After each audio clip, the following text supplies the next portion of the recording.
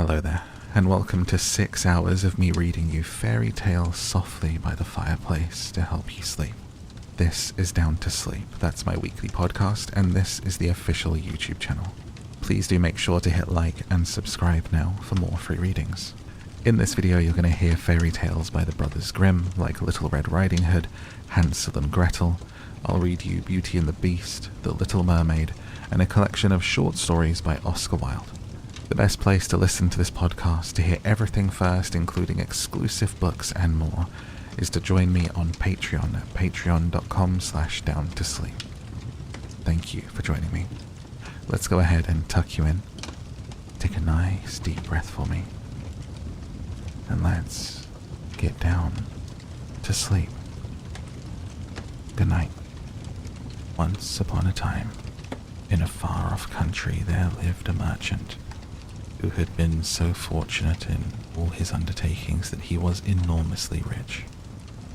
As he had 6 sons and 6 daughters, however, who were accustomed to having everything they fancied, he did not find that he had a penny too much.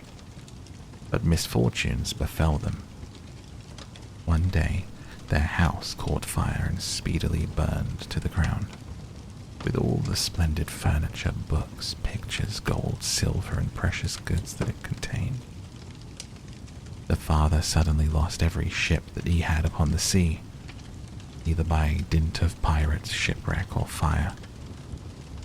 Then he heard that his clerks in distant countries, whom he had trusted entirely, had proved unfaithful, and at last from great wealth he fell into the direst poverty.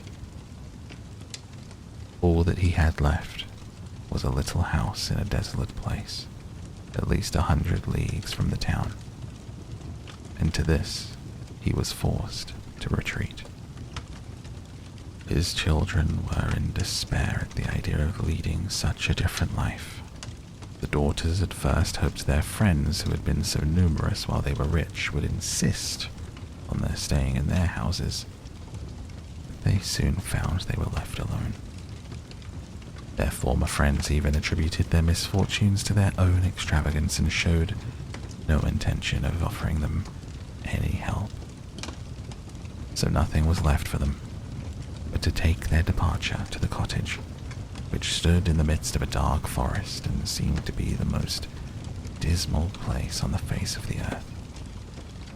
As they were too poor to have any servants, the girls had to work hard, and the sons, for their part, cultivated the fields to earn their living. Roughly clothed and living in the simplest way, the girls regretted unceasingly the luxuries and amusements of their former life. Only the youngest daughter tried to be brave and cheerful. She had been as sad as anyone when misfortune first overtook their father, but soon recovering her natural gaiety, she set to work to make the best of things, to amuse her father and brothers as well as she could, and to persuade her sisters to join her in dancing and singing. But they would do nothing of the sort. Because she was not as doleful as themselves, they declared this miserable life was all she was fit for. But she was really far prettier and cleverer than they were. Indeed, she was so lovely, she was always called Beauty. After 2 years, when they were all beginning to get used to their new life, their father received news that one of his ships, which he had believed lost, had come safely into port with a rich cargo. All the sons and daughters at once thought their poverty was at an end, and wanted to set out directly for the town, but their father, who was more prudent, begged them to wait a little, and though it was harvest time and he could ill be spared, determined to go himself to make inquiries. Only the youngest daughter had any doubt that they would soon again be as rich as they were before. They all loaded their father with commissions for jewels and dresses which it would have taken a fortune to buy. Only Beauty, feeling sure it was of no use, did not ask for anything. Her father, noticing her silence, said, "And what shall I bring for you, Beauty?" "The only thing I wish for is to see you come home safely," she answered. But this reply vexed her sisters, who fancied she was blaming them for having asked for such costly things. Her father, however, was pleased. As he thought that at her age she certainly ought to like pretty presents, he told her to choose something.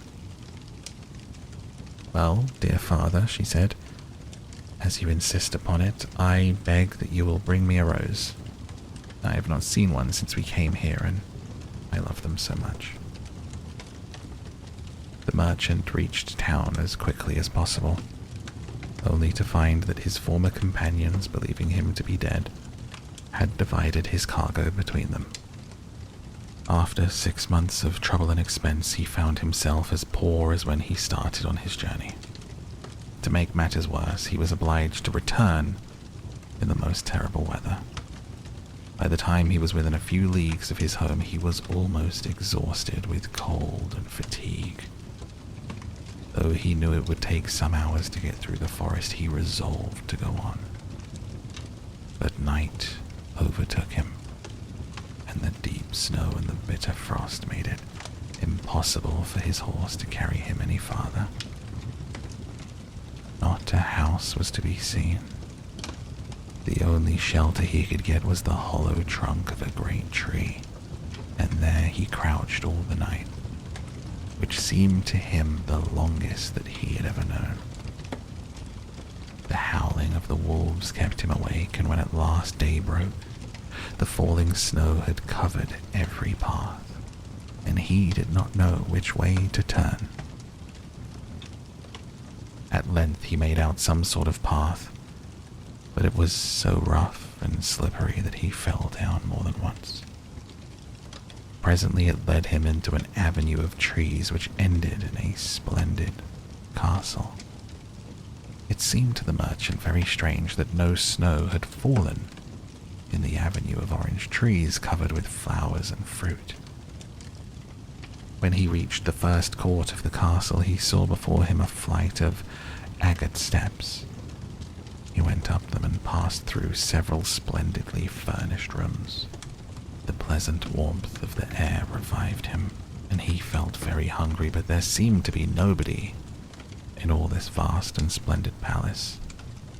Deep silence reigned everywhere, and at last, tired of roaming through empty rooms and galleries, he stopped in a room smaller than the rest, where a clear fire was burning and a couch was drawn up cozily before it. Thinking this must be prepared for someone who was expected, he sat down to wait till he should come, and very soon fell into a sweet sleep. When his extreme hunger wakened him after several hours, he was still alone, but a little table with a good dinner on it had been drawn up close to him. He lost no time in beginning his meal, hoping he might soon thank his considerate host, whoever it may be. No one appeared, and even after another long sleep, from which he awoke completely refreshed, there was no sign of anybody, though a fresh meal of dainty cakes and fruit was prepared upon the little table at his elbow. Because he was naturally timid, the silence began to terrify him, and he resolved to search once more through all the rooms. But it was of no use. There was no sign of life in the palace. He wondered what he should do to amuse himself.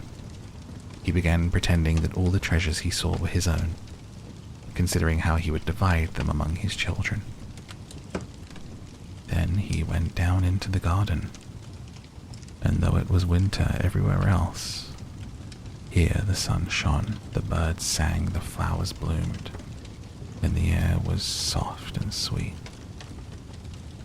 The merchant, in ecstasies with all he saw and heard, said to himself, "All this must be meant for me. I will go this minute and bring my children to share all these delights." In spite of being so cold and weary, when he reached the castle, he had taken his horse to the stable and fed it. Now he thought he would saddle it for his homeward journey, and he turned down the path which led to the stable. This path had a hedge of roses on each side of it, and the merchant thought he had never seen such exquisite flowers. They reminded him of his promise to Beauty, and he stopped and had just gathered one to take to her when he was startled by a strange noise behind him. Turning round, he saw a frightful beast, which seemed to be very angry and said in a terrible voice, "Who told you you might gather my roses? Was it not enough that I sheltered you in my palace and was kind to you? This is the way you show your gratitude, by stealing my flowers. Your insolence shall not go unpunished." The merchant, terrified by these furious words, dropped the fatal rose. Throwing himself on his knees, he cried, "Pardon me, noble sir, I am truly grateful for your hospitality, which was so magnificent I could not imagine you would be offended by my taking such a little thing as a rose." But the beast's anger was not lessened by his speech. "You are very ready with excuses and flattery," he cried, "but that will not save you from the death you deserve." "Alas," thought the merchant, "if my daughter Beauty could only know into what danger her rose has brought me." And in despair he began to tell the beast all his misfortunes, the reason for his journey, not forgetting to mention Beauty's request. "A king's ransom would hardly have procured all that my other daughters asked for," he said, "but I thought I might at least take Beauty a rose. I beg you to forgive me, for you see I meant no harm." The beast said in a less furious tone, "I will forgive you on one condition, that you will give me one of your daughters." "Ah," cried the merchant, "if I were cruel enough to buy my own life at the expense of one of my children's, what excuse could I invent to bring her here?" "None," answered the beast. "If she comes at all, she must come willingly. On no other condition will I have her. See if any of them is courageous enough and loves you enough to come and save your life. You seem to be an honest man, so I will trust you to go home. I give you a month to see if any of your daughters will come back with you and stay here to let you go free. If none of them is willing, you must come alone, after bidding them goodbye forever, for then you will belong to me. And do not imagine that you can hide from me, for if you fail to keep your word, I will come and fetch you," added the beast grimly. The merchant accepted this proposal, though he did not really think that any of his daughters would be persuaded to come. He promised to return at the time appointed, and anxious to escape from the presence of the beast, he asked permission to set off at once. But the beast answered he could not go until the next day. "Then you will find a horse ready for you," he said. "Now go and eat your supper and await my orders." The poor merchant, more dead than alive, went back to his room, where the most delicious supper was already served on a little table drawn up before a blazing fire.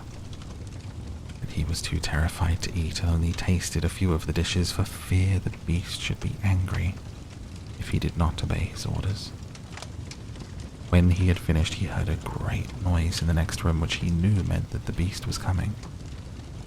As he could do nothing to escape his visit, the only thing that remained was to seem as little afraid as possible. So when the beast appeared and asked roughly if he had supped well, the merchant answered humbly that he had, thanks to his host's kindness. Then the beast warned him to remember their agreement and to prepare his daughter exactly for what she had to expect.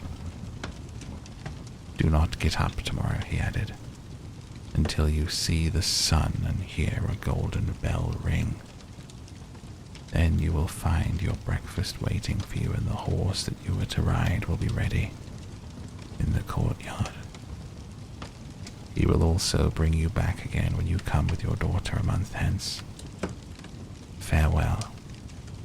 Take a rose to Beauty and remember your promise." The merchant lay down until the sun rose. After breakfast, he went to gather Beauty's rose and mounted his horse, which carried him off so swiftly But in an instant he had lost sight of the palace. He was still wrapped in gloomy thoughts when the horse stopped before the door of his cottage. His sons and daughters, who had been uneasy at his long absence, rushed to meet him, eager to know the results of his journey, which, seeing him mounted upon a splendid horse and wrapped in a rich mantle, they supposed to be favourable. But he hid the truth from them at first, only saying sadly to Beauty as he gave her the rose, "Here is what you asked me to bring you. Little you know what it has cost." But this excited their curiosity so greatly that presently he told them his adventures from beginning to end. And then they were all very unhappy. The girls lamented loudly over their lost hopes, and the sons declared their father should not return to the terrible castle, and began to make plans for killing the beast if it should come to fetch him. But he reminded them he had promised to go back. Then the girls were very angry with Beauty and said it was all her fault.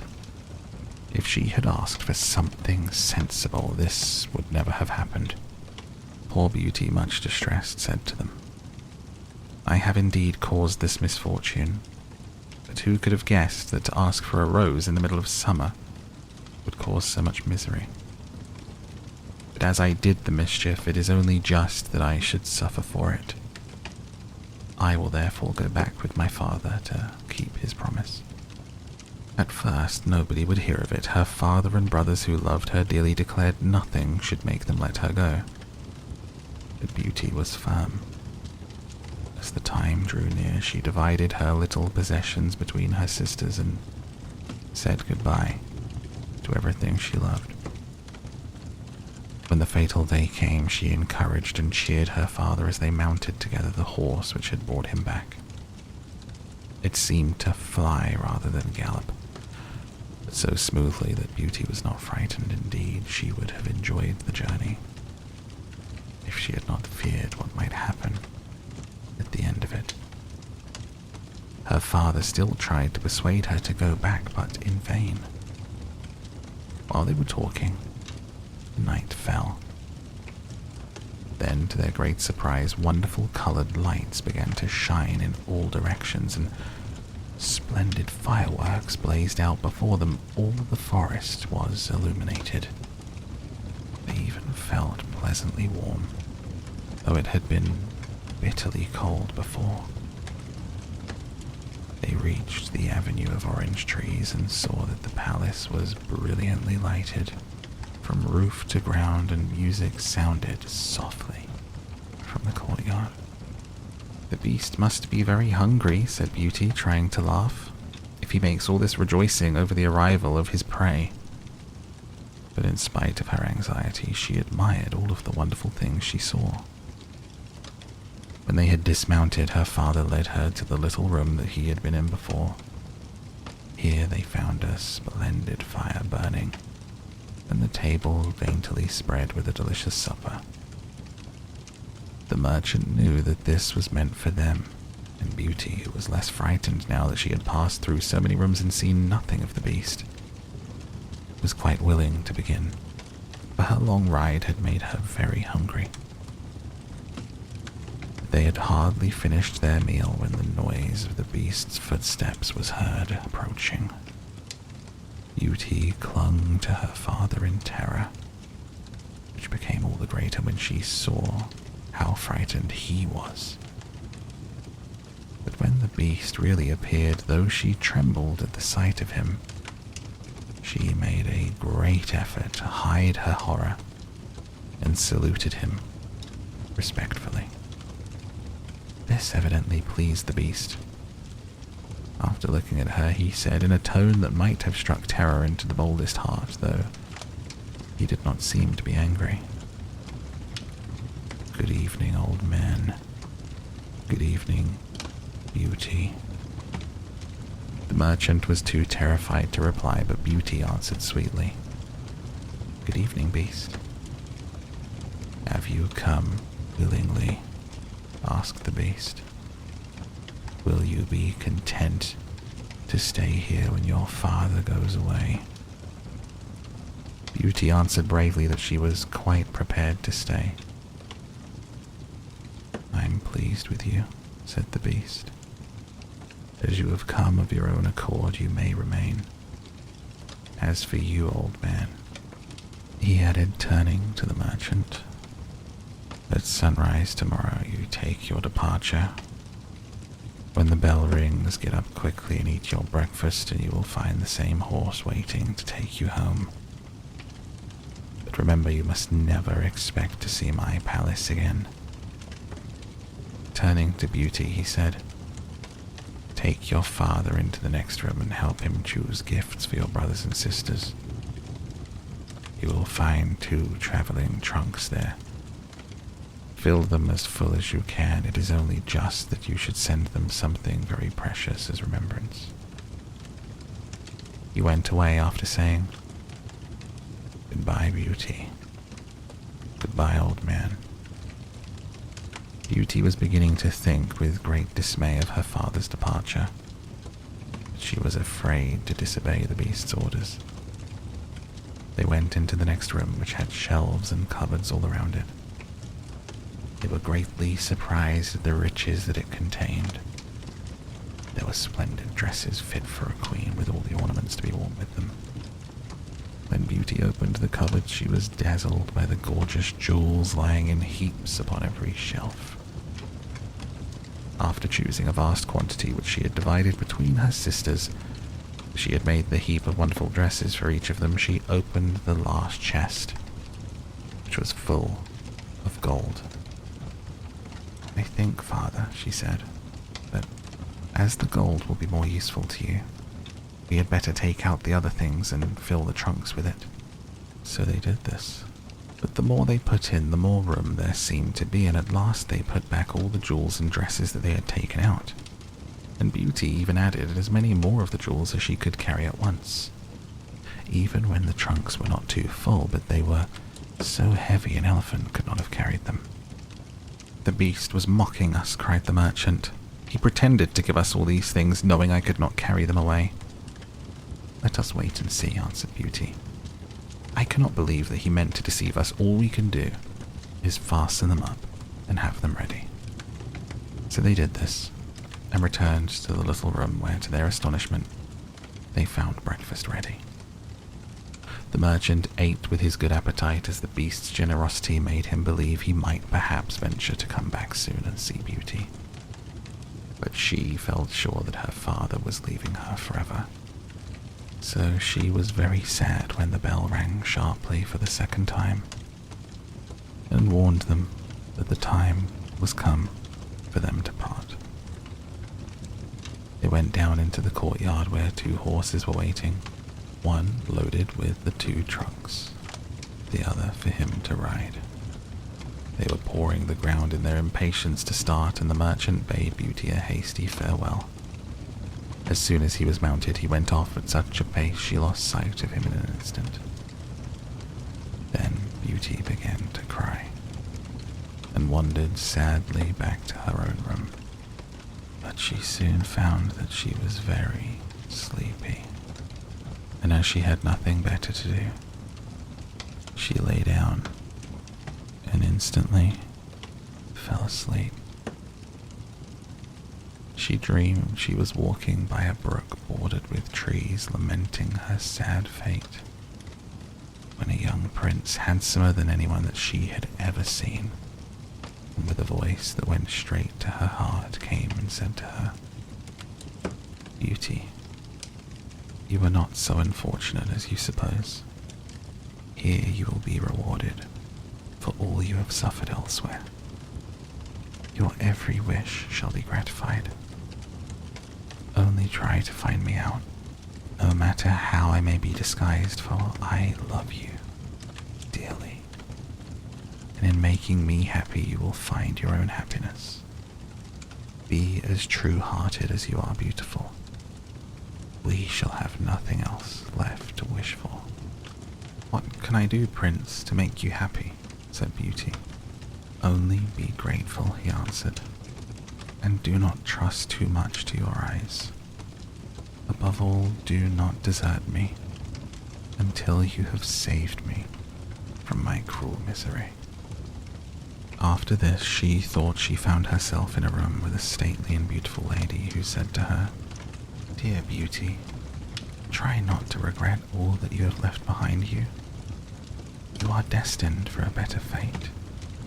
Only do not let yourself be deceived by appearances."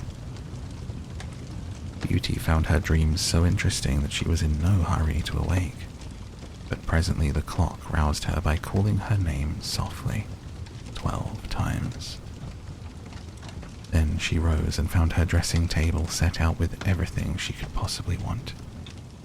She found dinner waiting in the room next to hers.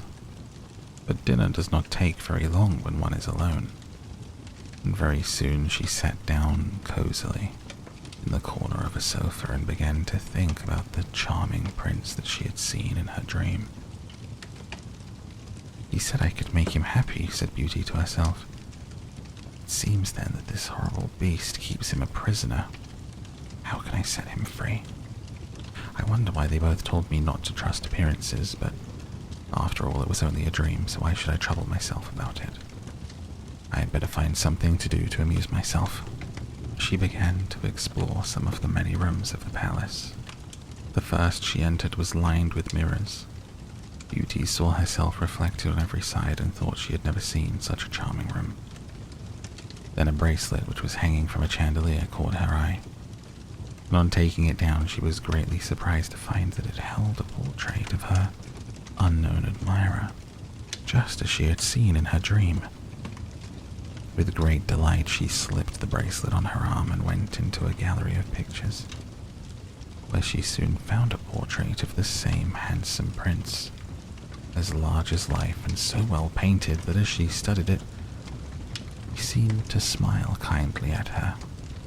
Tearing herself away from the portrait at last, she passed into a room which contained every musical instrument under the sun. Here she amused herself for a long while, trying them, singing until she was tired. The next room was a library, and she saw everything she had ever wanted to read as well as everything that she had read.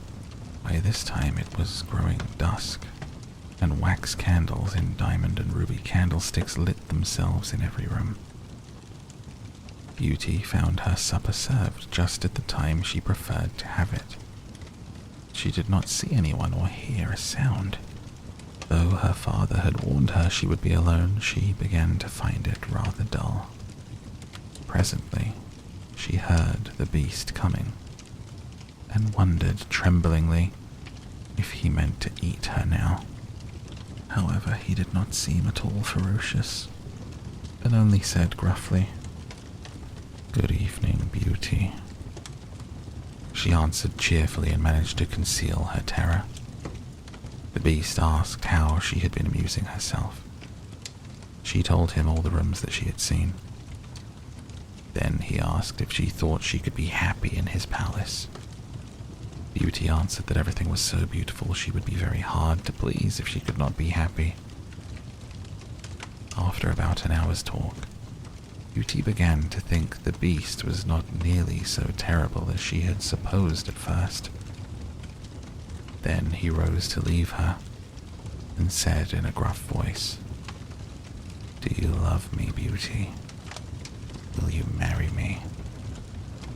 "Oh, what shall I say?" cried Beauty. She was afraid to make the beast angry by refusing. "Say yes or no without fear," he replied. "Oh, no, beast," said Beauty hastily. "Since you will not, good night, Beauty." She answered, "Good night, beast," very glad to find her refusal had not provoked him. After he was gone, she was very soon in bed and dreaming of her unknown prince. She thought that he came and said, "Beauty, why are you so unkind to me? I fear I am fated to be unhappy for many a long day still." Her dreams changed, but the charming prince figured in them all. When morning came, her first thought was to look at the portrait and see if it really was him. She found it certainly was. She decided to amuse herself in the garden, for the sun shone and all the fountains were playing. She was astonished to find that every place was familiar to her. Presently she came to the very brook, and the myrtle trees where she had first met the prince in her dream. That made her think more than ever that he must be kept a prisoner by the beast. When she was tired, she went back to the palace and found a new room, full of materials for every kind of work. Ribbons to make into bows and silks to work into flowers. There was an aviary full of birds, rare birds which were so tame that they flew to Beauty as soon as they saw her, perched upon her shoulders and her head. "Pretty little creatures," she said. "How I wish your cage was nearer my room that I might often hear you sing." So saying, she opened a door and found to her delight it led into her own room, though she had thought that it was on the other side of the palace. There were more birds in a room further on, parrots, cockatoos that could talk, and they greeted Beauty by name. Indeed, she found them so entertaining that she took one or two back to her room. They talked to her while she was at supper. The beast paid her his usual visit, and asked the same questions as before, and with a gruff good night took his departure. Beauty went to bed to dream of her mysterious prince. The days passed swiftly in different amusements, and after a while Beauty found another strange thing in the palace, which often pleased her when she was tired of being alone. There was one room which she had not noticed particularly. It was empty, except that under each of the windows stood a very comfortable chair. The first time she had looked out the window, it seemed a black curtain prevented her from seeing anything outside. The second time she went into the room, happening to be tired, she sat down in one of the chairs, when instantly the curtain was rolled aside, and a most amusing pantomime was acted before her. There were dances and coloured lights, music and pretty dresses, and it was all so gay that Beauty was in ecstasies. After that she tried the other 7 windows in turn. There was some new and surprising entertainment to be seen from each of them, so Beauty could never feel lonely anymore. Every evening after supper the beast came to see her, and always before saying goodnight asked her in his terrible voice, "Beauty, will you marry me?" And it seemed to Beauty now that she understood him better, but when she said, "No, beast," he went away quite sad. Her happy dreams of the handsome young prince soon made her forget the poor beast, and the only thing that disturbed her was being told to distrust appearances, to let her heart guide her, not her eyes. Consider as she would, she could not understand. So everything went on for a long time, until at last, happy as she was, Beauty began to long for the sight of her father, for her brothers and sisters. One night, seeing her look very sad, the beast asked her what was the matter. Beauty had quite ceased to be afraid of him. Now she knew he was really gentle, in spite of his ferocious looks and his dreadful voice. So she answered she wished to see her home once more. Upon hearing this, the beast seemed sadly distressed and cried miserably. "Beauty, have you the heart to desert an unhappy beast like this? What more do you want to make you happy? Is it because you hate me that you want to escape?" "No, dear beast," answered Beauty softly. "I do not hate you, and I should be very sorry never to see you anymore. But I long to see my father again. Only let me go for 2 months, and I promise to come back to you and stay for the rest of my life." The beast, who had been sighing dolefully while she spoke, replied, "I cannot refuse you anything you ask, even though it should cost me my life. Take the 4 boxes you will find in the room next to your own and fill them with everything you wish to take with you. But remember your your promise and come back when the 2 months are over. Or you may have cause to repent it, for if you do not come in good time, you will find your faithful beast dead. You will not need any chariot to bring you back.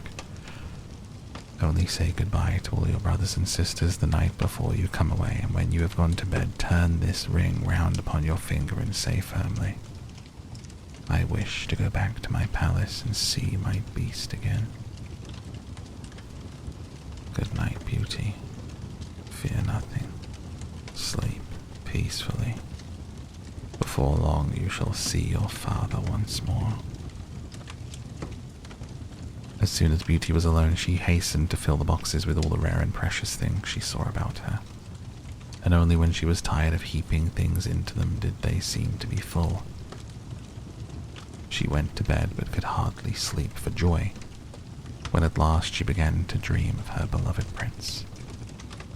She was grieved to see him stretched upon a grassy bank, sad and weary, hardly like himself. What's the matter? She cried. But he looked at her reproachfully and said, How can you ask me, cruel one? Are you not leaving me to my death, perhaps? Don't be so sorrowful, cried Beauty. I am only going to assure my father I'm safe and happy. I've promised the beast faithfully that I will come back, and he would die of grief if I did not keep my word. What would that matter to you? Asked the prince. Surely you would not care. Indeed, I should be ungrateful if I did not care for such a kind beast, cried Beauty indignantly. I would die to save him from pain. I assure you it is not his fault that he is so ugly. Just then, a very strange sound awoke her. Someone was speaking not very far away, and opening her eyes she found herself in a room that she had not seen before. It was certainly not as splendid as those that she had seen in the beast's palace. Where could she be? She rose and dressed hastily and saw that the boxes she packed the night before were all in the room. Suddenly she heard her father's voice and rushed out to greet him joyfully. Her brothers and sisters were astonished at her appearance, for they had never expected to see her again. There was no end to the questions that they asked her. She also had much to hear about what had happened to them while she was away and of her father's journey home. When they heard that she had only come back to be with them for a short time and must go back to the beast's palace forever, they lamented loudly. Beauty asked her father what he thought of her strange dreams, why the prince constantly begged her not to trust appearances. After much consideration, he answered, You tell me yourself, the beast, frightful as he is, loves you dearly and deserves your love and gratitude for his gentleness and kindness. I think the prince must mean you to understand that you ought to reward him by doing as he wishes, in spite of his ugliness. Beauty could not help seeing that this seemed probable. Still, when she thought of her dear prince who was so handsome, she did not feel at all inclined to marry the beast. At any rate, she need not decide for 2 months. She could instead enjoy herself with her sisters.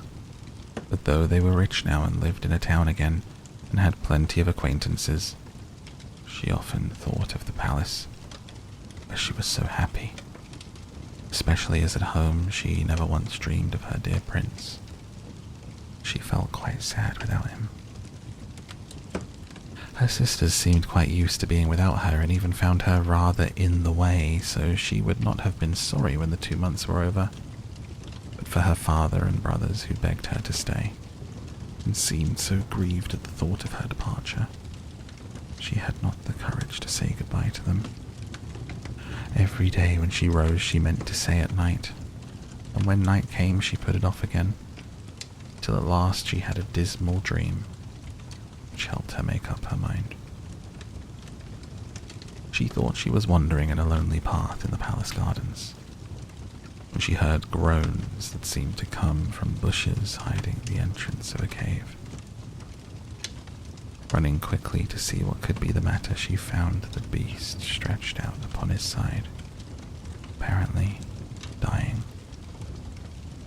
Beauty reproached her faintly with being the cause of his distress, and at the same moment a stately lady appeared and said gravely, "Beauty, see what happens when people do not keep their promises. If you had delayed one more day, you would have found him dead." Beauty was so terrified by this dream that the next morning she announced her intention of going back at once. That very evening she said goodbye to her father, her brothers, her sisters, and as soon as she was in bed she turned her ring upon her finger and said firmly, "I wish to go back to my palace and see my beast again."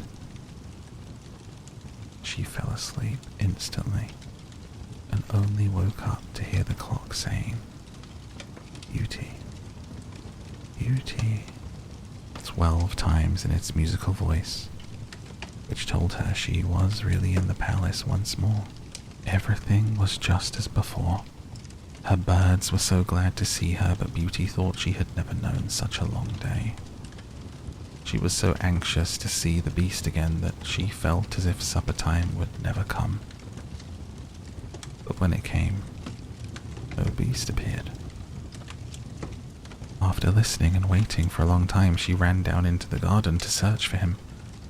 Up and down the paths and avenues ran poor Beauty, calling him. No one answered.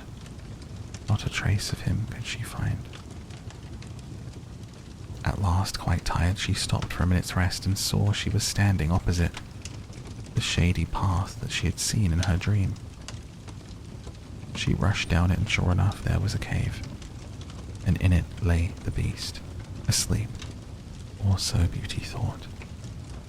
Quite glad to have found him, she ran up and stroked his head, but to her horror, he did not move or open his eyes.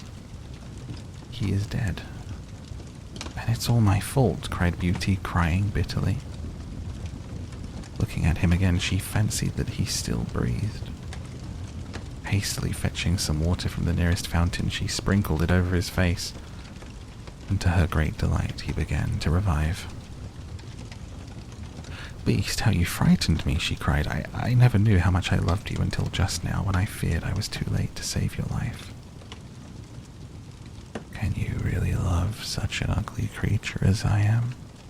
asked the beast faintly. "Beauty, you came only just in time. I was dying because I thought that you had forgotten your promise. But go back now and rest. I shall see you again." Beauty, who had half expected he would be angry with her, was reassured by his gentle voice and went back to the palace, where supper was awaiting her. Afterwards, the beast came in as usual and talked about the time she spent with her father, asking if she enjoyed herself, if they had all been glad to see her. Beauty quite enjoyed telling him all that had happened to her. When at last the time came for him to go, he asked, as he had so often asked before, "Beauty, will you marry me?" She answered softly, "Yes, dear beast." As she spoke, a blaze of light sprang up before the windows of the palace. Fireworks crackled and guns banged. Across the avenue of orange trees, in letters all made of fireflies, was written, "Long live the prince and his bride." Turning to ask the beast what it could all mean, Beauty found that he had disappeared. In his place stood her long-loved prince. At the same moment, the wheels of a chariot were heard upon the terrace, and 2 ladies entered the room. One of them Beauty recognized as the stately lady that she had seen in her dreams. The other was so queenly that Beauty hardly knew which to greet first. But the one she already knew said to her companion, "Well, Queen, this is Beauty, who has had the courage to rescue your son from the terrible enchantment. They love each other, and only your consent to their marriage is wanting to make them perfectly happy." "I consent with all my heart," cried the Queen. "How can I ever thank you enough, charming girl, for having restored my dear son to his natural form?" She tenderly embraced Beauty and the prince, who had meanwhile been greeting the fairy, and receiving her congratulations. "Now," said Fairy to the beauty, "I suppose you would like me to send for all your brothers and sisters to dance at your wedding?" So she did, and the marriage was celebrated the very next day with the utmost splendor. Beauty and the prince lived happily ever after. The end. Hans Christian Andersen's The Fir Tree. Out in the forest stood such a charming fir tree. It was in a good spot where it could get sunshine and there was plenty of air. All around grew scores of bigger companions, both firs and pines. But the little fir tree was so eager to grow up that it didn't think about the warm sun or the fresh air. It didn't pay attention to the farm children who walked past, chattering whenever they were out gathering strawberries or raspberries. Often they would come by with a whole pitcher full, or they would have strawberries threaded on a piece of straw. Then they would sit down near the little tree and say, "Oh, how charming and little it is." And that's not at all what the tree wanted to hear. The following year it was a full length taller, and the year after that another. On a fir tree you can tell how many years it has been by how many layers of branches it has. "Oh, if only I were a big tree like the others," sighed the little tree. "Then I could spread out my branches all around, and from the top I could gaze out on the wide world. The birds would build nests in my branches, and when the wind blew I could nod so grandly like all the others." The tree took no pleasure in the sunshine, in the birds, or in the crimson clouds that sailed overhead both morning and evening. When it was winter and the snow lay all around, glittering white, a hare often came bounding along and sprang right over the little tree. Oh, how annoying that was. But 2 winters passed, and by the 3rd, the tree was so tall that the hare had to go around it. Oh, to grow and grow and to get bigger and older, that is the only lovely thing in this world, thought the tree. In the autumn, the woodcutters would always appear to chop down some of the biggest trees. It happened every year, and the young fir tree, which was now quite grown up, would start trembling because the tall, magnificent trees would topple to the ground with a groan and a crash. Their branches would be cut off, and they looked so naked, tall and slender. They were almost beyond recognition. But then they were loaded onto wagons, and horses carried them away, out of the forest. Where were they going? What was in store for them? In the spring, when the swallow and the stork appeared, the tree asked them, "Do you know where they were taken? Have you seen them?" The swallows didn't know anything, but the stork looked thoughtful, nodded his head and said, "Oh yes, I think so. I met many new ships as I flew here from Egypt. On the ships were magnificent mast trees, and I'd venture to say they were yours. They smelled of fir. I bring you many greetings." How they swaggered and swayed. "Oh, if only I too were big enough to fly across the sea. What's the sea like anyway? How does it look?" "Well, it's much too complicated to describe," said the stork, and flew off. "Enjoy your youth," said the rays of sunlight. "Enjoy your fresh growth and the young life inside you." The wind kissed the tree. The dew shed tears over it, But the fir tree did not understand. When Christmas time came, quite young trees were felled. Trees that were often not even as tall or as old as the fir tree, which could never find any peace but was always eager to be off. These young trees, they were the most beautiful of all, and they always kept their branches. They were loaded onto wagons, and horses carried them away, out of the forest. "Where are they going?" asked the fir tree. "They're no bigger than I am. There was even one that was much smaller. Why do they keep all their branches, and where are they being taken?" We know, chirped the sparrows. "In town, we looked in the windows. We know where they're being taken.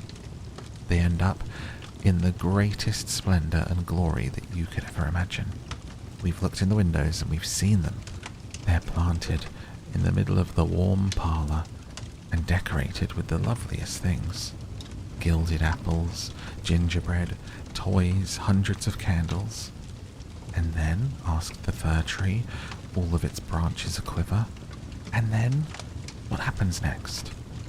"Well, that's all we saw, but nothing could match it.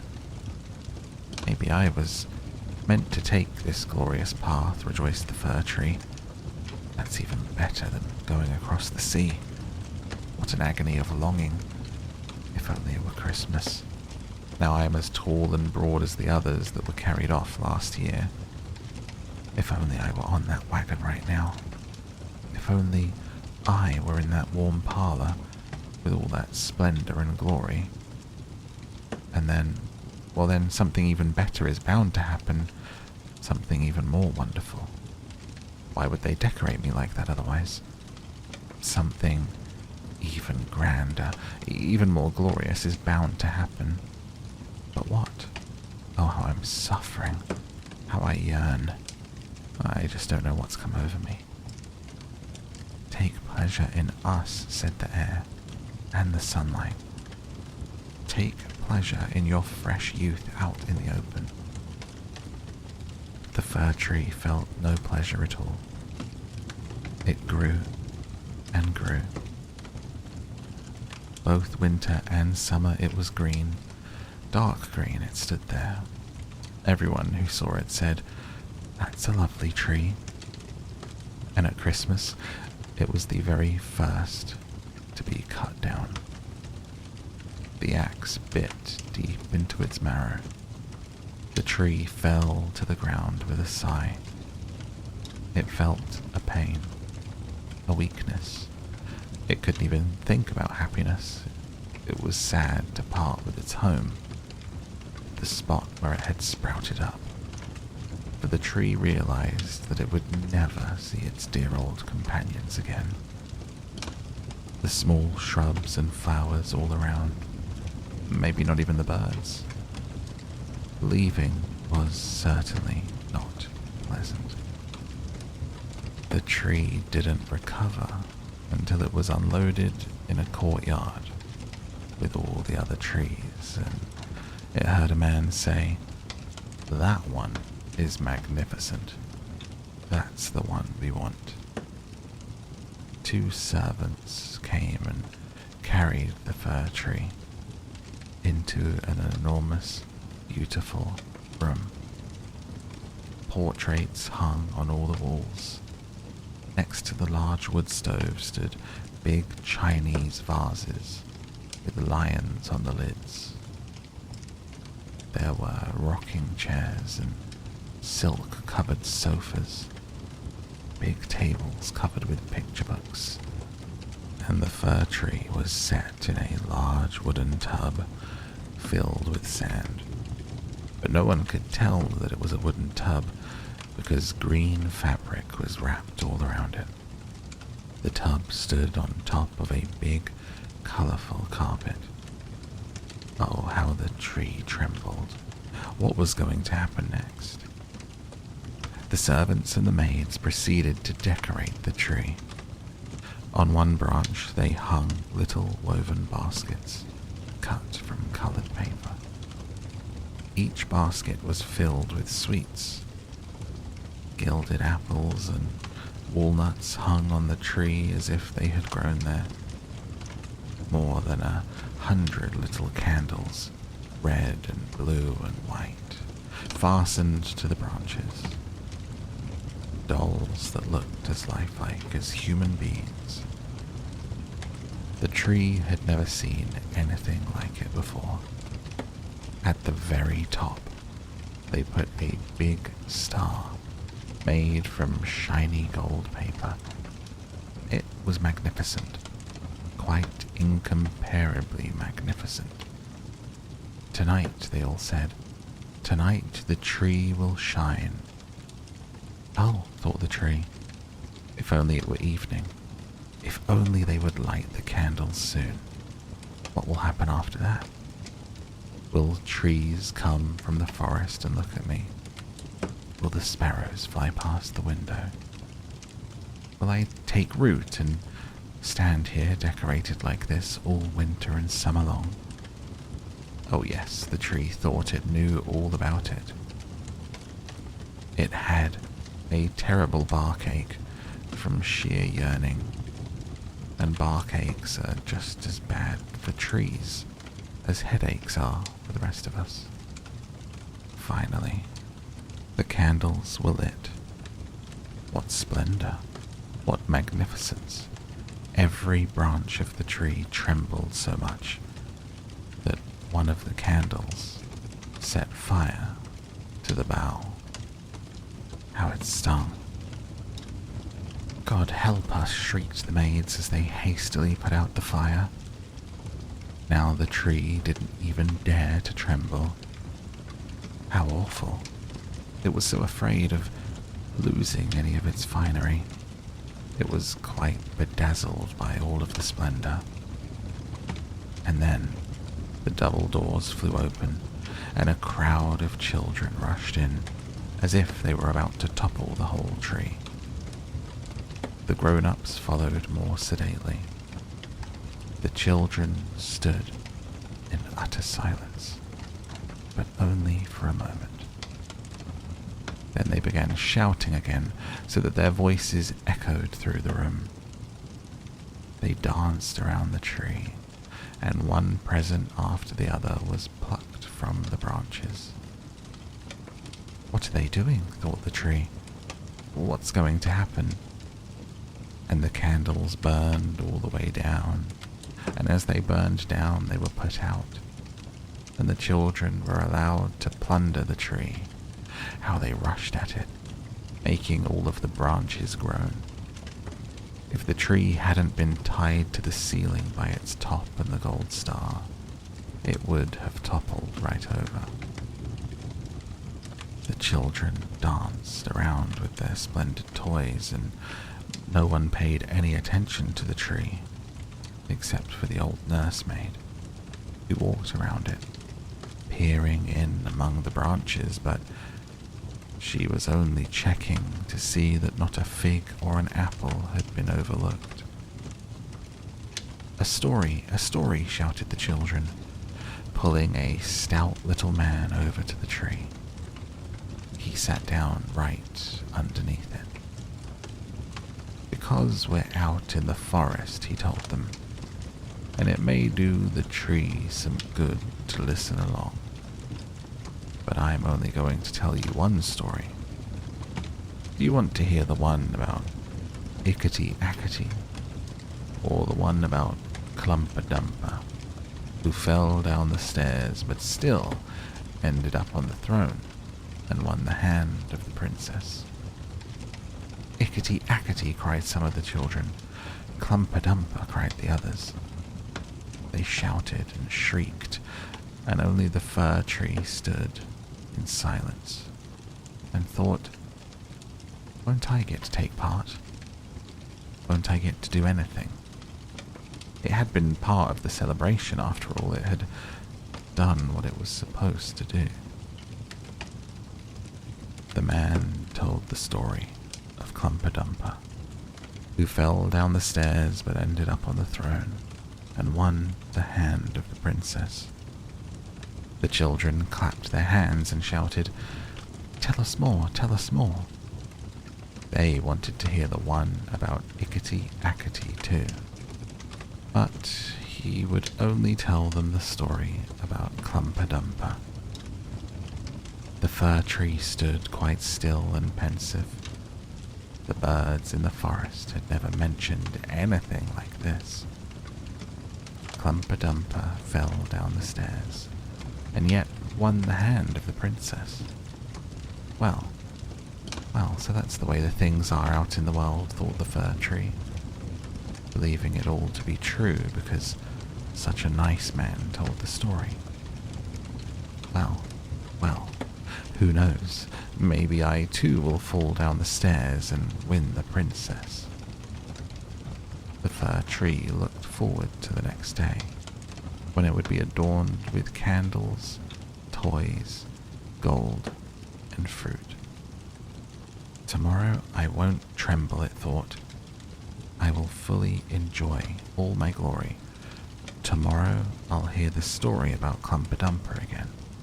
Maybe the one about Ickety-Ackety too. The tree stood still and pensive all night long. In the morning, a servant and a maid came into the room. Now the finery's going to start again, thought the tree. But they dragged it out of the parlour, up the stairs to the attic, and there in a dark corner, where no daylight shone, they left it. What does this mean, thought the tree. I wonder what I'm supposed to do here. I wonder what I'm going to hear now. It leaned against the wall and stood there thinking and thinking. And it had plenty of time for that because day after day and night after night went by and no one came up to the attic. When someone finally did, it was only to put some large boxes in the corner. The tree stood quite hidden. You would almost think that it had been completely forgotten. Now it's winter outside, thought the tree. The ground is hard and covered with snow. The people wouldn't be able to plant me. No doubt that's why I'm standing here, safe indoors until springtime. What a good plan. How kind the people are. If only it wasn't so dark in here and so terribly lonely. There's not even a little hare. It was nice out there in the forest, when the snow lay on the ground, and the hare came running past. Yes, even when it leapt right over me. I didn't like it much at the time, but up here it's terribly lonely. Squeak, squeak, said a little mouse at the very moment and came scurrying. And then another little mouse appeared. They sniffed at the fir tree and scurried in and out of its branches. "It's awfully cold," said the little mice, "but otherwise it's quite blissful to be here. Don't you agree, you old fir tree?" "I'm not old at all," said the fir tree. "There are plenty of trees that are much older than I am." "Where did you come from?" asked the mice. "And what do you know?" They were awfully curious. "Tell us about the loveliest place on earth. Have you ever been there? Have you been in the pantry where the cheeses are lined up on the shelves and the hams hang from ceilings? Where you can dance on tallow candles? Where you go in skinny but you come out fat?" "I don't know that place," said the tree, "but I do know the forest, where the sun shines and the birds sing." The tree told them all about its youth. The little mice had never heard anything like that before. They listened closely and said, "You've seen so much. How happy you've been." "Me," said the fir tree, thinking about everything it had just described. "Why, yes, I suppose those were quite delightful days after all." The tree told them about Christmas Eve, when it was decorated with cakes and candles. "Oh," said the little mice, "how happy you've been, you old fir tree." "I'm not old at all," said the tree. "It was only this winter that I came here. I'm in the prime of my life. I've just stopped growing." "How wonderfully you describe things," said the little mice. The following night they brought along 4 other little mice who wanted to hear what the tree had to tell. The more the tree told them, the more clearly it remembered everything. And it thought those actually were quite enjoyable days, but they can come again. They can come again. Clumper-Dumper fell down the stairs, but he won the hand of the princess. Maybe I too can win a princess. The fir tree thought about a charming little birch tree that grew out in the forest. For the fir tree, the birch was a real and lovely princess. "Who's Clumper-Dumper?" asked the little mice. The fir tree told them the whole story. It could remember every single word. The little mice were ready to run all the way to the top of the tree out of sheer glee. The next night, many more mice came, and on Sunday there were even 2 rats.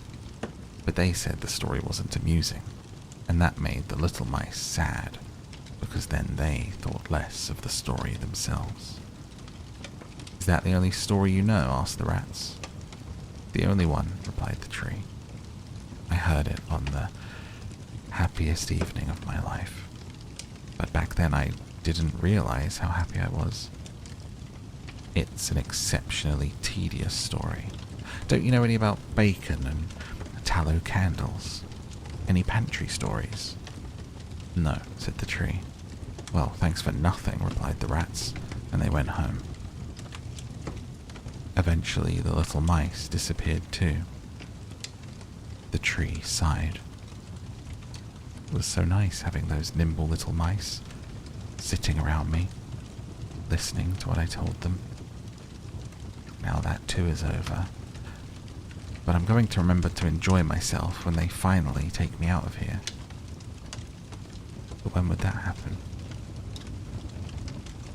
One day, in the early morning, servants came up to the attic and started rummaging around. The boxes were moved aside, the tree was pulled out. Now, it's true they threw it to the floor rather hard, but then a man dragged it towards the stairs where the daylight was shining. Life will begin again, thought the tree. It could feel the fresh air, the first rays of sun. Then it was out in the courtyard. Everything happened so fast that the tree forgot all about taking a look at itself. There was so much to see all around. The courtyard was next to a garden and everything was in bloom. The roses hung so fresh and fragrant over the little fence.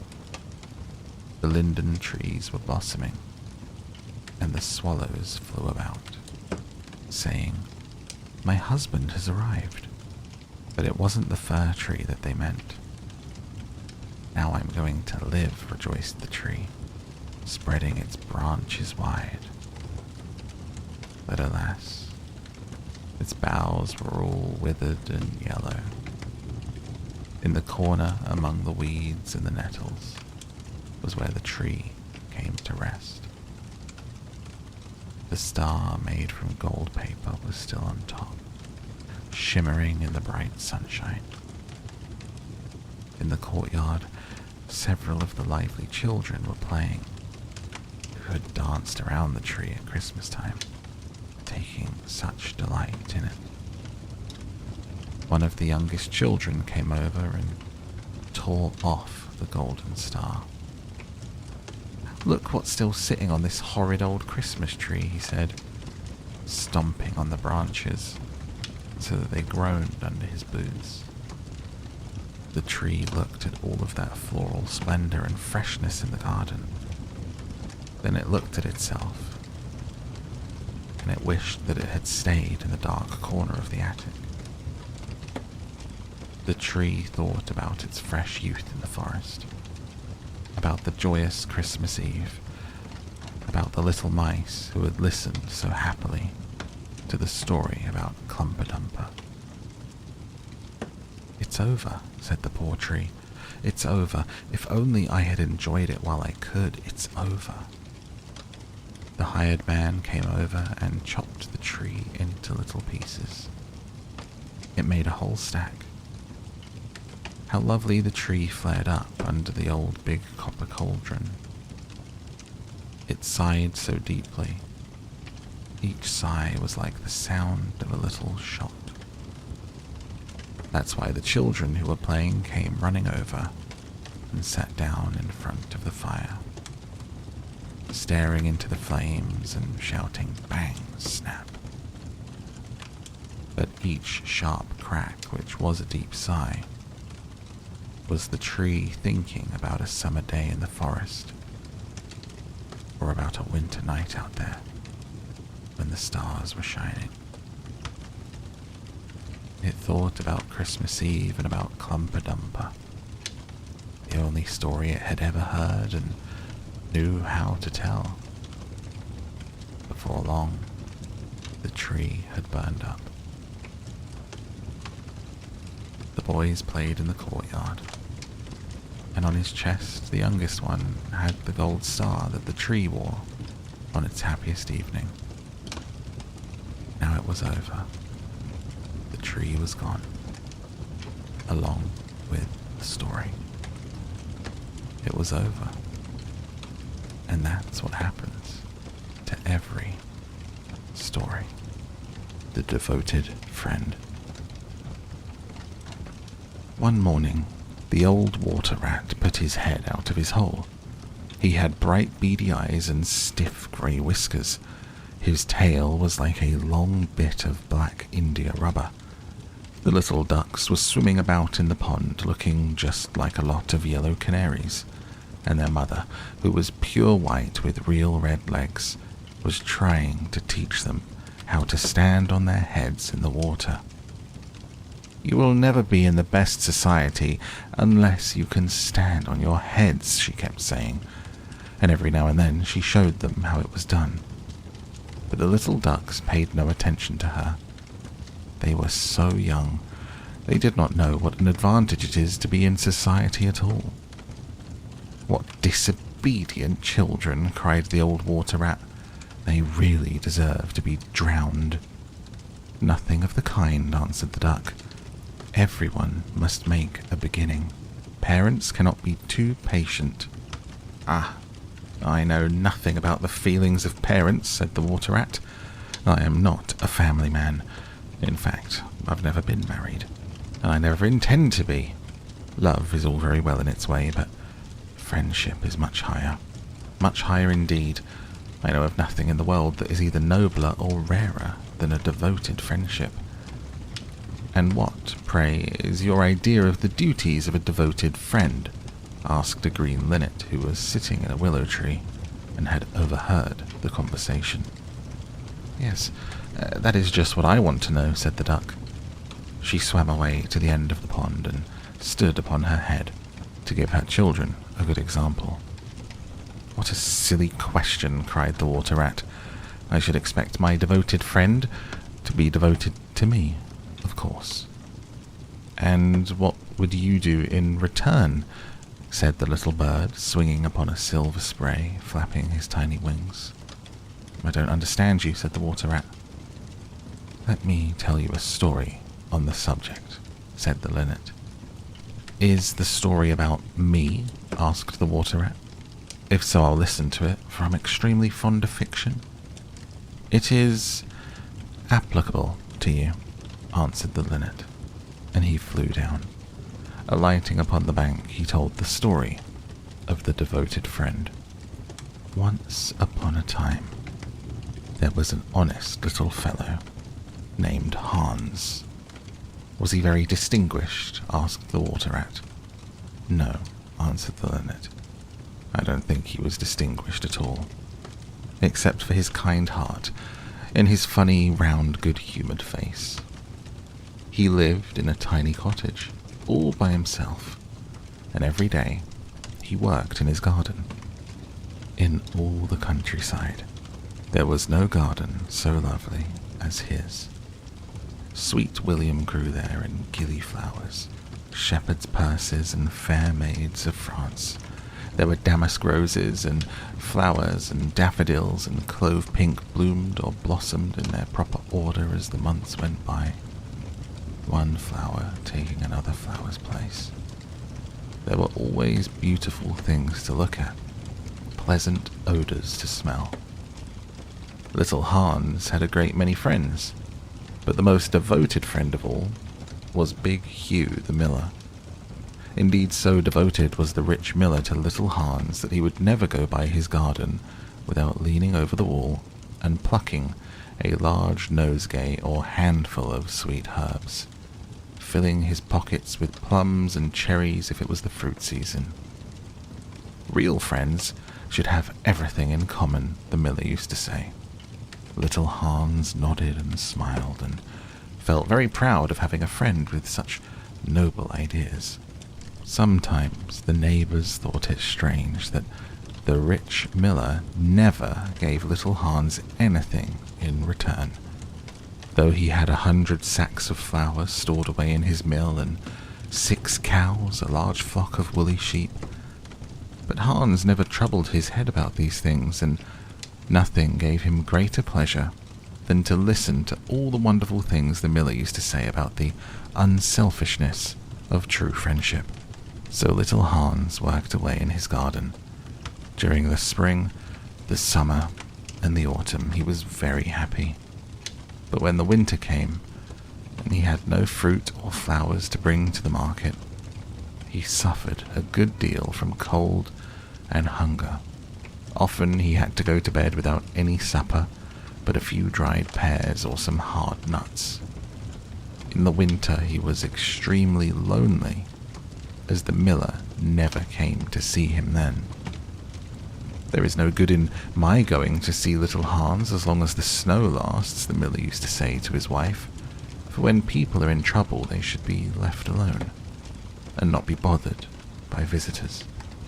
That at least is my idea about friendship, and I'm sure I'm right. So I shall wait till the spring comes. Then I shall pay him a visit. He will be able to give me a large basket of primroses, and that will make him so happy. You are certainly very thoughtful about others, answered the wife, as she sat in a comfortable armchair by a big pinewood fire. Very thoughtful indeed. It is quite a treat to hear you talk about friendship. I'm sure the clergyman himself could not say such beautiful things as you do, though he does live in a 3-storied house and wear a gold ring on his little finger. Could we not ask little Hans up here, said the miller's youngest son. If poor Hans is in trouble, I'll give him half my porridge and show him my white rabbits. What a silly boy you are, cried the miller. I really don't know what is the use of sending you to school. You seem not to learn anything. Why, if little Hans came up here and saw our warm fire, and our good supper, and our great cask of red wine, he might get envious. And envy is a most terrible thing and would spoil anybody's nature. I certainly will not allow Hans's nature to be spoiled. I am his best friend. I will always watch over him and see he is not led into temptation. Besides, if Hans came here, he might ask me to let him have some flour on credit. And that I could not do. Flour is one thing, friendship is another. They should not be confused. Why, the words are spelt differently, and mean quite different things. Everybody can see that. How well you talk, said the miller's wife, pouring herself a large glass of warm ale. Really, I feel quite drowsy. It is just like being in church. Lots of people act well, answered the miller, but very few people talk well. which shows that talking is the more difficult thing of the two, and much the finer thing also. He looked sternly across the table at his little son, who felt so ashamed of himself that he hung his head down and grew scarlet and began to cry into his tea. He was so young that you must excuse him. "Is that the end of the story?" said the water rat. "Certainly not. That is the beginning." "Then you are quite behind the age," said the water rat. "Every good storyteller nowadays starts with the end, and then goes on to the beginning and concludes with the middle. That is the new method. I heard all about it the other day from a critic who was walking round the pond with a young man. He spoke of the matter at great length, and I am sure he must have been right, for he had blue spectacles and a bald head, and whenever the young man made any remark, he always answered, 'Pooh! But pray, go on with your story. I like the miller immensely. I have all kinds of beautiful sentiments myself. There is a great sympathy between us.' "Well," said the linnet, hopping now on one leg and now on the other, "as soon as the winter was over, and the primroses began to open their pale yellow stars, the miller said to his wife that he would go down and see little Hans. 'Why, what a good heart you have,' cried his wife. 'You are always thinking of others, and mind you take the big basket with you for the flowers.' So the miller tied the sails of the windmill together with a strong iron chain and went down the hill with the basket on his arm. 'Good morning, little Hans,' said the miller. 'Good morning,' said Hans, leaning on his spade and smiling from ear to ear. 'How have you been all this winter?' said the miller. 'Well, really,' cried Hans, 'it's very good of you to ask, very good indeed. I'm afraid I had a rather hard time of it. But now the spring's come, I'm quite happy, and all my flowers are doing well.' 'We often talked of you during the winter, Hans,' said the miller. 'Wondered how you were getting on.' 'That was kind of you,' said Hans. 'I was half afraid you'd forgotten me.' 'Hans, I'm surprised at you. Friendship never forgets. That's the wonderful thing about it.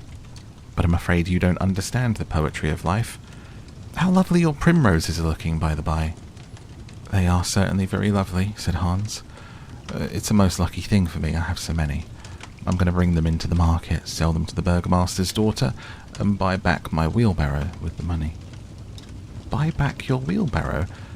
You don't mean to say you sold it? What a very stupid thing to do.' 'Well, the fact is,' said Hans, 'I was obliged to.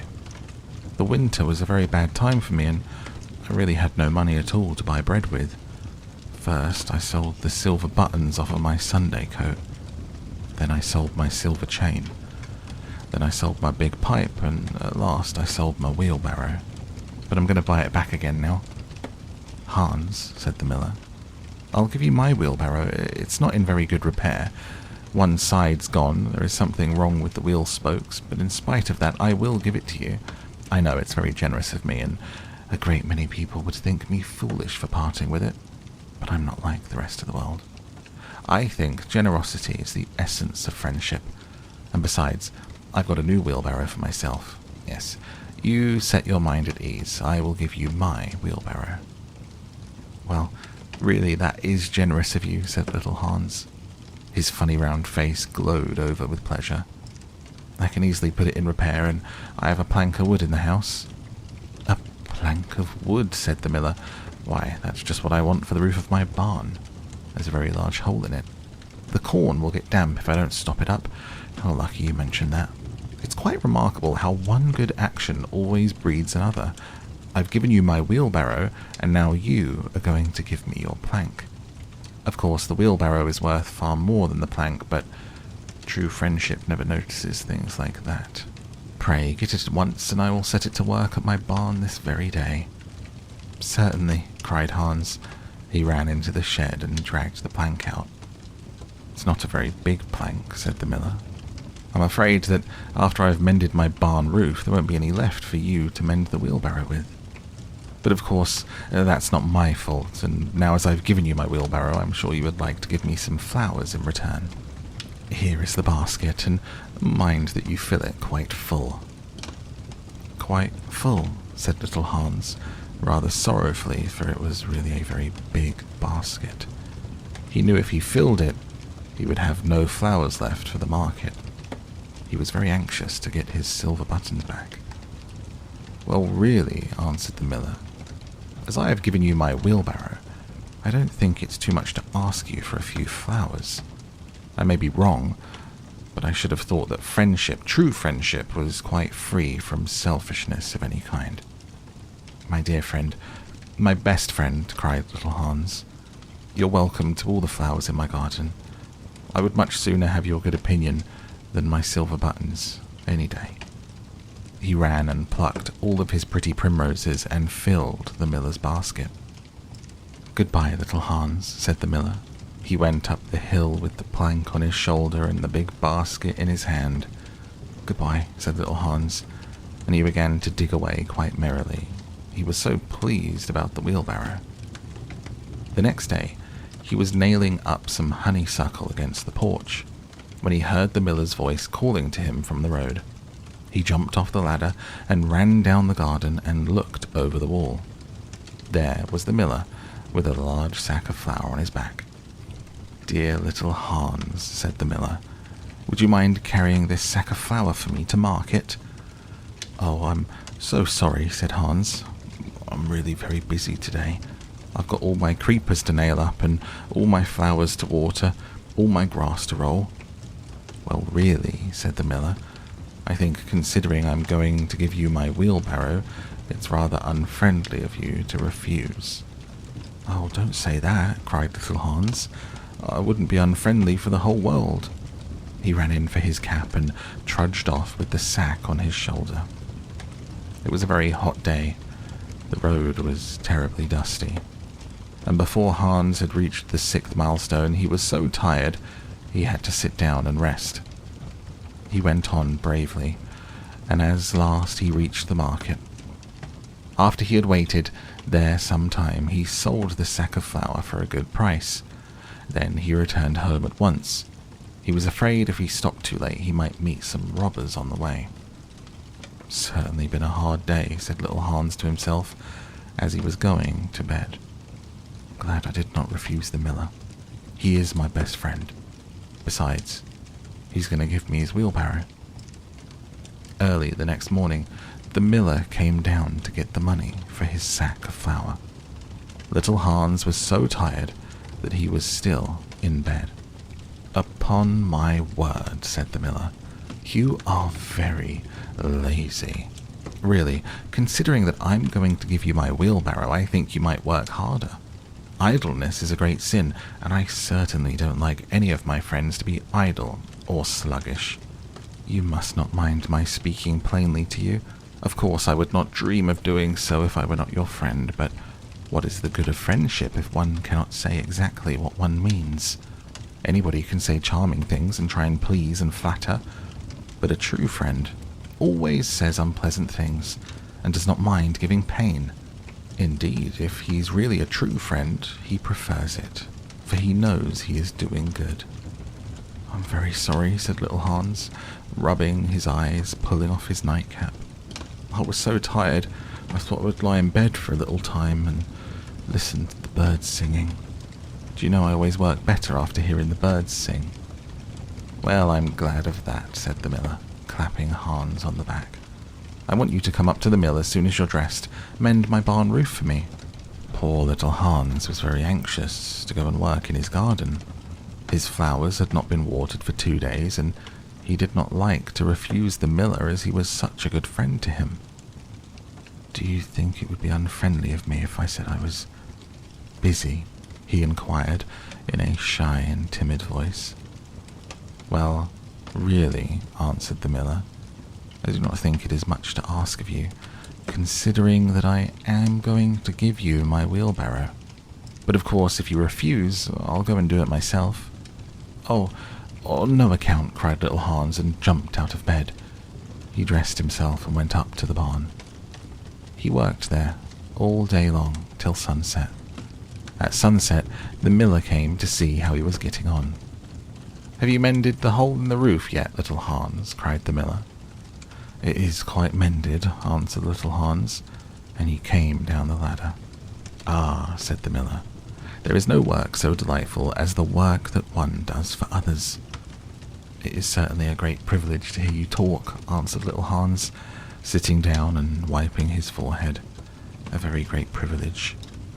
But I'm afraid I shall never have such beautiful ideas as you have." "Oh, they'll come to you," said the miller, "but you must take more pains. At present you've only the practice of friendship. Some day you'll have the theory also." "Do you really think I shall?" asked little Hans. "I have no doubt of it," answered the miller. "But now that you've mended the roof, you'd better go home and rest, for I want you to drive my sheep to the mountain tomorrow."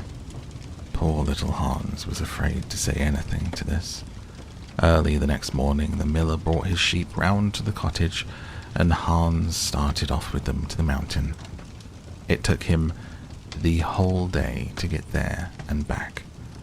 When he returned, he was so tired that he went off to sleep in his chair, and did not wake up till it was broad daylight. "What a delightful time I shall have in my garden," he said, and he went to work at once. But somehow, he was never able to look after his flowers at all, for his friend the miller was always coming round, sending him off on long errands, getting him to help at the mill. Little Hans was very much distressed at times. He was afraid his flowers would think he had forgotten them, but he consoled himself by the reflection that the miller was his best friend. Besides, he used to say, "He's going to give me his wheelbarrow, and that's an act of pure generosity." So little Hans worked away for the miller, and the miller said all kinds of beautiful things about friendship, which Hans took down in a notebook, and used to read at night, over and over again. Now it happened that one evening little Hans was sitting by his fireside when a loud rap came at the door. It was a very wild night, and the wind was blowing and roaring around the house so terribly that at first he thought it was merely the storm. But a second rap came, and then a third, louder than any of the others. "It's some poor traveller," said Hans to himself. He ran to the door. There stood the miller, with a lantern in one hand and a big stick in the other. "Dear little Hans," cried the miller, "I am in great trouble. My little boy has fallen off a ladder and hurt himself. I'm going for the doctor, but he lives so far away, and it's such a bad night. It just occurred to me that it would be much better if you went instead of me. You know, I am going to give you my wheelbarrow, and so it's only fair you should do something for me in return." "Certainly," cried Hans. "I take it as quite a compliment your coming to me. I will start off at once, but you must lend me your lantern. The night is so dark, I'm afraid I might fall into a ditch." "Very sorry," answered the miller, "but it's my new lantern. It would be a great loss to me if anything happened to it." "Well, never mind. I will do without it," cried little Hans, and he took down his great fur coat, his warm scarlet cap, and tied a muffler round his throat, and started off. What a dreadful storm it was. The night was so black that little Hans could hardly see. The wind was so strong that he could scarcely stand. He was very courageous. After he had been walking about 3 hours, he arrived at the doctor's house and knocked at the door. "Who is there?" cried the doctor, putting his head out of the bedroom window. "Little Hans, doctor." "What do you want, little Hans?" "The miller's son's fallen from a ladder. He's hurt himself. He wants you to come and see him at once." "All right," said the doctor. He ordered his horse and his big boots and his lantern and came downstairs. He rode off in the direction of the miller's house, little Hans trudging behind him. The storm grew worse and worse. The rain fell in torrents. Little Hans could not see where he was going or keep up with the horse. At last he lost his way. He wandered off on the moor, which was a very dangerous place. It was full of deep holes, and there poor little Hans was drowned. His body was found the next day by some goat herds, floating in a great pool of water, and was brought back by them to the cottage. Everybody went to little Hans's funeral. He was so popular. The miller was the chief mourner. "As I was his best friend," said the miller, "it's only fair that I should have the best place." He walked at the head of the procession in a long black cloak, and every now and then he wiped his eyes with a big pocket handkerchief. "Little Hans is a great loss to everyone," said the blacksmith. The funeral was over, and they were all seated comfortably in the inn, drinking spiced wine and eating sweet cakes. "A great loss to me, at any rate," answered the miller. "Why, I had as good as given him my wheelbarrow, and now I really don't know what to do with it. It's very much in my way at home. It's in such bad repair I could not get anything for it if I sold it. I will certainly take care not to give away anything again. One always suffers for being generous." "Well," said the water rat after a long pause. "Well, that is the end," said the linnet. "But what became of the miller?" asked the water rat. "Oh, I really don't know, and I'm sure that I don't care." "It's quite evident that you have no sympathy in your nature," said the water rat. "I am afraid you don't quite see the moral of the story," remarked the linnet. "The what?" screamed the water rat. "The moral. Do you mean to say the story has a moral?" "Certainly," said the linnet.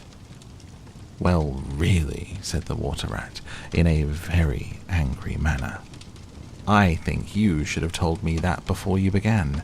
If you had done so, I would not have listened to you. In fact, I should have said, 'Pooh,' like the critic. However, I can say it now." So he shouted, "Pooh," at the top of his voice, gave a whisk with his tail, and went back into his hole.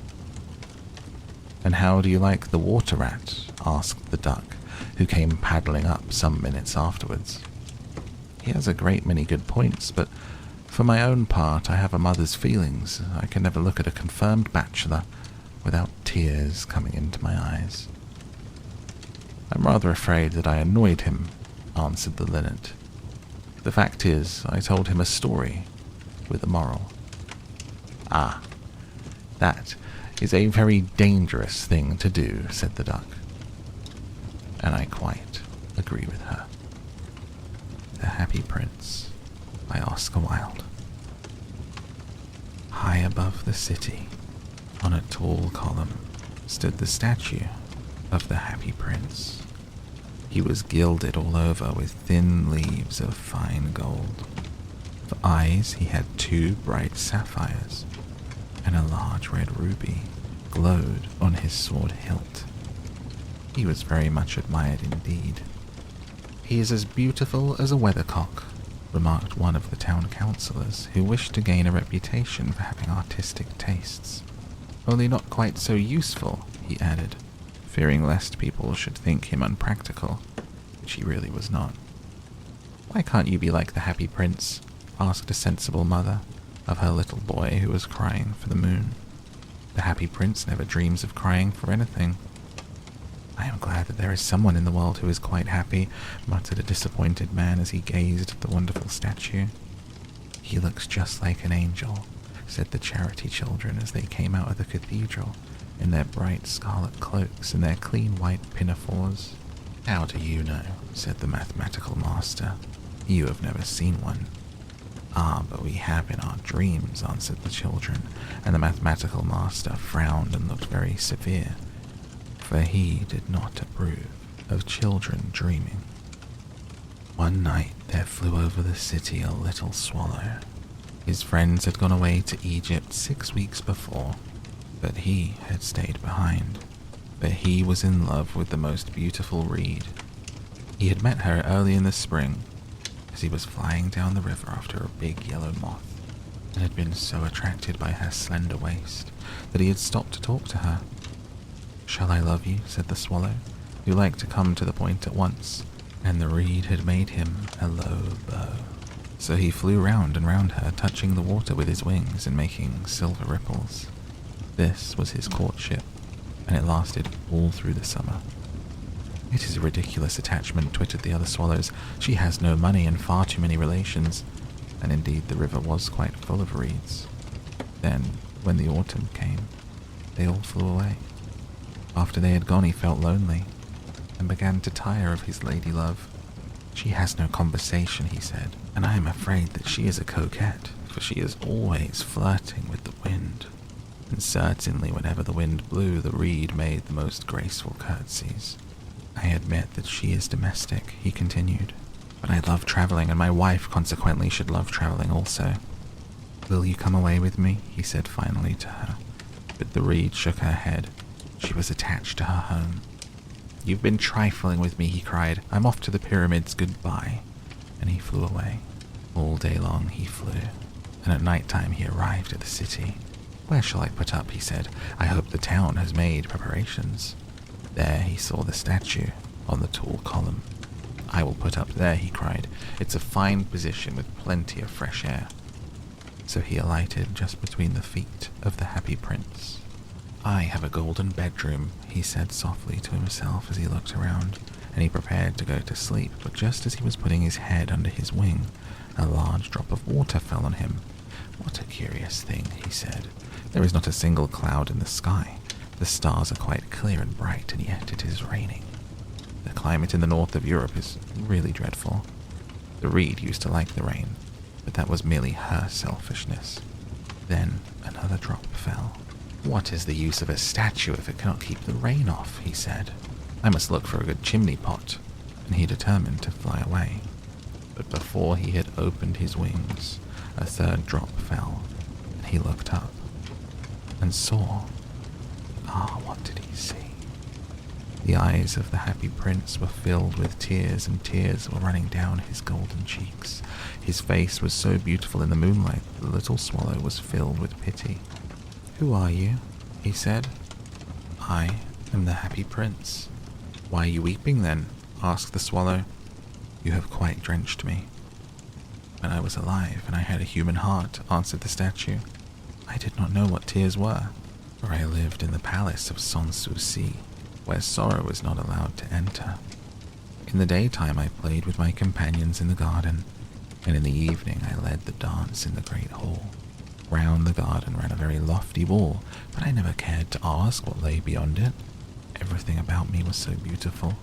My courtiers called me the happy prince, and happy indeed I was, if pleasure be happiness. So I lived, and so I died. And now that I am dead, they have me set up here so high that I can see all the ugliness and all the misery of my city. And though my heart is made of lead, yet I cannot choose but weep." "What? Is he not solid gold?" said the swallow to himself. He was too polite to make any personal remarks out loud. "Far away," continued the statue in a low musical voice, "far away in a little street there is a poor house. One of the windows is open, and through it I can see a woman seated at a table. Her face is thin and worn. She has coarse red hands, all pricked by the needle, for she is a seamstress.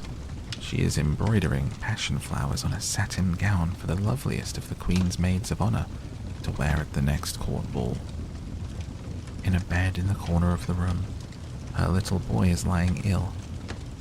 He has a fever and is asking for oranges. His mother has nothing to give him but river water, so he is crying. Swallow, swallow, little swallow, will you not bring her the ruby out of my sword hilt? My feet are fastened to this pedestal, and I cannot move." "I am waited for in Egypt," said the swallow. "My friends are flying up and down the Nile and talking to the large lotus flowers. Soon they will go to sleep in the tomb of the great king. The king is there himself in the painted coffin. He's wrapped in yellow linen and embalmed with spices. Round his neck is a chain of pale green jade, and his hands are like withered leaves." "Swallow, swallow, little swallow," said the prince. "Will you not stay with me for one night and be my messenger? The boy is so thirsty and the mother is so sad." "I don't think I like boys," answered the swallow. Last summer, when I was staying on the river, there were 2 rude boys, the miller's sons, who were always throwing stones at me. They never hit me, of course. We swallows fly far too well for that. And besides, I come of a family famous for its agility. But still, it was a mark of disrespect. The happy prince looked so sad that the little swallow was sorry. It's very cold here, he said, but I will stay with you for 1 night and be your messenger. Thank you, little swallow, said the prince. So the swallow picked out the great ruby from the prince's sword and flew away with it in his beak over the roofs of the town. He passed by the cathedral tower where the white marble angels were sculptured. He passed by the palace and heard the sound of dancing. A beautiful girl came out on the balcony with her lover. How wonderful the stars are, he said to her, and how wonderful the power of love. I hope my dress will be ready in time for the state ball, she answered. I've ordered passion flowers to be embroidered on it, but the seamstresses are so lazy. He passed over the river and saw the lanterns hanging to the masts of ships. He passed over the ghetto. He saw old Jews bargaining with each other and weighing out money in copper scales. At last he came to the poor house and looked in. The boy was tossing feverishly on his bed, and the mother had fallen asleep. She was so tired. In he hopped and laid the great ruby on the table besides the woman's thimble. Then he flew gently round the bed, fanning the boy's forehead with his wings. How cool I feel, said the boy. I must be getting better. And he sank into a delicious slumber. Then the swallow flew back to the happy prince and told him what he had done. It is curious, he remarked, but I feel quite warm now, although it is so cold. That is because you have done a good action, said the prince. And the little swallow began to think, and then he fell asleep. Thinking always made him sleepy. When day broke, he flew down to the river and had a bath. What a remarkable phenomenon, said the professor of ornithology as he was passing over the bridge. A swallow in winter. And he wrote a long letter about it to the local newspaper. Everyone quoted it. It was so full of many words that they could not understand. Tonight I go to Egypt, said the swallow, and he was in high spirits at the prospect. He visited all the public monuments and sat a long time on top of the church steeple. Wherever he went, the sparrows chirruped and said to each other, "What a distinguished stranger." So he enjoyed himself very much. When the moon rose, he flew back to the happy prince. "Have you any commissions for Egypt?" he cried. "I'm just starting." "Swallow, swallow, little swallow," said the prince. "Will you not stay with me 1 night longer?" "I am waited for in Egypt," answered the swallow. "Tomorrow my friends will fly up to the second cataract. The river horse couches there among the bulrushes, and on a great granite throne sits the god Memnon. All night long he watches the stars, and when the morning star shines he utters one cry of joy. And then he is silent. At noon the yellow lions come down to the water's edge to drink. They have eyes like green beryls, and their roar is louder than the roar of the cataract." "Swallow, swallow, little swallow," said the prince. "Far away across the city I see a young man in a garret. He is leaning over a desk covered with papers, and in a tumbler by his side there is a bunch of withered violets. His hair is brown and crisp, and his lips are red as a pomegranate. He has large and dreamy eyes. He is trying to finish a play for the director of the theatre, but he's too cold to write anymore. There is no fire in the grate, and hunger has made him faint. I will wait with you 1 night longer," said the swallow, who really did have a good heart. "Shall I take him another ruby?" "Alas, I have no ruby now," said the prince. "My eyes are all that I have left. They are made of rare sapphires, which were brought out of India 1,000 years ago. Pluck out one of them and take it to him. He will sell it to the jeweler and buy food and firewood and finish his play." "Dear prince," said the swallow, "I cannot do that," and he began to weep. "Swallow, swallow, little swallow," said the prince, "do as I command you." So the swallow plucked out the prince's eyes and flew away to the student's garret. It was easy enough to get in as there was a hole in the roof, Through this he darted and came into the room. The young man had his head buried in his hands, so he did not hear the flutter of the bird's wings, and when he looked up he found the beautiful sapphire lying on the withered violets. "I am beginning to be appreciated," he cried. "This is from some great admirer. Now I can finish my play." And he looked quite happy. The next day the swallow flew down to the harbour. He sat on the mast of a large vessel and watched the sailors hauling big chests out of the hold with ropes. "Heave ahoy!" they shouted as each chest came up. "I am going to Egypt," cried the swallow, but nobody minded, and when the moon rose he flew back to the happy prince. "I am come to bid you goodbye," he cried. "Swallow, swallow, little swallow," said the prince, "will you not stay with me one night longer?" "It is winter," answered the swallow, "and the chill snow will be here. In Egypt the sun is warm on the green palm trees and the crocodiles that lie in the mud and look lazily about them. My companions are building a nest in the temple of Baalbek, and the pink and white doves are watching them and cooing to each other. Dear prince, I must leave you. I will never forget you. And next spring I will bring you back 2 beautiful jewels in place of those you've given away. The ruby shall be redder than a red rose, and the sapphire shall be as blue as the great sea." "In the square below," said the happy prince, "there stands a little match girl. She's let her matches fall in the gutter and they are all spoiled. Her father will beat her if she does not bring home some money, and she is crying. She has no shoes or stockings. Her little head is bare. Pluck out my other eye and give it to her, and her father will not beat her." "I will stay with you 1 night longer," said the swallow, "but I cannot pluck out your eye. You would be quite blind then." "Swallow, swallow, little swallow," said the prince, "do as I command you." So he plucked out the prince's other eye and darted down with it. He swooped past the match girl and slipped the jewel into the palm of her hand. "What a lovely bit of glass," cried the little girl as she ran home laughing. Then the swallow came back to the prince. "You are blind now," he said, "so I will stay with you always." "No, little swallow," said the poor prince.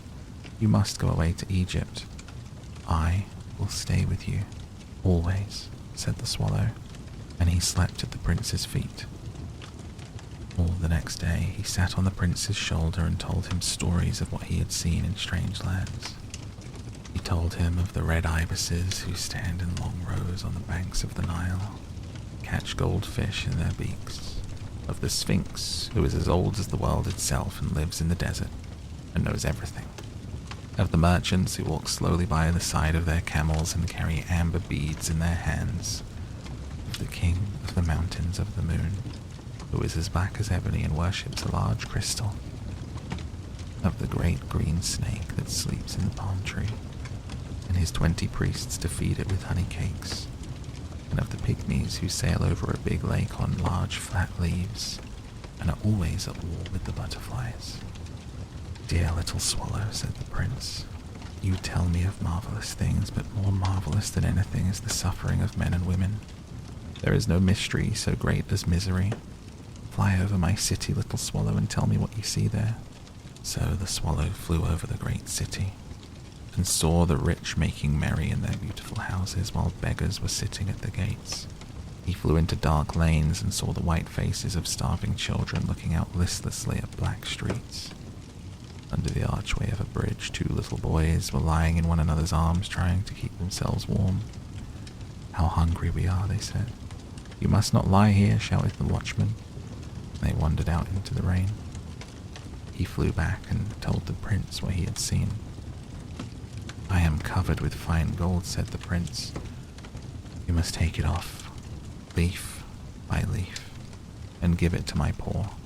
The living always think that gold can make them happy." Leaf after leaf of the fine gold the swallow picked off, till the happy prince looked quite dull and grey. Leaf after leaf of the fine gold that he brought to the poor and the children's faces grew rosier, and they laughed and played games in the street. "We have bread now," they cried. And the snow came, and after the snow came the frost. The streets looked as if they were made of silver. They were so bright and glistening. Long icicles like crystal daggers hung down from the eaves of the houses. Everybody went about in furs, and the little boys wore scarlet caps and skated on the ice. The poor little swallow grew colder and colder, but he would not leave the prince. He loved him too well. He picked up crumbs outside the baker's door when the baker was not looking and tried to keep himself warm by flapping his wings. But at last he knew that he was going to die. He had just strength to fly up to the prince's shoulder once more. "Goodbye, dear prince," he murmured. "Will you let me kiss your hand?" "I'm glad you're going to Egypt at last, little swallow," said the prince. "You stayed here too long, but you must kiss me on the lips, for I love you." "It is not to Egypt that I am going," said the swallow. "I am going to the house of death. Death is the brother of sleep, is he not?" And he kissed the happy prince on the lips, and fell down, dead at his feet. At that moment a curious crack sounded inside the statue, as if something had broken. The fact is that the leaden heart had snapped right in two. It certainly was a dreadfully hard frost. Early the next morning, the mayor was walking in the square below in the company with the town councillors. As they passed the column, he looked up at the statue. "Dear me, how shabby the happy prince looks," he said. "How shabby indeed," cried the town councillors, who always agreed with the mayor, and they went up to look at it. "The ruby has fallen out of his sword, his eyes are gone, and he is golden no longer," said the mayor. "In fact, he's a little better than a beggar." "Little better than a beggar," said the town councillors. "And here is actually a dead bird at his feet," continued the mayor. "We must really issue a proclamation that birds are not allowed to die here." And the town clerk made a note of the suggestion. So they pulled down the statue of the happy prince. "As he is no longer beautiful, he is no longer useful," said the art professor at the university. Then they melted the statue in a furnace, and the mayor held a meeting of the corporation to decide what was to be done with the metal. "We must have another statue, of course," he said, "and it shall be a statue of myself." "Of myself," said each of the town councillors, and they quarrelled. When I last heard of them, they were quarrelling still. "What a strange thing," said the overseer of the workmen at the foundry. "This broken lead heart will not melt in the furnace. We must throw it away." So they threw it on a dust heap, where the dead swallow was also lying. "Bring me the two most precious things in the city," said God to one of his angels. And the angel brought him the leaden heart and the dead bird. "You have rightly chosen," said God, "for in my garden of paradise this little bird shall sing forevermore, and in my city of gold the happy prince shall praise me." And that is the story of the Happy Prince by Oscar Wilde. The Selfish Giant by Oscar Wilde. Every afternoon, as they were coming from school, the children used to go and play in the giant's garden. It was a large, lovely garden with soft green grass. Here and there over the grass stood beautiful flowers like stars, and there were 12 peach trees that in the springtime broke out into delicate blossoms of pink and pearl, and in the autumn bore rich fruit. The birds sat on the trees and sang so sweetly that the children used to stop their games in order to listen to them. "How happy we are here," they cried to each other. One day, the giant came back. He had been to visit his friend the Cornish ogre, and had stayed with him for 7 years. After the 7 years were over, he had said all that he had to say, for his conversation was limited, and he determined to return to his own castle. When he arrived, he saw the children playing in the garden. "What are you doing here?" he cried in a very gruff voice, and the children ran away. "My own garden is my own garden," said the giant. "Anyone can understand that, and I will allow nobody to play in it but myself." So he built a high wall around it, all around it, and put up a notice board that said trespassers will be prosecuted. He was a very selfish giant. The poor children had now nowhere to play. They tried to play on the road, but the road was very dusty and full of hard stones, and they did not like it. They used to wander around the high wall when their lessons were over and talk about the beautiful garden inside. How happy we were there, they said to each other. Then the spring came, and all over the country there were little blossoms and little birds. Only in the garden of the selfish giant was it still winter. The birds did not care to sing in it as there were no children, and the trees forgot to blossom. Once a beautiful flower put its head out of the grass, but when it saw the notice board it was so sorry for the children that it slipped back into the ground again and went off to sleep. The only people who were pleased were the snow and the frost.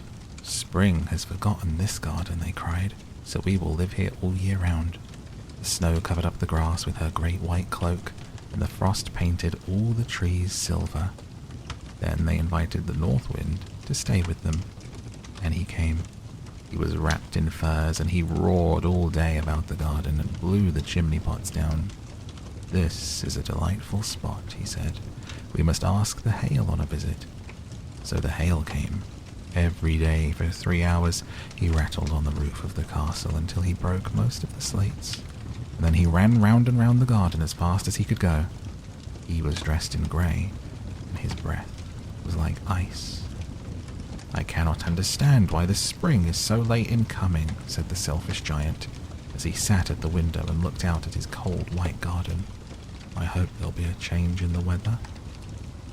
But the spring never came, nor the summer.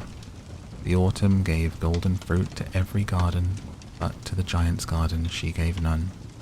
"He is too selfish," she said, so it was always winter there, and the north wind, and the hail, and the frost, and the snow danced about through the trees.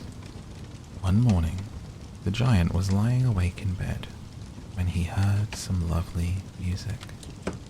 It sounded so sweet to his ears that he thought it must be the king's musicians passing by.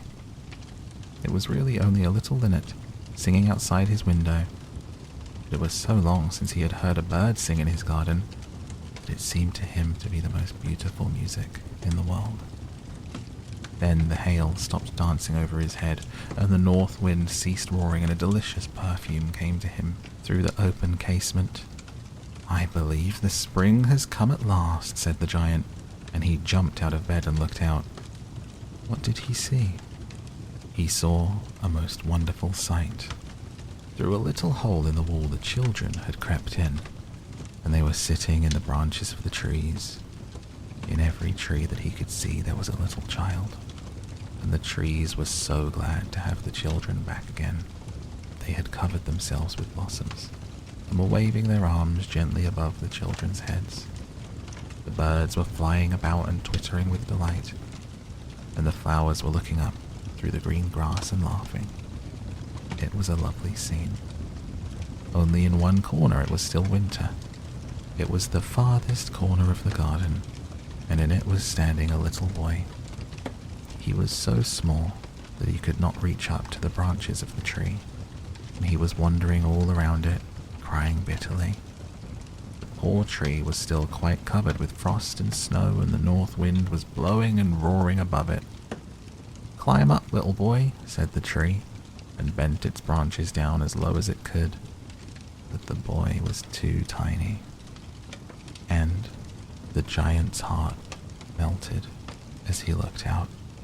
"How selfish I have been," he said. "Now I know why the spring would not come here. I will put that poor little boy on top of the tree, and then I will knock down the wall, and my garden shall be the children's playground, forever and ever." He was really sorry for what he had done. So he crept downstairs and opened the front door quite softly and went out into the garden. But when the children saw him, they were so frightened they all ran away, and the garden became winter again. Only the little boy did not run. His eyes were so full of tears that he did not see the giant coming. And the giant stole up behind him and took him gently in his hand and put him up into the tree. And the tree broke at once into blossom, and the birds came and sang on it, and the little boy stretched out his 2 arms and flung them round the giant's neck and kissed him. And the other children, when they saw that the giant was not wicked any longer, came running back, and with them came the spring. "It is your garden now, little children," said the giant, and he took a great axe and knocked down the wall. And when the people were going to market at 12 o'clock, they found the giant playing with the children in the most beautiful garden they had ever seen. All day long they played, and in the evening they came to the giant to bid him goodbye. "But where is your little companion?" he said. "The boy that I put into the tree." The giant loved him best because he had kissed him. "We don't know," answered the children. "He's gone away." "Well, you must tell him to be sure and come tomorrow," said the giant. The children said they did not know where he lived. They had never seen him before. And the giant felt very sad. Every afternoon when school was over, the children came and played with the giant. The little boy whom the giant loved was never seen again. The giant was very kind to all the children, yet he longed for his first little friend and often spoke of him. "How I would like to see him," he used to say. Years went over and the giant grew very old, feeble. He could not play about anymore, so he sat in a huge armchair and watched the children at their games and admired his garden. "I have many beautiful flowers," he said, "but the children are the most beautiful flowers of all." One winter morning he looked out his window as he was dressing. He did not hate the winter now, for he knew it was merely the spring asleep, and that the flowers were resting. Suddenly he rubbed his eyes in wonder, and looked and looked. It certainly was a marvelous sight. In the farthest corner of the garden was a tree quite covered with lovely white blossoms. Its branches were all golden, and silver fruit hung down from them, and underneath it stood the little boy who he had loved. Downstairs ran the giant in great joy and out into the garden. He hastened across the grass and came near to the child, and when he came quite close his face grew red with anger, and he said, "Who hath dared to wound thee?" For on the palms of the child's hands were the prints of 2 nails, and the prints of 2 nails were on the little feet. "Who hath dared to wound thee?" cried the giant. "Tell me, that I may take my big sword and slay him." "Nay," answered the child, "these are the wounds of love." "Who art thou?" said the giant, and a strange awe fell on him, and he knelt before the little child. And the child smiled on the giant and said to him, "You let me play once in your garden. Today you shall come with me to my garden, which is paradise." And when the children ran in that afternoon, they found the giant lying dead under the tree, all covered with white blossoms. The Nightingale and the Rose. "She said that she would dance with me if I brought her red roses," cried the young student. "But in all my garden there is no red rose." From her nest in the home oak tree the nightingale heard him, and she looked out through the leaves and wondered. "No red rose in all my garden," he cried, and his beautiful eyes filled with tears. "On what little things does happiness depend? I have read all that the wise men have written, and all the secrets of philosophy are mine. Yet for want of a red rose is my life made wretched." "Here at last is a true lover," said the nightingale. "Night after night have I sung of him, though I knew him not. Night after night have I told his story to the stars, and now I see him.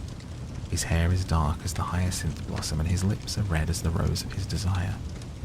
But passion has made his face like pale ivory, and sorrow has set her seal upon his brow." "The prince gives a ball tomorrow night," murmured the young student, "and my love will be of the company. If I bring her a red rose, she will dance with me till dawn. If I bring her a red rose, I shall hold her in my arms. She will lean her head upon my shoulder. Her hand will be clasped in mine. There is no red rose in my garden, so I shall sit lonely. She will pass me by. She will have no heed of me in my heart. Here indeed is the true lover, said the nightingale. What I sing of he suffers, what is joy to me, to him is pain. Surely love is a wonderful thing, it is more precious than emeralds and dearer than fine opals. Pearls and pomegranates cannot buy it, nor is it set forth in the marketplace. It may not be purchased of the merchants, nor can it be weighed out in the balance for gold. The musicians all sit in their gallery, said the young student, and play upon their stringed instruments, and my love will dance to the sound of the harp and the violin. She will dance so lightly that her feet will not touch the floor, and the courtiers in their gay dresses will throng round her. But with me she will not dance, for I have no red rose to give her. And he flung himself down on the grass and buried his face in his hands, and he wept. Why is he weeping? Asked a little green lizard, as he ran past him with his tail in the air. Why indeed, said a butterfly who was fluttering about after a sunbeam. Why indeed, whispered a daisy to his neighbour in a soft, low voice. He is weeping for a red rose, said the nightingale. For a red rose, they cried. How very ridiculous. And the little lizard, who was something of a cynic, laughed outright. But the nightingale understood the secret of the student's sorrow, and she sat silent in the oak tree and thought about the mystery of love. Suddenly she spread her brown wings for flight and soared into the air. She passed through the grove like a shadow, and like a shadow she sailed across the garden. In the center of the grass plot was standing a beautiful rose tree, and when she saw it she flew over to it and lit upon a spray. Give me a red rose, she cried, and I will sing you my sweetest song. But the tree shook its head. My roses are white, it answered, as white as the foam of the sea, and whiter than the snow upon the mountain. But go to my brother who grows round the old sundial. Perhaps he will give you what you want. So the nightingale flew over to the rose tree that was growing around the old sundial. Give me a red rose, she cried, and I will sing you my sweetest song. But the tree shook its head. My roses are yellow, it answered, as yellow as the hair of the mermaiden who sits upon an amber throne, yellower than the daffodil that blooms in the meadow before the mower comes with his scythe. But go to my brother who grows beneath the student's window. Perhaps he will give you what you want. So the nightingale flew over to the rose tree that was growing beneath the student's window. Give me a red rose, she cried, and I will sing you my sweetest song. But the tree shook its head. My roses are red, it answered, as red as the feet of the dove, and redder than the great fans of coral that wave and wave in the ocean cavern. But the winter has chilled my veins, and the frost has nipped my buds, and the storm has broken my branches, and I shall have no roses at all this year. One red rose is all I want, cried the nightingale. Only one red rose. Is there no way by which I can get it? There is a way, answered the tree, but it is so terrible that I dare not tell it to you. Tell it to me, said the nightingale. I am not afraid. If you want a red rose, said the tree, you must build it out of music by moonlight and stain it with your own heart's blood. You must sing to me with your breast against a thorn. All night long you must sing to me, and the thorn must pierce your heart, and your lifeblood must flow into my veins and become mine. Death is a great price to pay for a red rose, cried the nightingale, and life is very dear to all. It is pleasant to sit in the greenwood and to watch the sun in his chariot of gold, the moon in her chariot of pearl. Sweet is the scent of the hawthorn, sweet are the bluebells that hide in the valley, and the heather that blows on the hill. Yet love is better than life, and what is the heart of a bird compared to the heart of a man?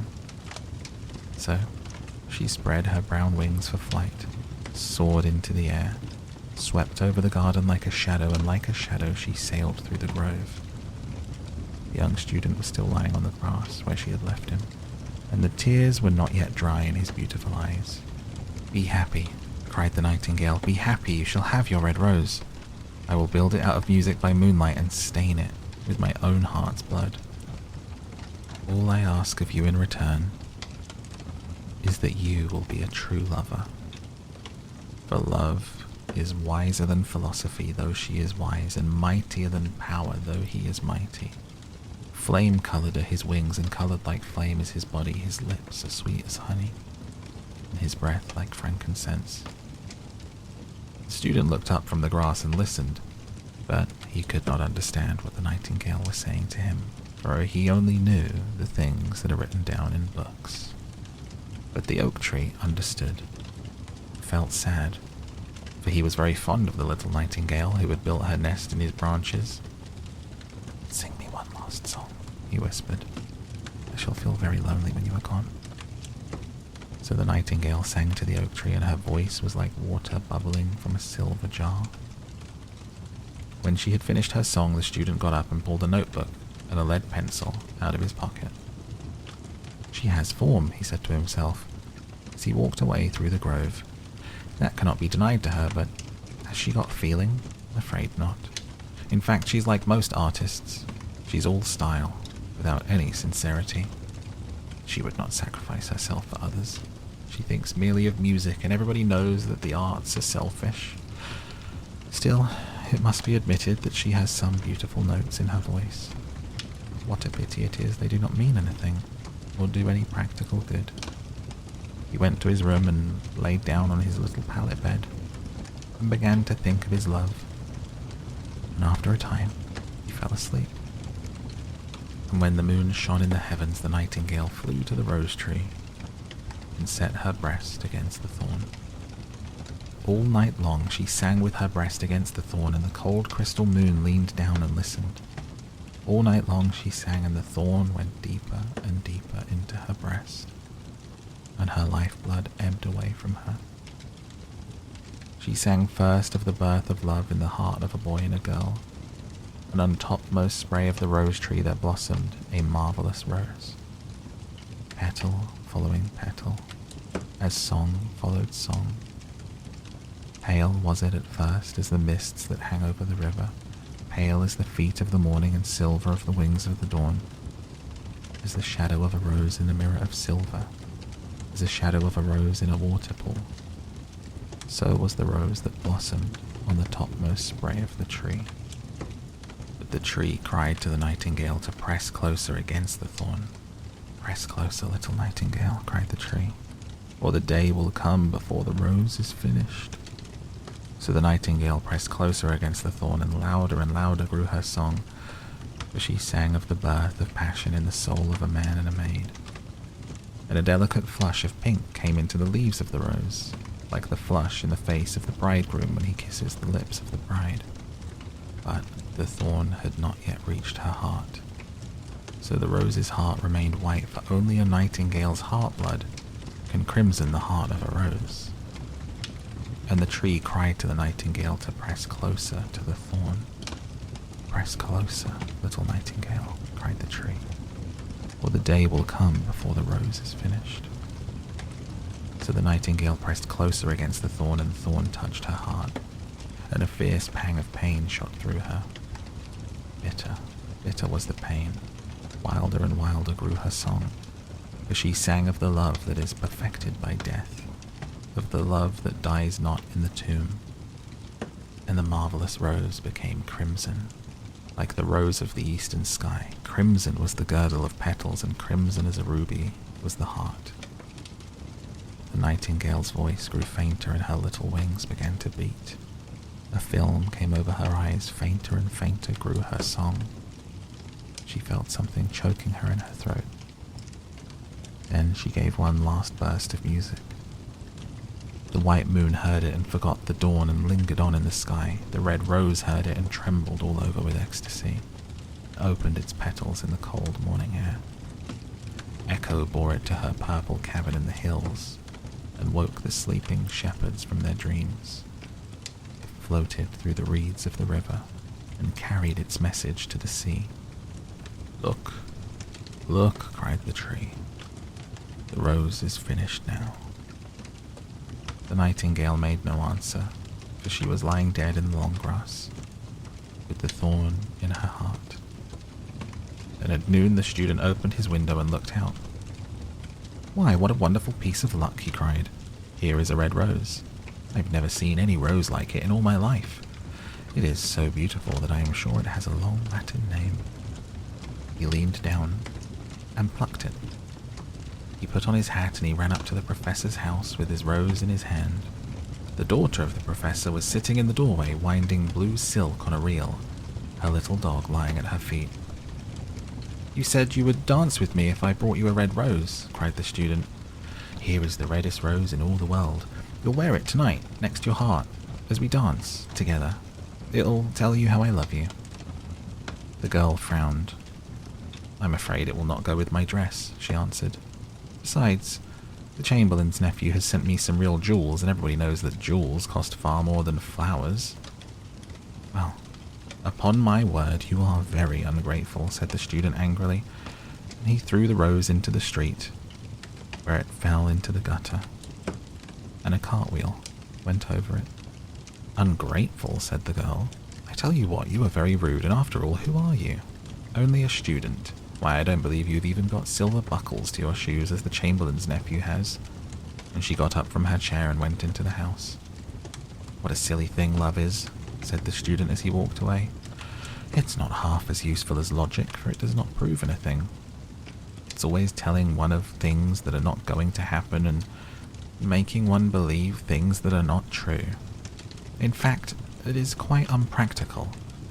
And as in this age to be practical is everything, I shall go back to philosophy and study metaphysics."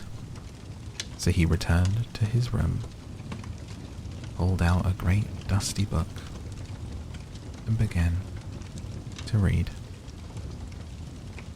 Snow White and Rose Red. There was once a poor widow who lived in a lonely cottage. In front of the cottage was a garden wherein stood 2 rose trees, one of which bore white and the other red roses. She had 2 children who were like the 2 rose trees, and one was called Snow White and the other Rose Red. They were as good and happy, as busy and cheerful as ever 2 children in the world were. Only Snow White was more quiet and gentle than Rose Red. Rose Red liked better to run about in the meadows and fields seeking flowers and catching butterflies. But Snow White sat at home with her mother and helped her with her housework, or read to her when there was nothing to do. The 2 children were so fond of one another that they always held each other by the hand when they were out together. And when Snow White said, "We will not leave each other," Rose Red answered, "Never, so long as we live." And their mother would add, "What one has, she must share with the other." They often ran about the forest alone and gathered red berries, and no beasts did them any harm, but came close to them trustfully. The little hare would eat a cabbage leaf out of their hands, the roe grazed by their side, the stag leapt merrily by them, and the birds sat still upon the boughs and sang whatever they knew. No mishap overtook them. If they had stayed too late in the forest and night came on, they laid themselves down near one another upon the moss and slept until morning came, and their mother knew this and did not worry on their account. Once, when they had spent the night in the wood and the dawn had roused them, they saw a beautiful child in a shining white dress sitting near their bed. He got up and looked quite kindly at them, but said nothing, and went into the forest. And when they looked round, they found that they had been sleeping quite close to a precipice, and would certainly have fallen into it in the darkness if they had gone only a few paces further. Their mother told them it must have been the angel who watches over good children. Snow White and Rose Red kept their mother's little cottage so neat that it was a pleasure to look inside it.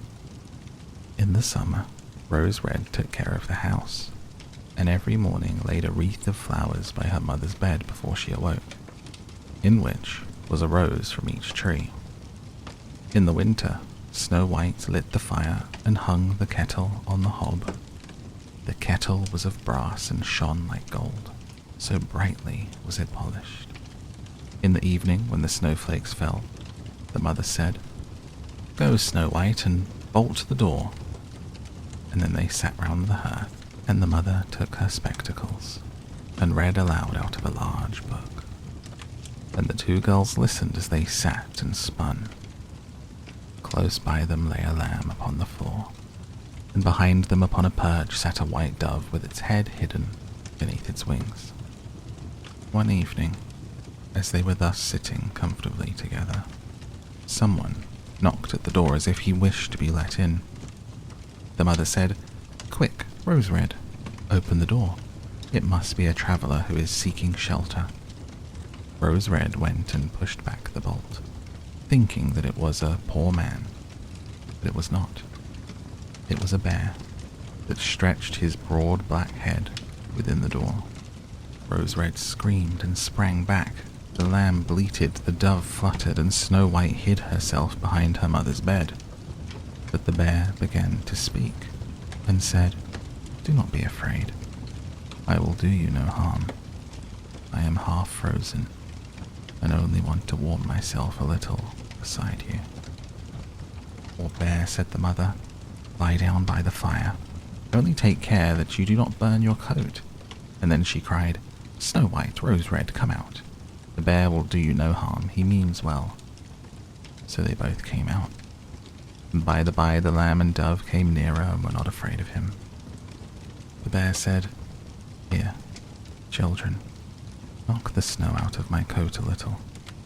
So they brought the broom and swept the bear's hide clean, and he stretched himself by the fire and growled contentedly and comfortably.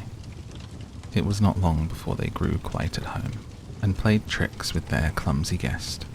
They tugged his hair with their hands, put their feet upon his back and rolled him about, or they took a hazel switch and beat him, and when he growled they laughed. But the bear took it all in good part. Only when they were too rough he called out, "Leave me alive, children. Snow White, Rose Red, will you beat your wooer dead?" When it was bedtime and the others went to bed, the mother said to the bear, "You can lie there by the hearth, then you will be safe from the cold and the bad weather." As soon as day dawned, the two children let him out, and he trotted across the snow into the forest. Henceforth, the bear came every evening at the same time, laid himself down by the hearth, and let the children amuse themselves with him as much as they liked. They got so used to him that the doors were never fastened until their black friend had arrived. When spring had come and all outside was green, the bear said one morning to Snow White, "Now I must go away, and cannot come back for the whole summer." "Where are you going then, dear bear?" asked Snow White. "I must go into the forest and guard my treasures from the wicked dwarfs. In the winter, when the earth is frozen hard, they are obliged to stay below, and cannot work their way through. But now, when the sun has thawed and warmed the earth, they break through, and come out to pry and steal, and what once gets into their hands and in their caves does not easily see daylight again." Snow White was quite sorry at his departure, and as she unbolted the door for him, and the bear was hurrying out, he caught against the bolt, and a piece of his hairy coat was torn off, and it seemed to Snow White as if she had seen gold shining through it. She was not sure about it. The bear ran away quickly and was soon out of sight behind the trees. A short time afterwards, the mother sent her children into the forest to get firewood. There they found a big tree, which lay felled on the ground. Close by the trunk something was jumping backwards and forwards in the grass. They could not make out what it was. When they came nearer, they saw a dwarf with an old withered face and a snow-white beard a yard long. The end of the beard was caught in a crevice of the tree. The little fellow was jumping about like a dog tied to a rope, did not know what to do. He glared at the girls with his fiery red eyes and cried, "Why do you stand there? Can you not come here and help me?" "What you up to, little man?" asked Rose Red. "You stupid prying goose," answered the dwarf. I was going to split the tree to get a little wood for cooking. The little bit of food that we people get is immediately burnt up with heavy logs. We do not swallow as much as you coarse, greedy folk. I had just driven the wedge safely in and everything was going as I wished, but the cursed wedge was too smooth. It suddenly sprang out. The tree closed so quickly I could not pull out my beautiful white beard. So now it is tight, and I cannot get away. And the silly, sleek, milk-faced things laugh how odious you are. The children tried very hard, but they could not pull the beard out. It was caught too fast. I'll run and fetch something, said Rose Red. You senseless goose, snarled the dwarf. Why should you fetch someone? You were already too many for me. Can you not think of something better? Don't be impatient, said Snow White. I will help you. She pulled her scissors out of her pocket and cut off the end of the beard. As soon as the dwarf felt himself free, he laid hold of a bag which lay amongst the roots of the tree and was full of gold. He lifted it up, grumbling to himself. Uncouth people, cut off a piece of my fine beard, bad luck to you. He swung the bag upon his back and went off without even once looking at the children. Some time afterwards, Snow White and Rose Red went to catch a dish of fish. As they came near the brook, they saw something like a large grasshopper jumping towards the water, as if it were going to leap in. They ran to it and found it was the dwarf. Where are you going? Said Rose Red. You surely don't want to go into the water. I'm not such a fool, cried the dwarf. Don't you see that the accursed fish wants to pull me in? The little man had been sitting there fishing, and unluckily the wind had tangled up his beard with the fishing line. A moment later, a big fish made a bite, and the feeble creature had not strength to pull it out. The fish kept the upper hand, and pulled the dwarf towards him. He held on to all the reeds and rushes, but it was of little good, for he was forced to follow the movements of the fish, and was in urgent danger of being dragged into the water. The girls came just in time. They held him fast and tried to free his beard from the line, but all in vain. Beard and line were entangled fast together.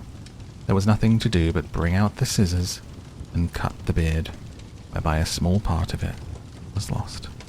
When the dwarf saw that, he screamed out, "Is that civil, you toadstool? To disfigure a man's face? Was it not enough to clip off the end of my beard? Now you've cut off the best part of it. I cannot let myself be seen by my people. I wish you had been made to run the soles off your shoes." He took out a sack of pearls which lay in the rushes. Without another word, he dragged it away and disappeared behind a stone. It happened that soon afterwards the mother sent the two children to the town to buy needles and thread, and laces and ribbons. The road led them across a heath upon which huge pieces of rock lay strewn about. There they noticed a large bird hovering in the air, flying slowly, round and round above them. It sank lower and lower, and at last settled near a rock not far away. Immediately they heard a loud, piteous cry. They ran up and saw with horror that the eagle had seized their old acquaintance, the dwarf, and was going to carry him off. The children, full of pity, at once took tight hold of the little man and pulled against the eagle so long that at last he let his booty go. As soon as the dwarf had recovered from his first fright, he cried with his shrill voice, "Could you not have done it more carefully? You dragged at my brown coat, so now it's all torn and full of holes, you clumsy creatures." He took up a sack full of precious stones and slipped away, again under the rock into his hole. The girls, who by this time were used to his ingratitude, went on their way and did their business in town.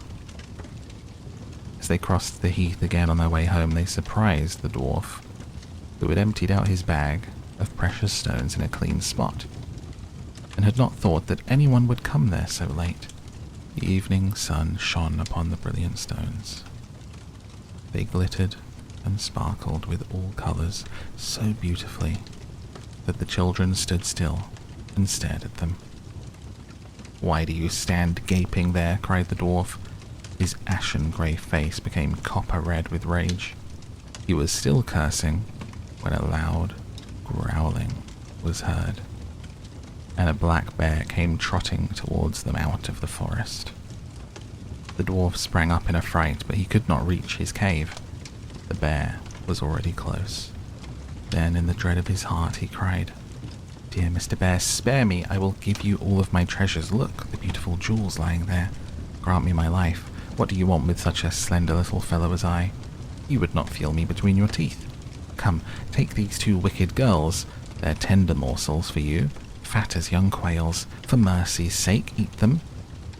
The bear took no heed of his words, but gave the wicked creature a single blow with his paw, and he did not move again. The girls had run away, but the bear called to them, "Snow White, Rose Red, do not be afraid. Wait, I will come with you." Then they recognized his voice and waited, and when he came up to them, suddenly his bear skin fell off, and he stood there, a handsome man, clothed all in gold. "I'm a king's son," he said. "I was bewitched by that wicked dwarf who had stolen my treasures. I have had to run about the forest as a savage bear till I was freed by his death. Now he has got his well-deserved punishment." Snow White was married to him, and Rose Red to his brother, and they divided between them the great treasure which the dwarf had gathered together in his cave. The old mother lived peacefully and happily with her children for many years. She took the 2 rose trees with her, and they stood before her window, and every year bore the most beautiful roses, white and red.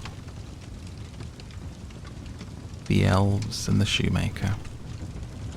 There was once a shoemaker who worked very hard and was very honest, but still he could not earn enough to live upon, and at last all he had in the world was gone, save just leather enough to make 1 pair of shoes.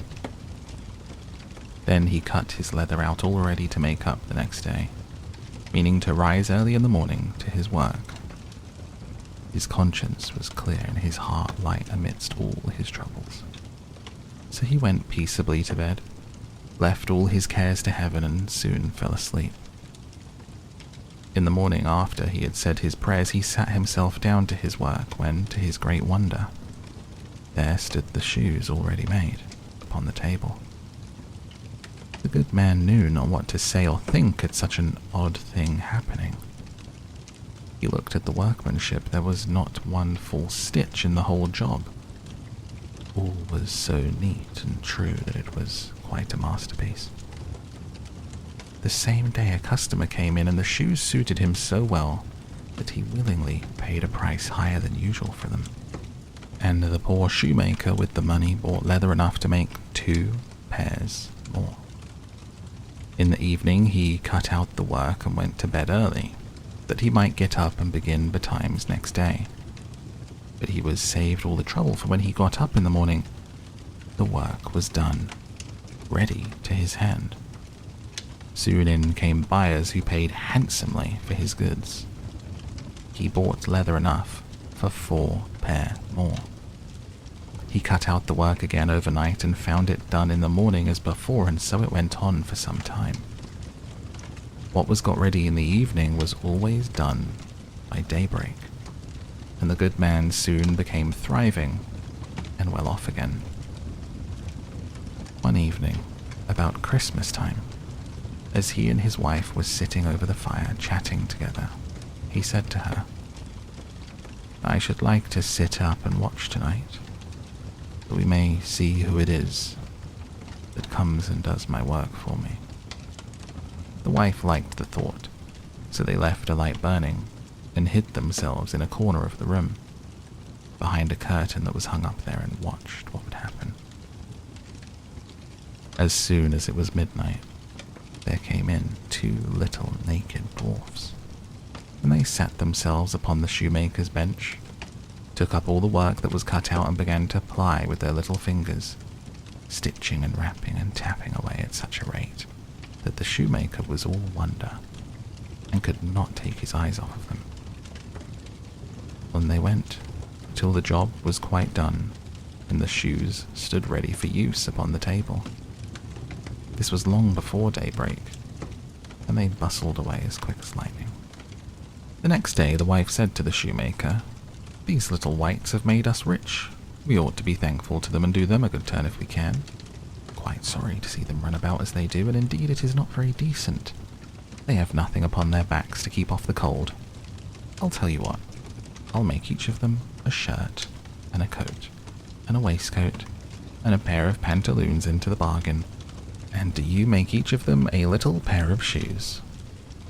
The thought pleased the good cobbler very much, and one evening, when all the things were ready, they laid them on the table, instead of the work that they used to cut out, and they went and hid themselves to watch what the little elves would do. About midnight, in they came, dancing, skipping, hopped around the room, and then went to sit down to their work as usual. But when they saw the clothes lying for them, they laughed and chuckled and seemed mightily delighted. They dressed themselves in the twinkling of an eye. They danced and capered and sprang about, as merry as could be, till at last they danced out the door, and away over the green.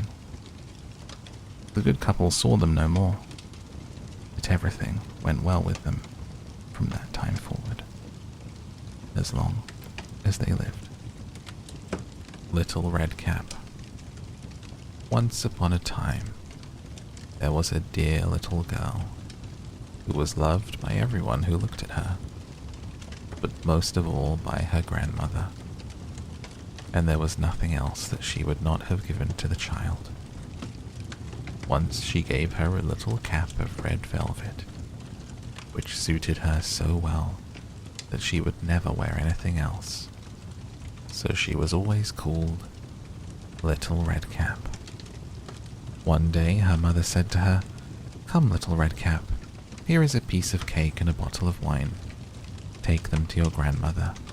She is ill and weak, and they will do her good. Set out before it gets hot, and when you are going, walk nicely and quietly, and do not run off the path, or you may fall and break the bottle, and then your grandmother will get nothing. And when you go into her room, don't forget to say good morning, and don't peep into every corner before you do it." "I will take great care," said Little Red Cap to her mother, and gave her hand on it.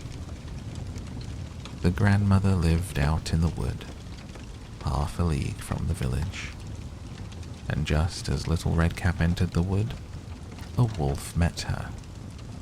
Red Cap did not know what a wicked creature he was, and was not at all afraid of him. "Good day, Little Red Cap," said he. "Thank you kindly, wolf. Whither away so early, Little Red Cap?" "To my grandmother's." "What have you got in your apron?" "Cake and wine. Yesterday was baking day, so poor sick grandmother is to have something good, to make her stronger." "Where does your grandmother live, Little Red Cap?" "A good quarter of a league farther on in the wood. Her house stands under the 3 large oak trees. The nut trees are just below. You surely must know it," replied Little Red Cap. The wolf thought to himself, "What a tender young creature, what a nice plump mouthful. She will be better to eat than the old woman. I must act craftily so as to catch both." So he walked for a short time by the side of Little Red Cap, and then he said, "See, Little Red Cap, how pretty the flowers are about here. Why do you not look around? I believe, too, that you do not hear how sweetly the little birds are singing. You walk gravely along as if you were going to school, while everything else out here in the wood is merry." Little Red Cap raised her eyes, and when she saw the sunbeams dancing here and there through the trees, and pretty flowers growing everywhere, she thought, suppose I take Grandmother a fresh nosegay. That would please her too. It is so early in the day that I shall still get there in good time. And so she ran from the path into the wood to look for flowers. And whenever she had picked one, she fancied that she saw a still prettier one farther on, and ran after it, and so got deeper and deeper into the wood. Meanwhile, the wolf ran straight to the grandmother's house and knocked at the door. "Who is there?" "Little Redcap," replied the wolf. "She's bringing cake and wine. Open the door." "Lift the latch," called out the grandmother. "I am too weak and cannot get up." The wolf lifted the latch. The door sprang open. And without saying a word, he went straight to the grandmother's bed and devoured her. Then he put on her clothes, dressed himself in her cap, laid himself in bed, and drew the curtains. Little Redcap, however, had been running about picking flowers, and when she had gathered so many that she could carry no more, she remembered her grandmother and set out on the way to her. She was surprised to find the cottage door standing open, and when she went into the room she had such a strange feeling that she said to herself, "Oh dear, how uneasy I feel today, and at other times I like being with Grandmother so much." She called out, "Good morning," but received no answer. She went to the bed and drew back the curtains. There lay her grandmother with her cap pulled far over her face and looking very strange. "Oh, Grandmother," she said, "what big ears you have." "The better to hear you with, my child," was the reply. "But, Grandmother, what big eyes you have," she said. "The better to see you with, my dear." "But, Grandmother, what large hands you have." "The better to hug you with." "Oh, but Grandmother, what a terrible big mouth you have." "The better to eat you with." And scarcely had the wolf said this than with one bound he was out of bed and swallowed up Redcap. When the wolf had appeased his appetite, he lay down again in the bed, fell asleep, and began to snore very loud.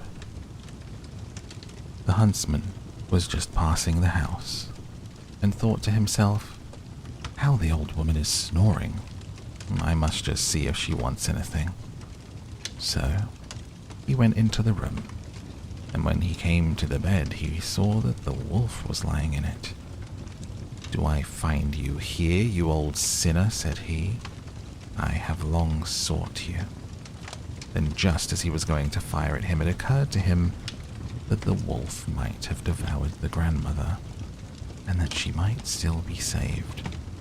So he did not fire, but took a pair of scissors and began to cut open the stomach of the sleeping wolf.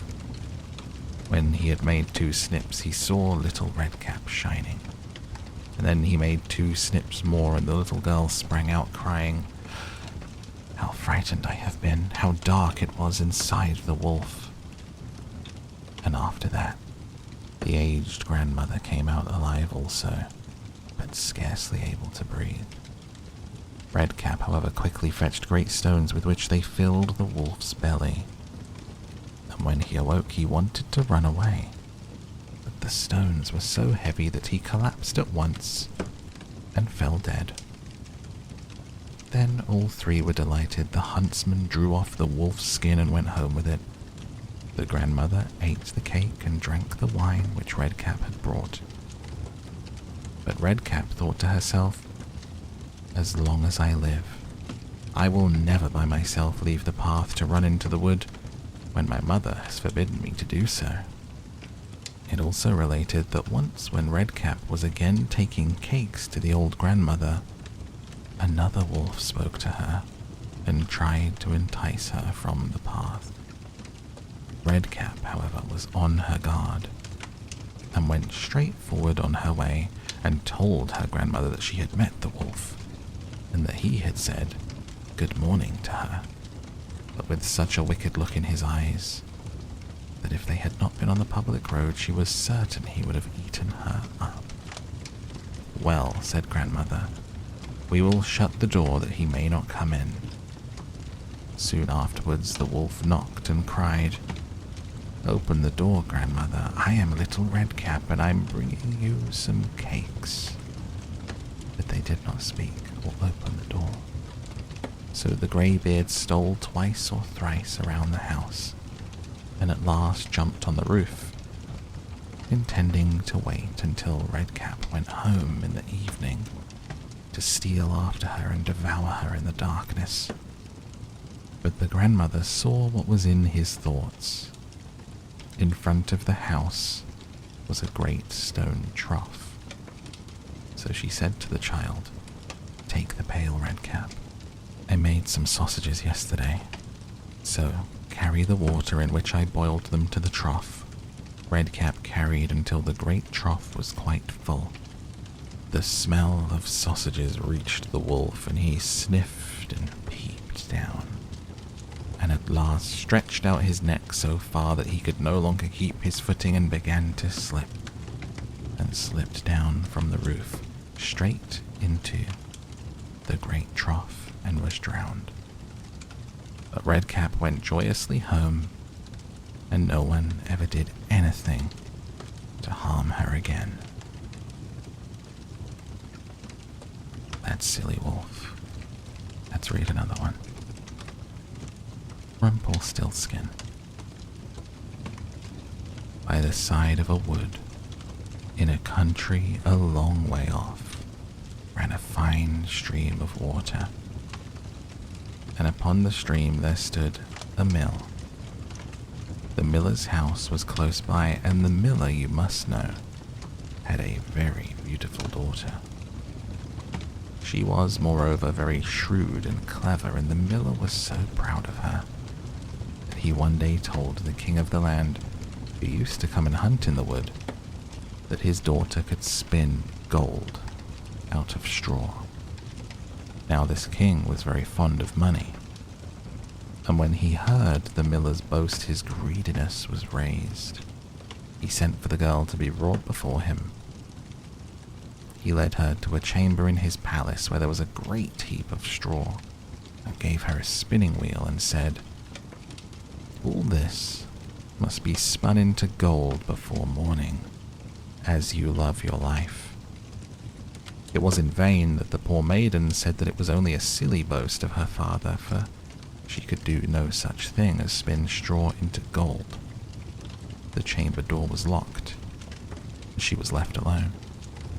She sat down in one corner of the room and began to bewail her hard fate, when on a sudden the door opened and a droll-looking little man hobbled in and said, "Good morrow to you, my dear lass. What are you weeping for?" "Alas," said she, "I must spin this straw into gold, and I know not how." "What will you give me," said the hobgoblin, "to do it for you?" "My necklace," replied the maiden. He took her at her word and sat himself down to the wheel and whistled and sang, "Round about, lo and behold, reel away, straw into gold." And round about the wheel went merrily, the work was quickly done, and the straw was all spun into gold. When the king came and saw this, he was greatly astonished and pleased, but his heart grew still more greedy of gain. He shut up the poor miller's daughter again with a fresh task. Then she knew not what to do and sat down once more to weep, but the dwarf soon opened the door and said, "What will you give me to do your task?" "The ring on my finger," said she. So her little friend took the ring and began to work at the wheel again, and whistled and sang, "Round about, lo and behold, reel away, straw into gold. Long before morning, all was done again. The king was greatly delighted to see all this glittering treasure, but still he had not enough. He took the miller's daughter to a yet larger heap and said, "All this must be spun tonight, and if it is, you shall be my queen." As soon as she was alone, that dwarf came in and said, "What will you give me to spin gold for you this third time?" "I have nothing left," said she. "Then say you will give me," said the little man, "the first little child you may have when you are queen."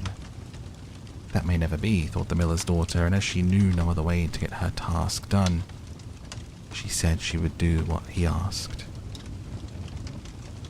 Round went the wheel again to the old song. The mannequin once more spun the heap into gold. The king came in the morning and, finding all he wanted, was forced to keep his word. So he married the miller's daughter, and she really became queen. At the birth of her first little child, she was very glad and forgot the dwarf and what she had said. But one day he came into her room where she was sitting playing with her baby and put her in mind of it. Then she grieved sorely at her misfortune and said she would give him all the wealth in the kingdom if he would let her off. But in vain, till at last her tears softened him and he said, "I will give you 3 days' grace, and if during that time you tell me my name, you shall keep your child." The queen lay awake all night thinking of all the odd names she had ever heard. She sent messengers all over the land to find out new ones. The next day the little man came and she began with Timothy, Ichabod, Benjamin, Jeremiah, all the names that she could remember. But to all and each of them he said, "Madam, that is not my name." The second day she began with all the comical names that she could hear. Bandylegs, Hunchback, Crookshanks, and so on. The little gentleman still said to every one of them, "Madam, that is not my name." The third day one of the messengers came back and said, "I have traveled 2 days without hearing of any other names, but yesterday, as I was climbing a high hill among the trees of the forest where the fox and the hare bid each other good night, I saw a little hut. Before the hut burnt a fire, and round the fire a funny little dwarf was dancing, up on one leg, and singing, 'Merrily the feast I'll make. Today I'll brew, tomorrow bake. Merrily I'll dance and sing, for the next day will a stranger bring. Little does my lady dream, Rumpelstiltskin is my name.'" When the queen heard this, she jumped for joy, and as soon as her little friend came, she sat down upon her throne, called all of her court round to enjoy the fun. The nurse stood by her side with the baby in her arms, as if it was quite ready to be given up. The little man began to chuckle at the thought of having the poor child to take home with him to his hut in the woods. He cried out, "Now, lady, what is my name?" "Is it John?" asked she. "No, madam." "Is it Tom?" "No, madam." "Is it Jemmy?" "It is not." "Can your name be Rumpelstiltskin?" said the lady slyly. "Some witch told you that." "Some witch told you that," cried the little man, and dashed his right foot in a rage so deep into the floor that he was forced to lay hold of it with both hands to pull it out. Then he made the best of his way off, while the nurse laughed and the baby crowed and all the court jeered at him for having had so much trouble for nothing, and said, "We wish you a very good morning and a merry feast, Mr. Rumpelstiltskin." Shall we have one more, just in case you need a little bit of extra time to get down to sleep tonight? The Golden Goose. There was a man who had 3 sons, the youngest of whom was called Dummling, and was despised, mocked, and sneered at on every occasion. It happened that the eldest wanted to go into the forest to hew wood, and before he went, his mother gave him a beautiful sweet cake and a bottle of wine in order that he might not suffer from hunger or thirst. When he entered the forest, he met a little grey-haired old man, who bade him good day and said, "Do give me a piece of cake out of your pocket, and let me have a draught of your wine. I am so hungry and thirsty."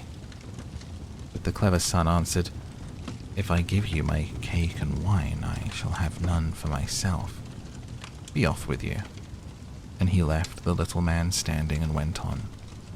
But when he began to hew down a tree, it was not long before he made a false stroke and the axe cut him in the arm, so that he had to go home and have it bound up. And this was the little grey man's doing. After this, the second son went into the forest, and his mother gave him, like the eldest, a cake and a bottle of wine. The little old grey man met him likewise and asked him for a piece of cake and a drink of wine. But the second son too said sensibly enough, "What I give you will be taken away from myself. Be off." And he left the little man standing and went on. His punishment, however, was not delayed. When he had made a few blows to the tree, he struck himself in the leg and had to be carried home. Then Dummling said, "Father, do let me go and cut wood." The father answered, "Your brothers have hurt themselves with it. Leave it alone. You do not understand anything about it." But Dummling begged so long that at last he said, "Just go then. You will get wiser by hurting yourself." His mother gave him a cake made with water and baked in the cinders and a bottle of sour beer. When he came to the forest, the little old grey man met him likewise, and greeting him said, "Give me a piece of your cake and a drink out of your bottle. I am so hungry and thirsty." Dummling answered, "I have only cinder cake and sour beer, if that pleases you. We will sit down and eat." So they sat down, and when Dummling pulled out his cinder cake, it was a fine sweet cake, and the sour beer had become good wine. So they ate and drank, and after that the little man said, "Since you have a good heart and are willing to divide what you have, I will give you good luck. There stands an old tree, cut it down. You will find something at the roots." Then the little man took leave of him. Dummling went and cut down the tree, and when it fell, there was a goose sitting in the roots with feathers of pure gold. He lifted her up and, taking her with him, went to an inn where he thought he would stay the night. Now the host had 3 daughters who saw the goose and were curious to know what such a wonderful bird might be, and would have liked to have one of its golden feathers. The eldest thought, "I shall soon find an opportunity of pulling out a feather." And as soon as Dummling had gone out, she seized the goose by the wing, but her finger and hand remained sticking fast to it. The second came soon afterwards, thinking only of how she might get a feather for herself, but she had scarcely touched her sister than she was held fast. At last the third also came with the like intent, and the others screamed out, "Keep away, for goodness sake, keep away." But she did not understand why she was to keep away. "The others are there," she thought, "I may as well be there too," and she ran to them. But as soon as she had touched her sister, she remained sticking fast to her. So they had to spend the night with the goose. The next morning, Dummling took the goose under his arm and set out, without troubling himself about the 3 girls who were hanging on to it. They were obliged to run after him continually, now left, now right, wherever his legs took him. In the middle of the fields, the parson met them, and when he saw the procession, he said, "For shame, you good-for-nothing girls. Why are you running across the fields after this young man? Is that seemly?" At the same time, he seized the youngest by the hand in order to pull her away, but as soon as he touched her, he likewise stuck fast, and was himself obliged to run behind. Before long, the sexton came by and saw his master, the parson, running behind 3 girls. He was astonished at this, and called out, "Hi, your reverence, whither away so quickly? Do not forget we have a christening today." And running after him, he took him by the sleeve, but was also held fast to it. Whilst the 5 were trotting thus one behind the other, 2 labourers came with their hoes from the fields. The parson called out to them and begged that they would set him and the sexton free. They had scarcely touched the sexton when they were held fast, and now there were 7 of them, running behind Dummling and the goose. Soon afterwards he came to a city where a king ruled, who had a daughter who was so serious that no one could make her laugh. He had put forth a decree that whosoever should be able to make her laugh should marry her. When Dummling heard this, he went with his goose and all her train before the king's daughter. As soon as she saw the 7 people running on and on, one behind the other, she began to laugh quite loudly, as if she would never stop. Thereupon Dummling asked to have her for his wife. But the king did not like the son-in-law and made all manner of excuses and said he must first produce a man who could drink a cellarful of wine. Dummling thought of the little grey man who could certainly help him. So he went into the forest. And in the same place where he had felled the tree, he saw a man sitting who had a very sorrowful face. Dummling asked him what he was taking to heart so sorely, and he answered, "I have such a great thirst and cannot quench it. Cold water I cannot stand. A barrel of wine I have just emptied, but that to me is like a drop on a hot stone." "There I can help you," said Dummling. "Come with me. You shall be satisfied." He led him into the king's cellar, and the man bent over the huge barrels and drank until his loins hurt. Before the day was out, he had emptied all of the barrels. Dummling asked once more for his bride, but the king was vexed that such an ugly fellow, whom everyone called Dummling, should take away his daughter. And he made a new condition. He must first find a man who could eat a whole mountain of bread.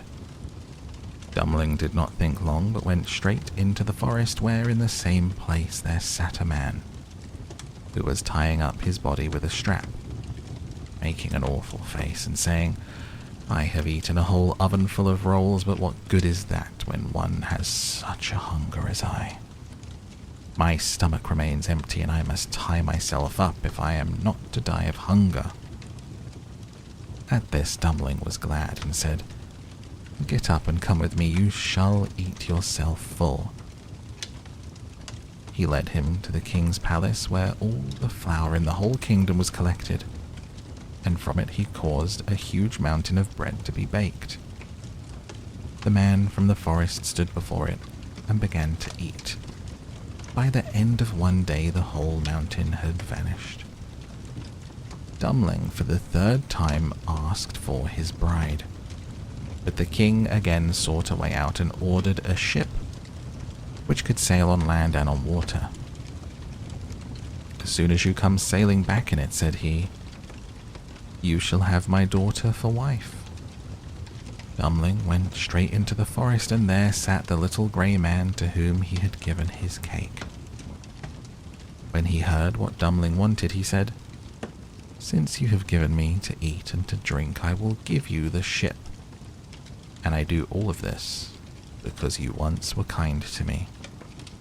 Then he gave him the ship, which could sail on land and water, and when the king saw that, he could no longer prevent him from having his daughter. The wedding was celebrated, and after the king's death, Dummling inherited his kingdom.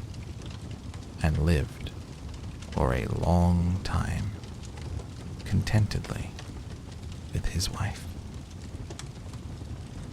Hansel and Gretel by the Brothers Grimm. Hard by a great forest dwelt a poor woodcutter, with his wife and his 2 children. The boy was called Hansel, and the girl Gretel. He had little to bite and to break, and once when great dearth fell on the land, he could no longer procure even daily bread. Now when he thought over this by night in his bed and tossed about in his anxiety, he groaned and said to his wife, "What is to become of us? How are we to feed our poor children when we no longer have anything even for ourselves?" "I'll tell you what, husband," answered the woman. "Early tomorrow morning we will take the children out into the forest, to where it is the thickest. There we will light a fire for them and give each of them 1 more piece of bread, and then we will go to our work and leave them alone. They will not find the way home again, and we shall be rid of them." "No, wife," said the man, "I will not do that. How can I bear to leave my children alone in the forest? The wild animals would soon come and tear them to pieces." "Oh, you fool," said she. "Then we must all 4 die of hunger. You may as well plane the planks for our coffins." And she left him no peace until he consented. "But I feel very sorry for the poor children, all the same," said the man. The 2 children had also not been able to sleep for hunger, and had heard what their stepmother had said to their father. Gretel wept bitter tears and said to Hansel, "Now all is over with us." "Be quiet, Gretel," said Hansel. "Do not distress yourself. I will soon find a way to help us." And when the old folks had fallen asleep, he got up and put on his little coat, opened the door below and crept outside. The moon shone brightly, and the white pebbles which lay in front of the house glittered like real silver pennies. Hansel stooped and stuffed the little pocket of his coat with as many as he could get in. Then he went back and said to Gretel, "Be comforted, dear little sister, and sleep in peace. God will not forsake us." And he lay down again in his bed. And when day dawned, but before the sun had risen, the woman came and awoke the 2 children, saying, "Get up, you sluggards. We're going into the forest to fetch wood." She gave each a little piece of bread and said, "There's something for your dinner, but do not eat it up before then, for you will get nothing else." Gretel took the bread under her apron as Hansel had the pebbles in his pocket. Then they all set out together on the way to the forest. When they had walked a short time, Hansel stood still and peeped back at the house, and did so again and again. His father said, "Hansel, what are you looking at there and staying behind for? Pay attention, and do not forget how to use your legs." "Ah, father," said Hansel, "I'm looking at my little white cat, which is sitting up on the roof and wants to say goodbye to me." The wife said, "Fool, that is not your little cat. That is the morning sun shining on the chimneys." Hansel, however, had not been looking back at the cat, but had been constantly throwing one of the white pebble stones out of his pocket on the road. When they had reached the middle of the forest, the father said, "Now, children, pile up some wood, and I will light a fire that you may not be cold." Hansel and Gretel gathered brushwood together as high as a little hill. The brushwood was lighted, and when the flames were burning very high, the woman said, "Now, children, lay yourselves down by the fire and rest. We will go into the forest and cut some wood. When we have done, we will come back and fetch you away."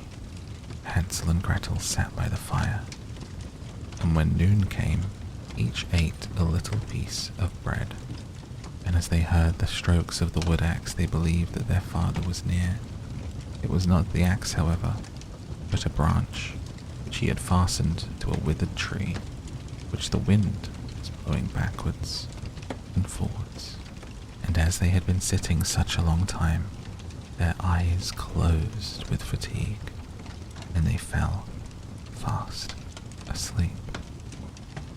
When at last they awoke, it was already dark night.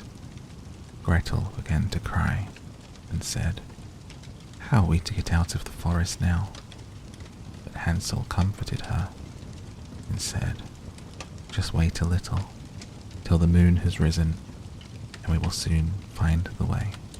And when the full moon had risen, Hansel took his little sister by the hand, and followed the pebbles, which shone like newly coined silver pieces, and showed them the way.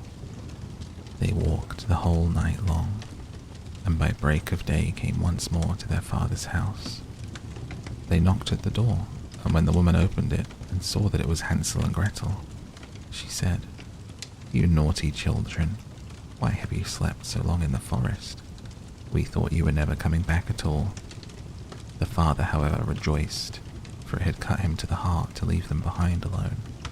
Not long afterwards, there was once more great dearth throughout the land, and the children heard their mother saying at night to their father, "Everything is eaten again. We have 1/2 loaf left, and that is the end.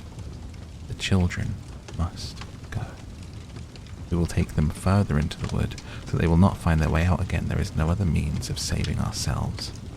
The man's heart was heavy, and he thought, "It would be better for you to share the last mouthful with your children."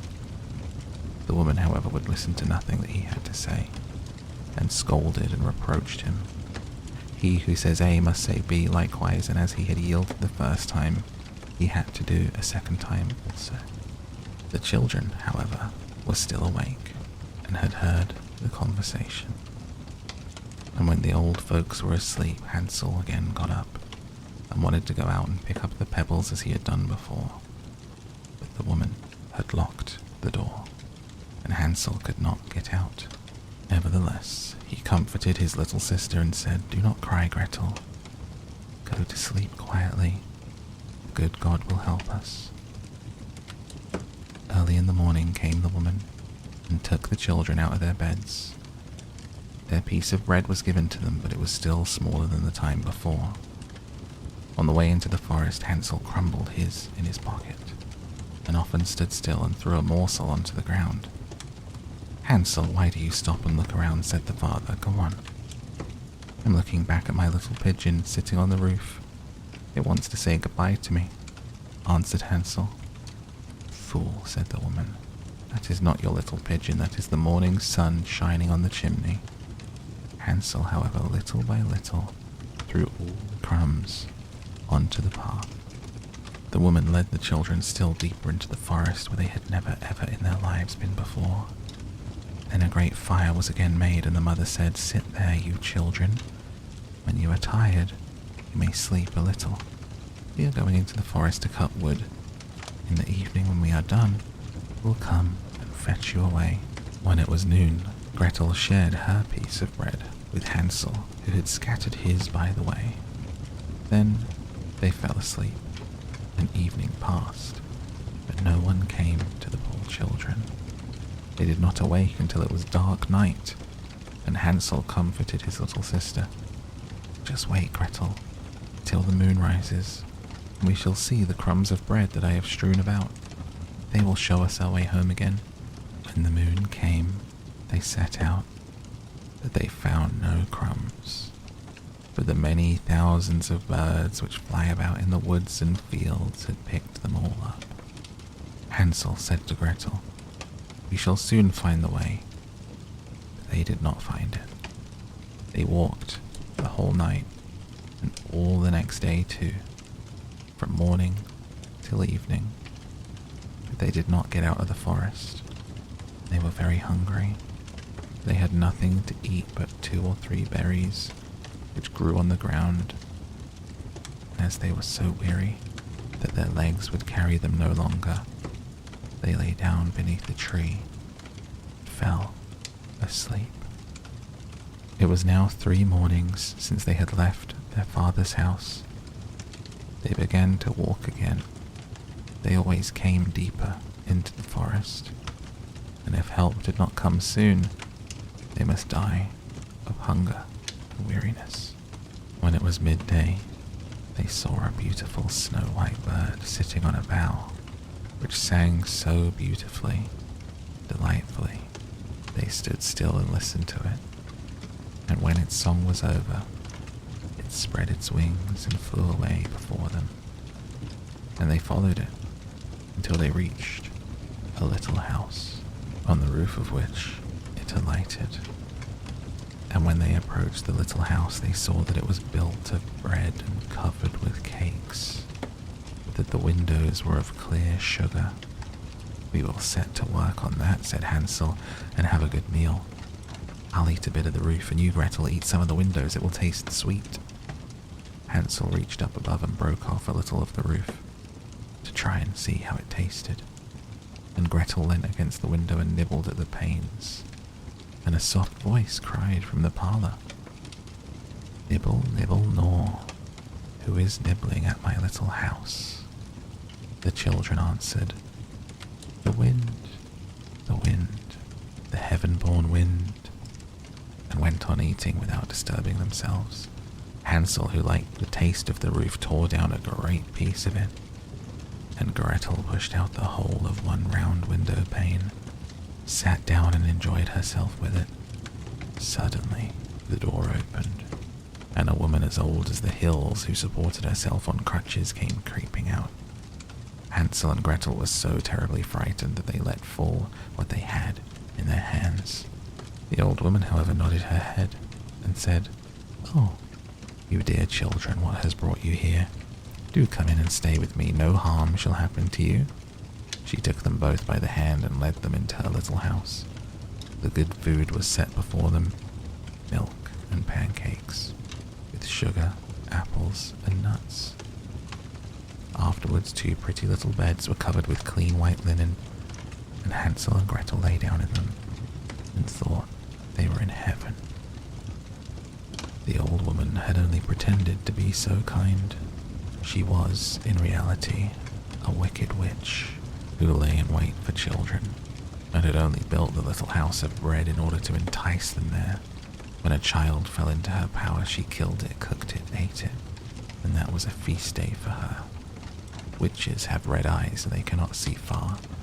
They have a keen scent, like the beasts, and are aware when human beings draw near.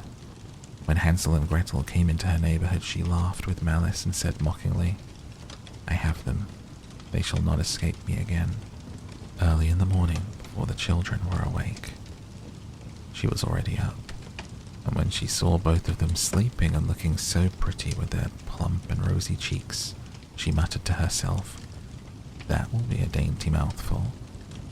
Then she seized Hansel with her shriveled hand, carried him into a little stable, and locked him in behind a grated door. Scream as he might, it would not help him. Then she went to Gretel, shook her till she awoke, and cried, "Get up, lazy thing. Fetch some water and cook something good for your brother. He's in the stable outside and is to be made fat. When he is fat, I will eat him." Gretel began to weep bitterly, but it was all in vain, for she was forced to do what the wicked witch commanded. And now the best food was cooked for poor Hansel, but Gretel got nothing but crab shells. Every morning, the woman crept to the little stable and cried, "Hansel, stretch out your finger that I may feel if you will soon be fat." Hansel, however, stretched out a little bone to her, and the old woman, who had dim eyes, could not see it, and thought it was Hansel's finger, and was astonished that there was no way of fattening him. When 4 weeks had gone by and Hansel still remained thin, she was seized with impatience and would not wait any longer. "Now then, Gretel," she cried to the girl, "stir yourself and bring some water. Let Hansel be fat or lean, tomorrow I will kill him and cook him." Ah, how the poor little sister did lament when she had to fetch the water. How her tears did flow down her cheeks. "Dear God, do help us," she cried. "If the wild beasts in the forest had but devoured us, we should at any rate have died together." "Just keep your noise to yourself," said the old woman. "It won't help you at all." Early in the morning, Gretel had to go out and hang up the cauldron with the water and light the fire. "We will bake first," said the old woman. "I have already heated the oven and kneaded the dough." She pushed poor Gretel out to the oven, from which flames of fire were already darting. "Creep in," said the witch. "See if it's properly heated so we can put the bread in." And once Gretel was inside, she intended to shut the oven and let her bake in it, and then she would eat her too. But Gretel saw what she had in mind and said, "I do not know how I'm going to do it. How do I get in?" "Silly goose," said the old woman. "The door is big enough. Look, I can get in myself." And she crept up and thrust her head into the oven, and Gretel gave her a push that drove her far into it and shut the iron door and fastened the bolt. Then she began to howl quite horribly, but Gretel ran away, and the godless witch was miserably burnt to death. Gretel, however, ran like lightning to Hansel, opened his little stable and cried, "Hansel, we are saved, the old witch is dead." Hansel sprang like a bird from its cage when the door is opened. How they rejoiced and embraced each other and danced about and kissed. And as they had no longer any need to fear her, they went into the witch's house, and in every corner stood chests full of pearls and jewels.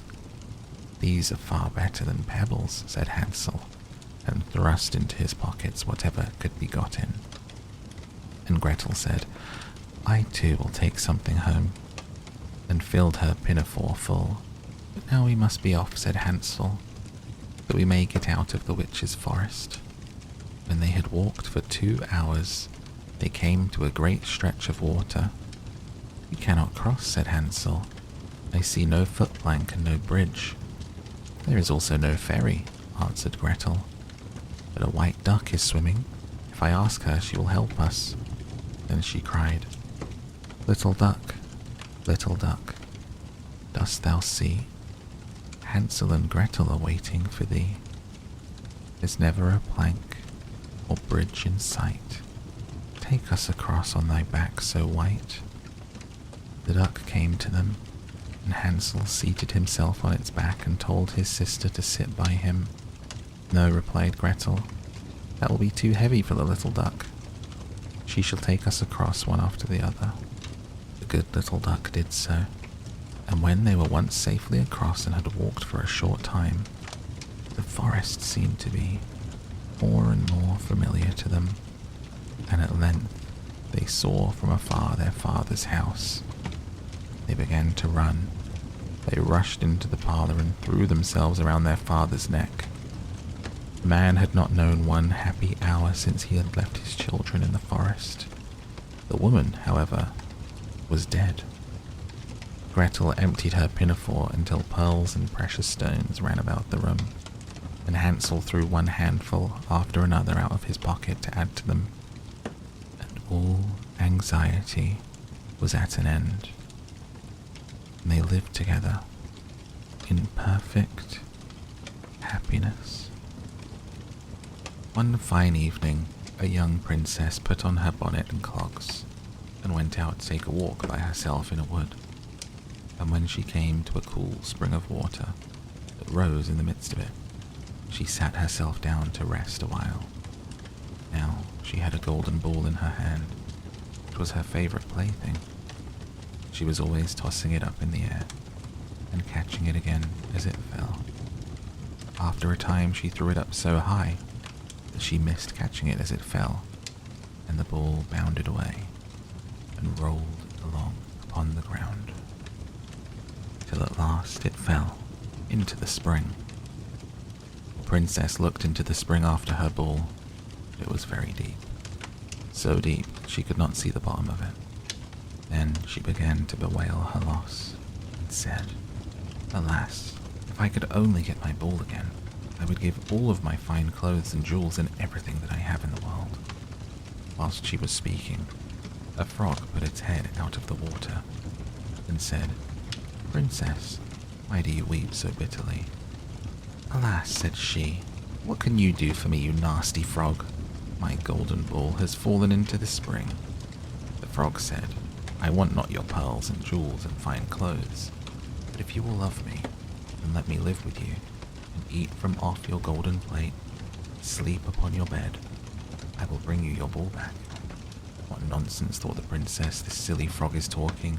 He can never even get out of the spring to visit me, though he may be able to get my ball for me. Therefore I will tell him he shall have what he asks. So she said to the frog, "Well, if you bring me my ball, I will do as you ask." And then the frog put his head down, dived deep under the water, and after a little while he came up again, with the ball in his mouth, and threw it on the edge of the spring. As soon as the young princess saw the ball, she ran to pick it up, and she was so overjoyed to have it in her hand again that she never thought of the frog. She ran home as fast as she could. The frog called after her, "Stay, princess, and take me with you as you said." But she did not stop to hear a word. The next day, just as the princess had sat down to dinner, she heard a strange noise. Tap, tap, splash, splash, as if something was coming up the marble staircase. And soon afterwards there was a gentle knock at the door, and a little voice cried out and said, "Open the door, my princess dear, open the door to thy true love here, and mind the words that thou and I said, by the fountain cool in the greenwood shade." The princess ran to the door and opened it, and there she saw the frog, whom she had quite forgotten. At this sight she was sadly frightened, and shutting the door as fast as she could, came back to her seat. The king, her father, seeing that something had frightened her, asked her what was the matter. "There is a nasty frog," said she, "at the door that lifted my ball for me out of the spring this morning. I told him that he should live with me here, thinking that he could never get out of the spring. But there he is at the door, and he wants to come in." While she was speaking, the frog knocked again at the door and said, "Open the door, my princess dear, open the door to thy true love here, and mind the words that thou and I said, by the fountain cool in the greenwood shade." Then the king said to the young princess, "As you have given your word, you must keep it, so go and let him in." She did so, and the frog hopped into the room, and straight on, tap, tap, splash, splash, from the bottom of the room to the top, till he came up close to the table where the princess sat. "Pray, lift me upon a chair," said he to the princess, "and let me sit next to you." As soon as she had done this, the frog said, "Put your plate nearer to me, that I may eat out of it." This she did, and when he had eaten as much as he could, he said, "Now I am tired. Carry me upstairs and put me into your bed." And the princess, though very unwilling, took him up in her hand and put him upon the pillow of her own bed, where he slept all night long. As soon as it was light, he jumped up, hopped downstairs, and went out of the house. "Now then," thought the princess, "at last he is gone, and I shall be troubled with him no more." But she was mistaken. When night came again, she heard the same tapping at the door, and the frog once more said, "Open the door, my princess dear, open the door to thy true love here, and mind the words that thou and I said, by the fountain cool in the greenwood shade." And when the princess opened the door, the frog came in and slept upon her pillow as before, till the morning broke. And the third night he did the same. When the princess awoke on the following morning, she was astonished to see, instead of the frog, a handsome prince, gazing on her with the most beautiful eyes that she had ever seen, and standing at the head of her bed. He told her he had been enchanted by a spiteful fairy, who had changed him into a frog, and that he had been fated so to abide until some princess should take him out of the spring and let him eat from her plate and sleep on her bed for 3 nights. "You," said the prince, "have broken this cruel charm, and now I have nothing to wish for but that you should go with me into my father's kingdom, where I will marry you and love you for as long as you live." The young princess, you may be sure, was not long in saying yes to all of this, and as they spoke, a gay coach drove up with 8 beautiful horses, decked with plumes of feathers and a golden harness, and behind the coach rode the prince's servant, faithful Heinrich, who had bewailed the misfortunes of his dear master during his enchantment so long and so bitterly that his heart had well nigh burst. They then took leave of the king, and got into the coach with 8 horses, and all set out, full of joy and merriment, for the prince's kingdom, which they reached safely. and there they lived happily a great many years. The end. Let's read another one. Rapunzel. There were once a man and a woman who had long in vain wished for a child. At length the woman hoped that God was about to grant her desire. These people had a little window at the back of their house, from which a splendid garden could be seen, which was full of the most beautiful flowers and herbs. It was, however, surrounded by a high wall, and no one dared to go into it because it belonged to an enchantress who had great power and was dreaded by all the world. One day the woman was standing by this window and looking down into the garden, when she saw a bed which was planted with the most beautiful rampion. And it looked so fresh and green that she longed for it. She quite pined away and began to look pale and miserable. Then her husband was alarmed and asked, "What ails you, dear wife?" "Ah," she replied, "if I can't eat some of the rampion which is in the garden behind our house, I shall die." The man, who loved her, thought, "Sooner than let your wife die, bring her some of the rampion yourself. Let it cost what it will." At twilight, he clambered down over the wall into the garden of the enchantress, hastily clutched a handful of rampion, and took it to his wife. She at once made herself a salad of it and ate it greedily. It tasted so good to her, so very good, that the next day she longed for it 3 times as much as before. If he was to have any rest, her husband must once more descend into the garden. In the gloom of evening, he let himself down again, and when he clambered down the wall, he was terribly afraid, for he saw the enchantress standing before him. "How can you dare," she said with an angry look, "descend into my garden and steal my rampion like a thief? You shall suffer for it." "Ah," answered he, "let mercy take the place of justice. I only made up my mind to do it out of necessity. My wife saw your rampion from the window and felt such a longing for it that she would have died if she had not got some to eat." Then the enchantress allowed her anger to be softened and said to him, "If the case be as you say, I will allow you to take away with you as much rampion as you will. Only I make one condition. You must give me the child which your wife will bring into the world. It shall be well treated, and I will care for it like a mother." The man in his terror consented to everything, and when the woman was brought to bed, the enchantress appeared at once, gave the child the name of Rapunzel, and took it away with her. Rapunzel grew into the most beautiful child under the sun. When she was 12 years old, the enchantress shut her into a tower which lay in a forest and had neither stairs nor door, but quite at the top was a little window. When the enchantress wanted to go in, she placed herself beneath it and cried, "Rapunzel, Rapunzel, let down your hair to me." Rapunzel had magnificent long hair, fine as spun gold. When she heard the voice of the enchantress, she unfastened her braided tresses, wound them round one of the hooks of the window above, and then the hair fell 20 ells down, and the enchantress climbed up by it. After a year or 2, it came to pass that the king's son rode through the forest and passed by the tower. Then he heard a song, which was so charming that he stood still and listened. This was Rapunzel, who in her solitude passed her time in letting her sweet voice resound. The king's son wanted to climb up to her, and looked for the door to the tower, but none was to be found. He rode home, but the singing had so deeply touched his heart that every day he went out into the forest and listened to it.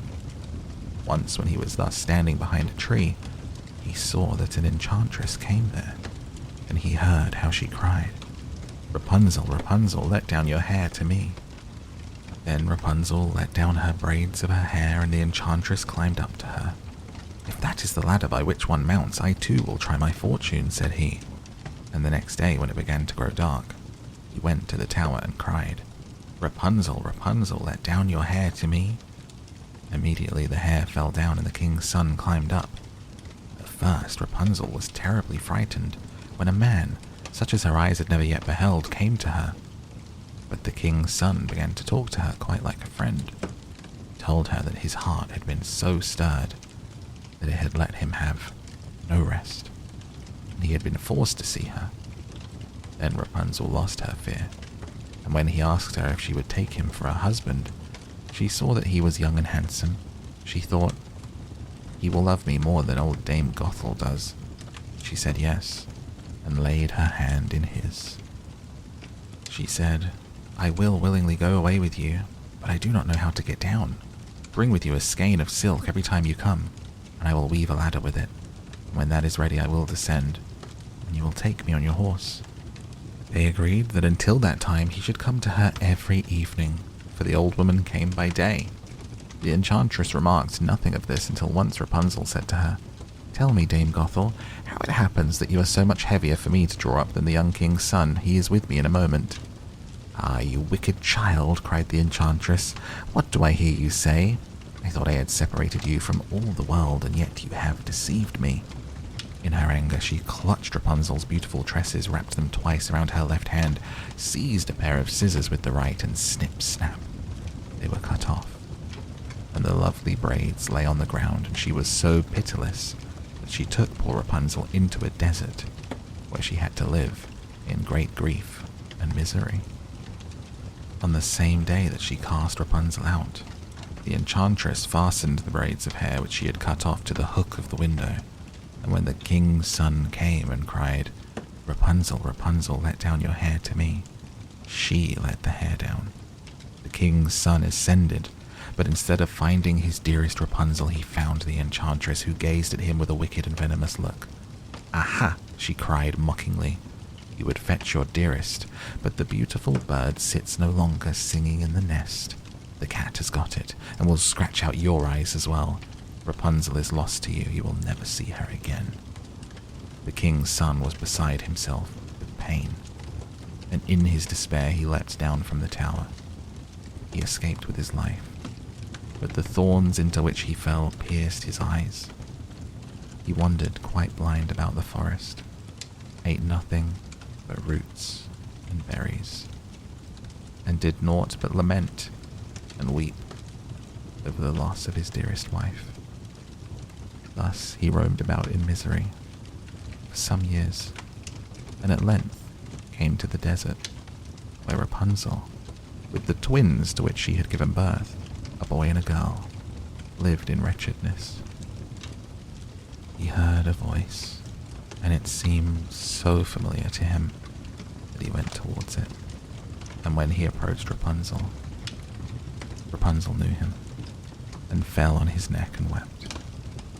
2 of her tears wetted his eyes, and they grew clear again, and he could see with them as before.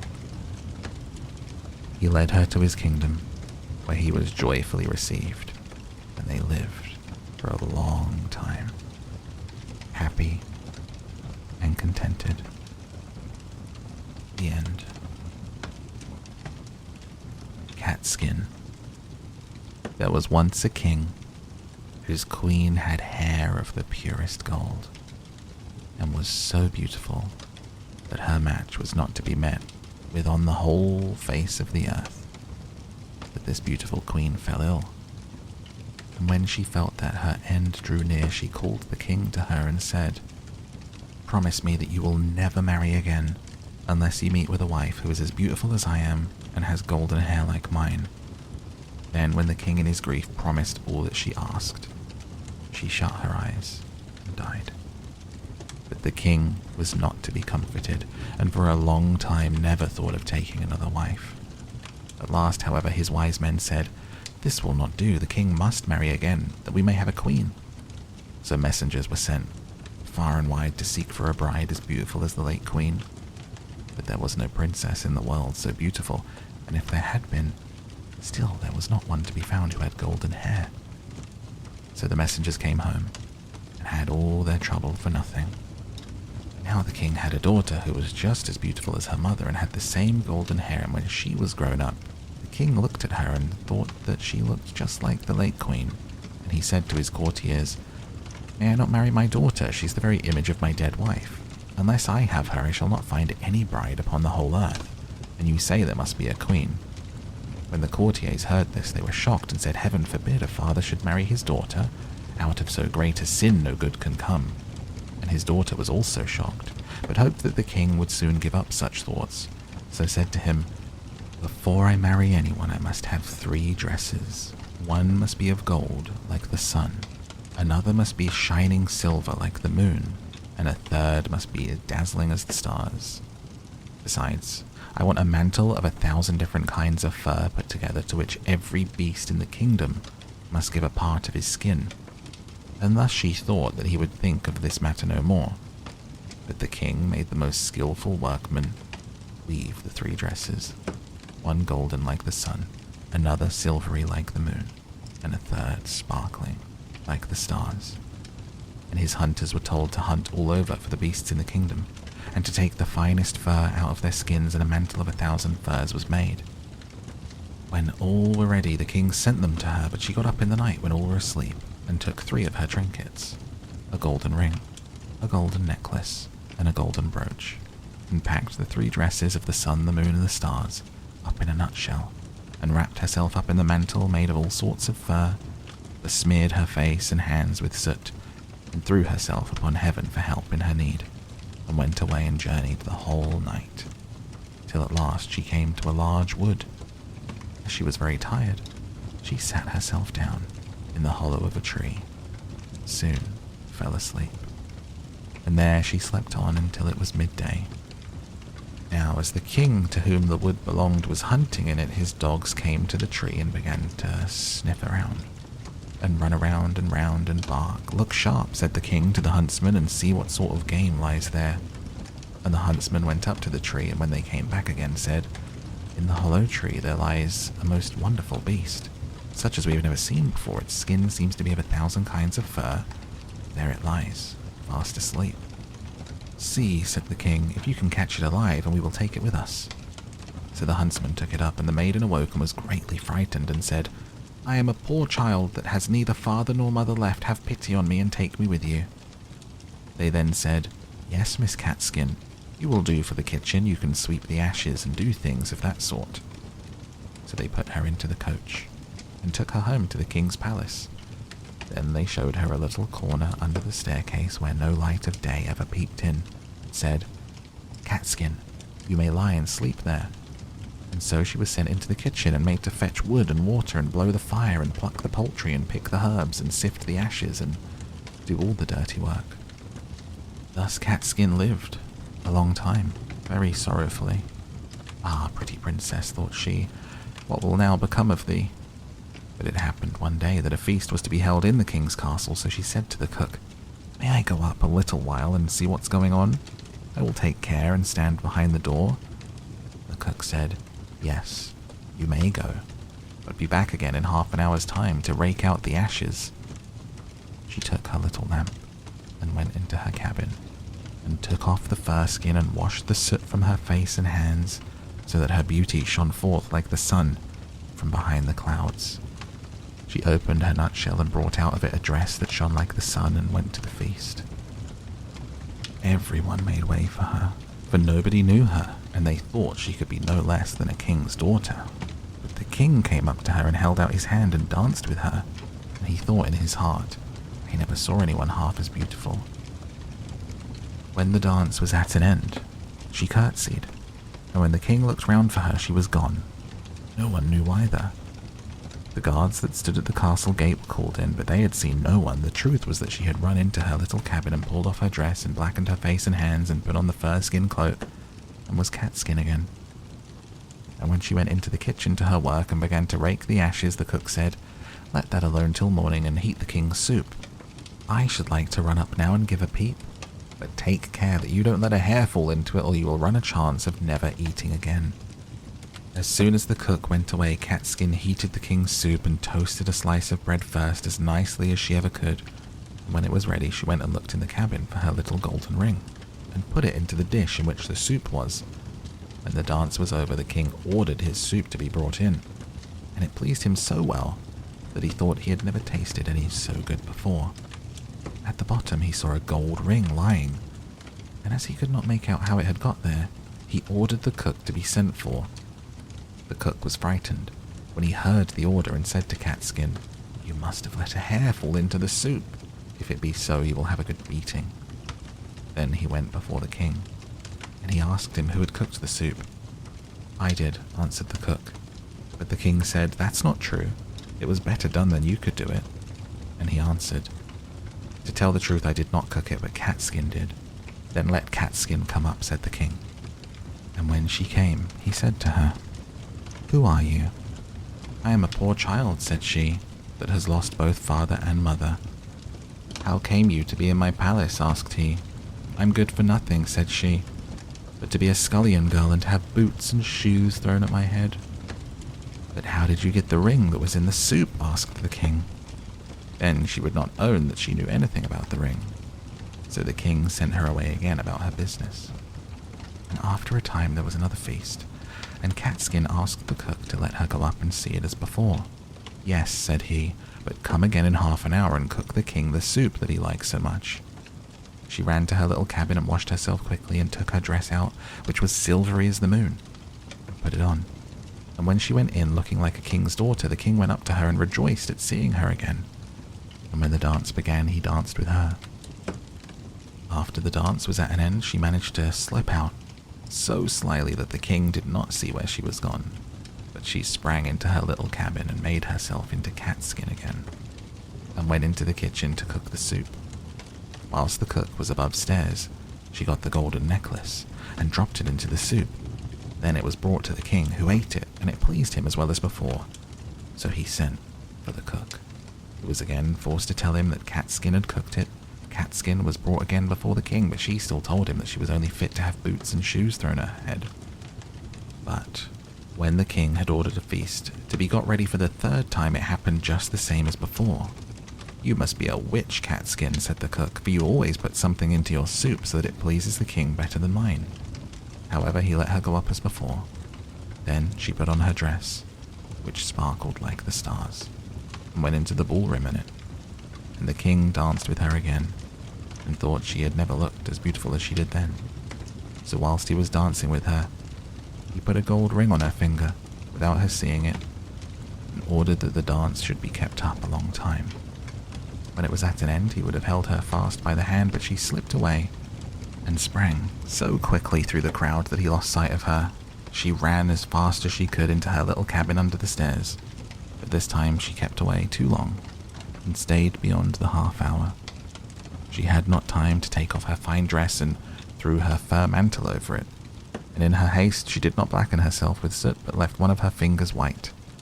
She ran into the kitchen and cooked the king's soup, and as soon as the cook was gone, she put the golden brooch into the dish. And when the king got to the bottom, he ordered Catskin to be called once more, saw the white finger, and the ring he had put on it whilst they were dancing. He seized her hand and kept fast a hold of it. When she wanted to loose herself and spring away, the fur cloak fell off a little on one side, and the starry dress sparkled underneath. He got a hold of the fur, he tore it off. Her golden hair, her beautiful form was seen. She could no longer hide herself. She washed the soot and the ashes from her face, and showed herself to be the most beautiful princess upon the face of the earth. But the king said, "You are my beloved bride. We will never be parted from each other." And the wedding feast was held, and a merry day it was, as ever was heard or seen in that country, or indeed in any other. Arthur, the greatest of Britain's kings, holds the Christmas festival at Camelot, surrounded by the celebrated knights of the Round Table, noble lords, the most renowned under heaven, and ladies the loveliest that ever had life. This noble company celebrate the new year by a religious service, by the bestowal of gifts, and the most joyous mirth. Lords and ladies take their seats at the table. Queen Guinevere, the grey-eyed, gaily dressed, sits at the dais, the high table or table of state, where too sat Gawain, with other worthies of the Round Table. Arthur, in mood as joyful as a child, his blood young and his brain wild, declares that he will not eat nor sit long at the table until some adventurous thing, some uncouth tale, some great marvel, or some encounter of arms has occurred to mark the return of the new year. The first course was announced with cracking of trumpets, with the noise of nakers and noble pipes. Each two had dishes 12, good beer and bright wine both. Scarcely was the first course served when another noise than that of music was heard. There rushes in at the hall door a knight of gigantic stature, the greatest on earth in measure high. He was clothed entirely in green, and rode upon a green foal. Fair wavy hair fell about the shoulders of the Green Knight, and a great beard like a bush hung upon his breast. The knight carried no helmet, shield, or spear, but in one hand a holly bough, and in the other an axe, huge and unmeet, the edge of which was as keen as a sharp razor. Thus arrayed, the Green Knight enters the hall without saluting anyone. The first word that he uttered was, "Where is the governor of this gang? Gladly would I see him and with himself speak reason." To the knights he cast his eye, looking for the most renowned. Much did the noble assembly marvel to see a man and a horse of such a hue, green as the grass. Even greener they seemed than green enamel on bright gold. Many marvels had they seen, but none such as this. They were afraid to answer, but sat stone still in a dead silence, as if overpowered by sleep. Not all from fear, but some for courtesy. Then Arthur before the high dais salutes the Green Knight, bids him welcome and entreats him to stay a while at his court. The knight says his errand is not to abide in any dwelling, but to seek the most valiant of the heroes of the Round Table, that he may put his courage to the proof, and thus satisfy himself as to the fame of Arthur's court. "I come," he says, "in peace, as ye may see by this branch that I bear here. Had I come with hostile intentions, I should not have left my helmet, shield, sharp spear, and other weapons behind me. But because I desire no war, my weeds are softer. If thou be so bold as all men say, thou wilt grant me the request I am about to make." "Sir, courteous knight," replies Arthur, "if thou cravest battle only, here failest thou not to fight."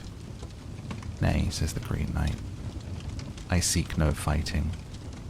Hereabout on this bench are only beardless children. Were I arrayed in arms on a high steed, no man here would be a match for me. But it is now Christmas time, and this is the new year, and I see around me many brave ones.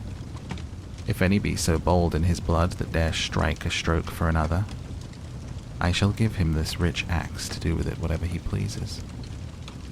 I shall abide the first blow just as I sit, and will stand him a stroke, stiff on this floor, provided that I deal him another in return. And yet I give him respite, a 12-month and a day. Now haste and let's see tight. Dare any herein aught say?"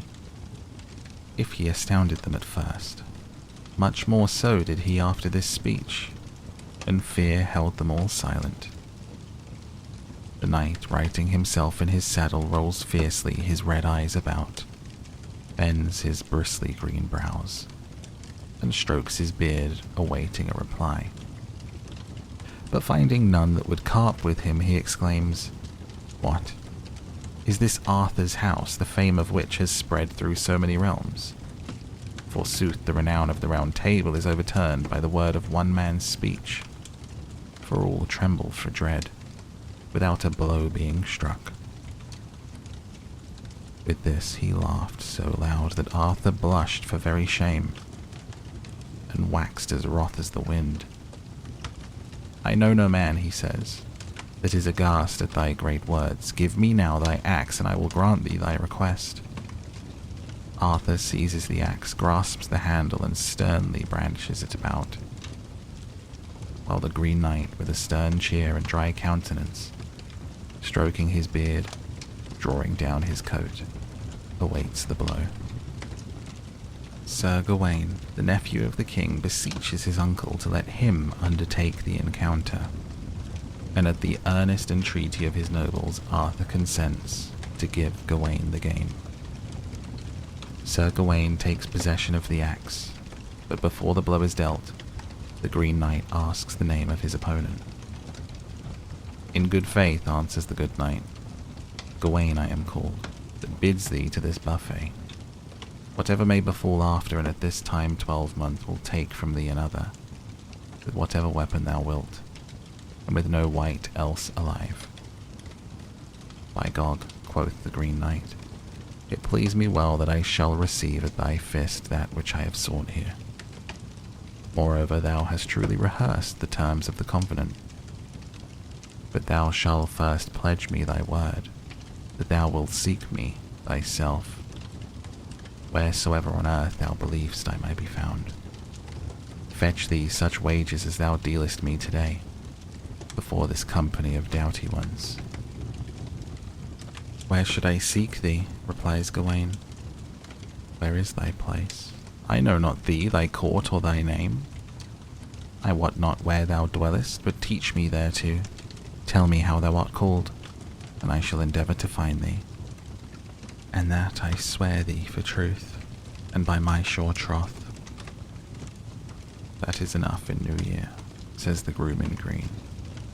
If I tell thee when I have received the tap, when thou hast smitten me, then smartly I will teach thee of my house, my home, and my own name, so that thou mayest follow my track and fulfill the covenant between us. If I spend no speech, then speedest thou the better, for then mayest thou remain in thy own land and seek no further, but cease thy talking. Take now thy grim tool to thee, and let us see how thou knockest.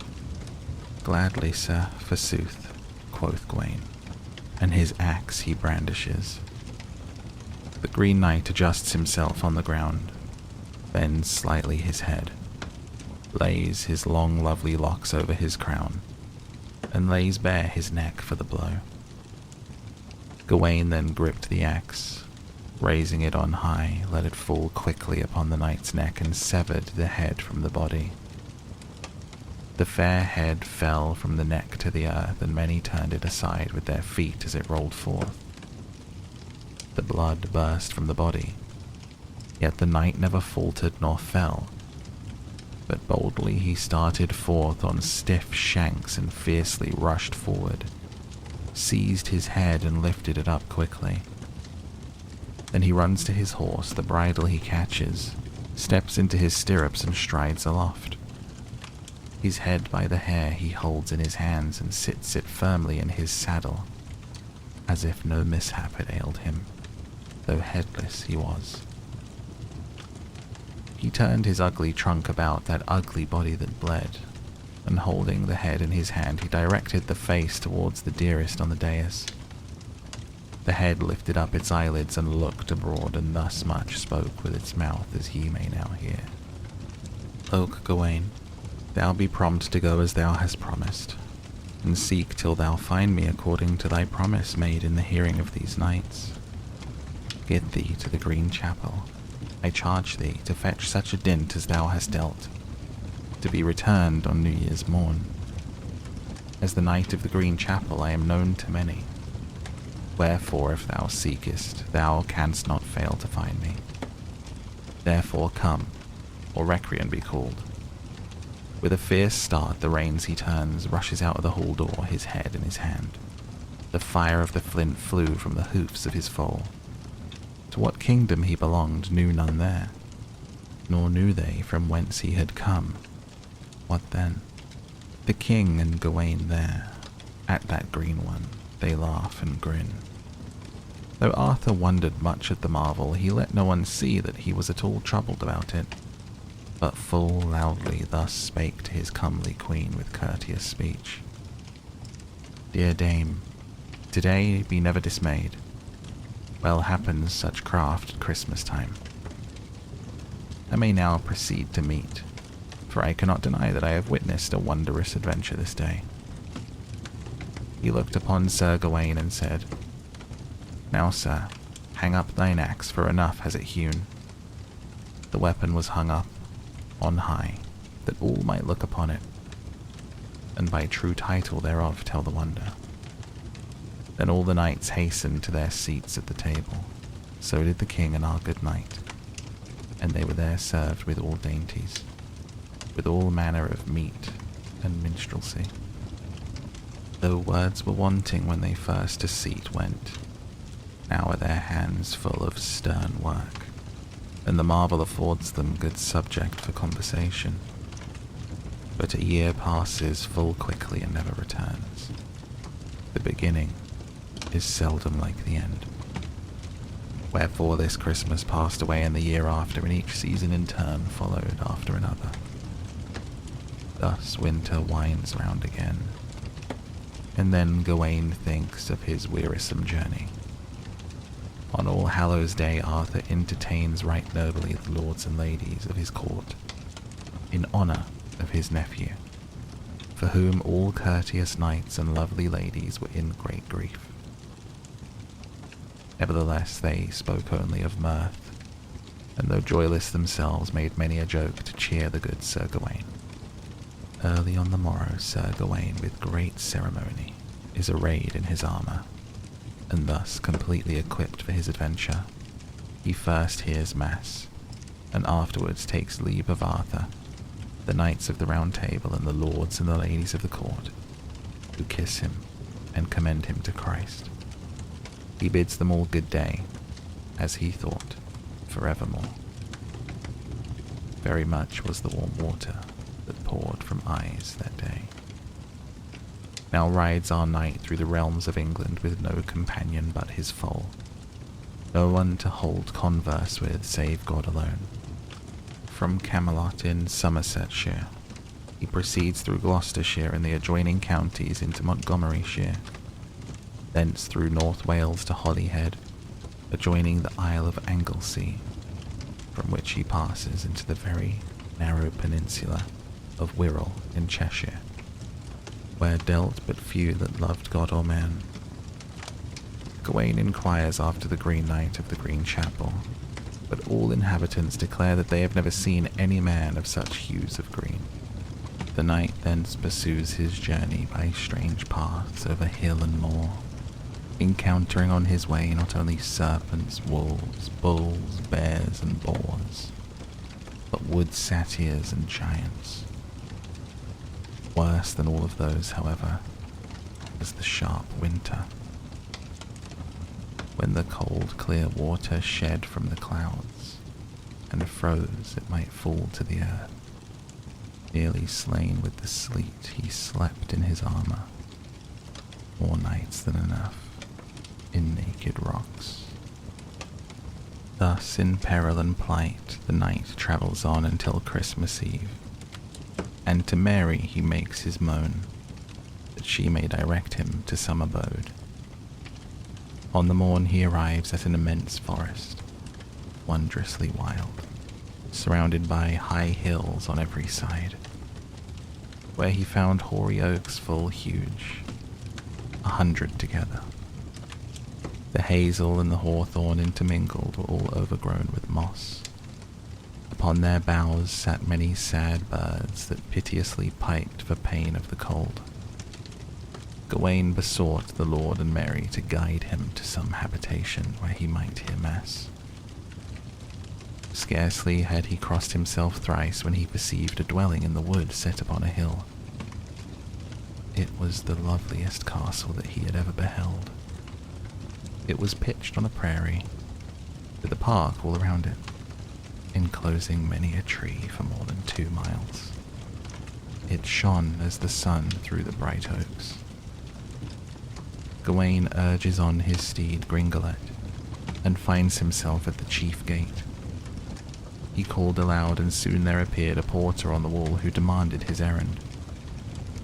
"Good sir," quoth Gawain, "wouldst thou go to the high lord of this house and crave a lodging for me?" "Yea, by Peter," replied the porter. "Well, I know that thou art welcome to dwell here as long as thou likest." The drawbridge is soon let down, and the gates opened wide to receive the knight. Many noble ones hasten to bid him welcome. They take away his helmet, sword, and shield. Many a proud one presses forward to do him honor. They bring him into the hall, where a fire was brightly burning upon the hearth. Then the lord of the land comes from his chamber and welcomes Sir Gawain, telling him that he is to consider the place as his own. Our knight is next conducted to a bright bower, where was noble bedding, curtains of pure silk with golden hems and tarsic tapestries upon the wall and the floors. Here the knight doffed his armour and put on rich robes, which so well became him that all declared that a more comely knight Christ had never made. A table is soon raised, and Gawain, having washed, proceeds to meat. Many dishes are set before him, sows of various kinds, fish of all kinds, some baked in bread, others broiled on the embers, some boiled, others seasoned with spices. The knight expresses himself well pleased and calls it a most noble and princely feast. After dinner, in reply to numerous questions, he tells his host that he is Gawain, one of the knights of the Round Table. When this was made known, great was the joy in the hall. Each one said softly to his companion, "Now we shall see courteous behaviour, and learn the terms of noble discourse, since we have amongst us that fine father of nurture. Truly God has highly favoured us in sending us such a noble guest as Sir Gawain." At the end of the Christmas festival, Gawain desires to take his departure from the castle, but his host persuades him to stay, promising to direct him to the Green Chapel about 2 miles from the castle, that he may be there by the appointed time. A covenant is made between them, the terms of which were that the lord of the castle should go out early to the chase, that Gawain meanwhile should lie in his loft at his ease, and rise at his usual hour, afterwards sit at a table with his hostess, and that at the end of the day they should make an exchange of whatever they might obtain in the interim. "Whatever I win in the wood," says the lord, "shall be yours, and what thou gettest shall be mine." Full early before daybreak the folk uprise, saddle their horses, and truss their mails. The noble lord of the land, arrayed for riding, eats hastily a sop, and having heard mass, proceeds with 100 hunters to hunt the wild deer. All this time Gawain lies in his gay bed. His nap is disturbed by a little noise at the door, which is softly opened. He heaves up his head out of the clothes, and peeping through the curtains beholds a most lovely lady, the wife of the host. She came towards the bed, and the knight laid himself down quickly, pretending to be asleep. The lady stole to the bed, cast up the curtains, crept within, sat her softly on the bedside, and waited some time till the knight should awake. After lurking a while under the clothes, considering what it all meant, Gawain unlocked his eyelids and put on a look of surprise, at the same time making the sign of the cross as if afraid of some hidden danger. "Good morrow, sir," said the fair lady. "Ye are a careless sleeper to let one enter thus. I shall bind you in your bed, of that ye be sure." "Good morrow," quoth Gawain. "I shall act according to your will with great pleasure, but permit me to rise that I may more comfortably converse with you." "Nay, bow sir," said the sweet one, "ye shall not rise from your bed. Since I have caught my knight, I shall hold talk with him. I ween well that ye are Sir Gawain, that all the world worships, whose honour and courtesy are so greatly praised. Now ye are here, and we are alone. My lord and his men being afar off, other men too are in bed, so are my maidens. The door is safely closed. I shall use my time well while it lasts. Ye are welcome to my person, to do with it as ye please, and I will be your servant." Gawain behaves most discreetly, for the remembrance of his forthcoming adventure at the Green Chapel prevents him from thinking of love. At last, the lady takes leave of the knight by catching him in her arms and kissing him. The day passes away merrily, and at dusk the lord of the castle returns from the chase. He presents the venison to Gawain according to the previous covenant between them. Our knight gives his host a kiss, as the only piece of good fortune that had fallen to him during the day. "It is good," says the other, "and would be much better if you would tell me where you won such bliss." "That was not in our covenant," replies Gawain, "so try me no more." After much laughing on both sides, they proceed to supper. And afterwards, while the choice wine is being carried around, Gawain and his host renew their agreement. Late at night, they take leave of each other and hasten to their beds. By the time that the cock had crowed and cackled thrice, the lord was up, and after meat and mass were over, the hunters make for the woods, where they give chase to a wild boar who had grown old and mischievous. While the sportsmen are hunting this wild swine, our lovely knight lies in his bed. He is not forgotten by the lady who pays him an early visit, seeking to make further trial of his virtues. She sits softly by his side and tells him that he has forgotten what she taught him the day before. "I taught you of kissing," says she, "that becomes every courteous knight." Gawain says he must not take that which is forbidden him. The lady replies that he is strong enough to enforce his own wishes. Our knight answers that every gift not given with goodwill is worthless. His fair visitor then inquires how it is that he who is so skilled in the true sport of love, and so renowned a knight, has never talked to her of love.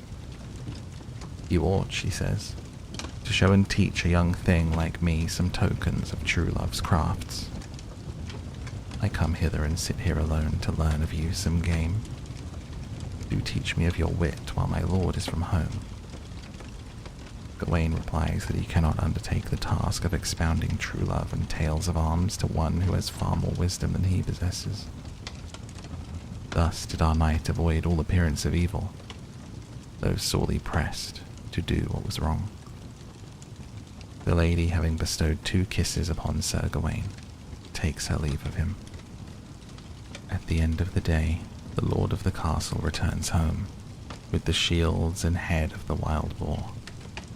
He shows them to his guest, who declares that such a brawn of a beast, nor such sides of a swine, he never before has seen. Gawain takes possession of the spoil according to covenant, and in return bestows 2 kisses upon the host, who declares that his guest has indeed been rich. After much persuasion, Gawain consents to stop at the castle another day. Early on the morrow, the lord and his men hasten to the woods, and come upon the track of a fox, the hunting of which affords them plenty of employment and sport. Meanwhile, our good knight sleeps soundly with his comely curtains. He is again visited by the lady of the castle. So gaily was she attired and so faultless of her features that great joy warmed the heart of Sir Gawain. With soft and pleasant smiles they smite into mirth, and are soon engaged in conversation. Had not Mary thought of her knight, he would have been in great peril. So sorely does the fair one press him with her love, that he fears lest he should become a traitor to his host. The lady inquires whether he has a mistress to whom he has plighted his troth. The knight swears by St. John that he neither has nor desires one. This answer causes the dame to sigh for sorrows, and telling him she must depart, she asks for some gift, if it were only a glove, by which she might think on the knight and lessen her grief. Gawain assures her that he has nothing worthy of her acceptance, that he is on an uncouth errand, and therefore has no men with no mails containing precious things, for which he is truly sorry.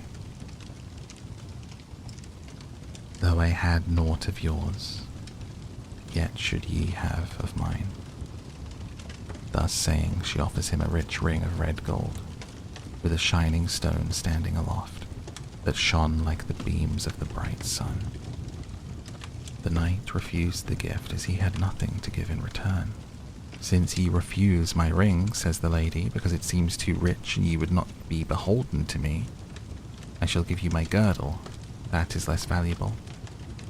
But Gawain replies that he will not accept gold or reward of any kind, though. Ever in hot and in cold, he will be her true servant. "Do ye refuse it," asks the lady, "because it seems simple and of little value? Whoso knew the virtues that are knit therein would estimate it more highly.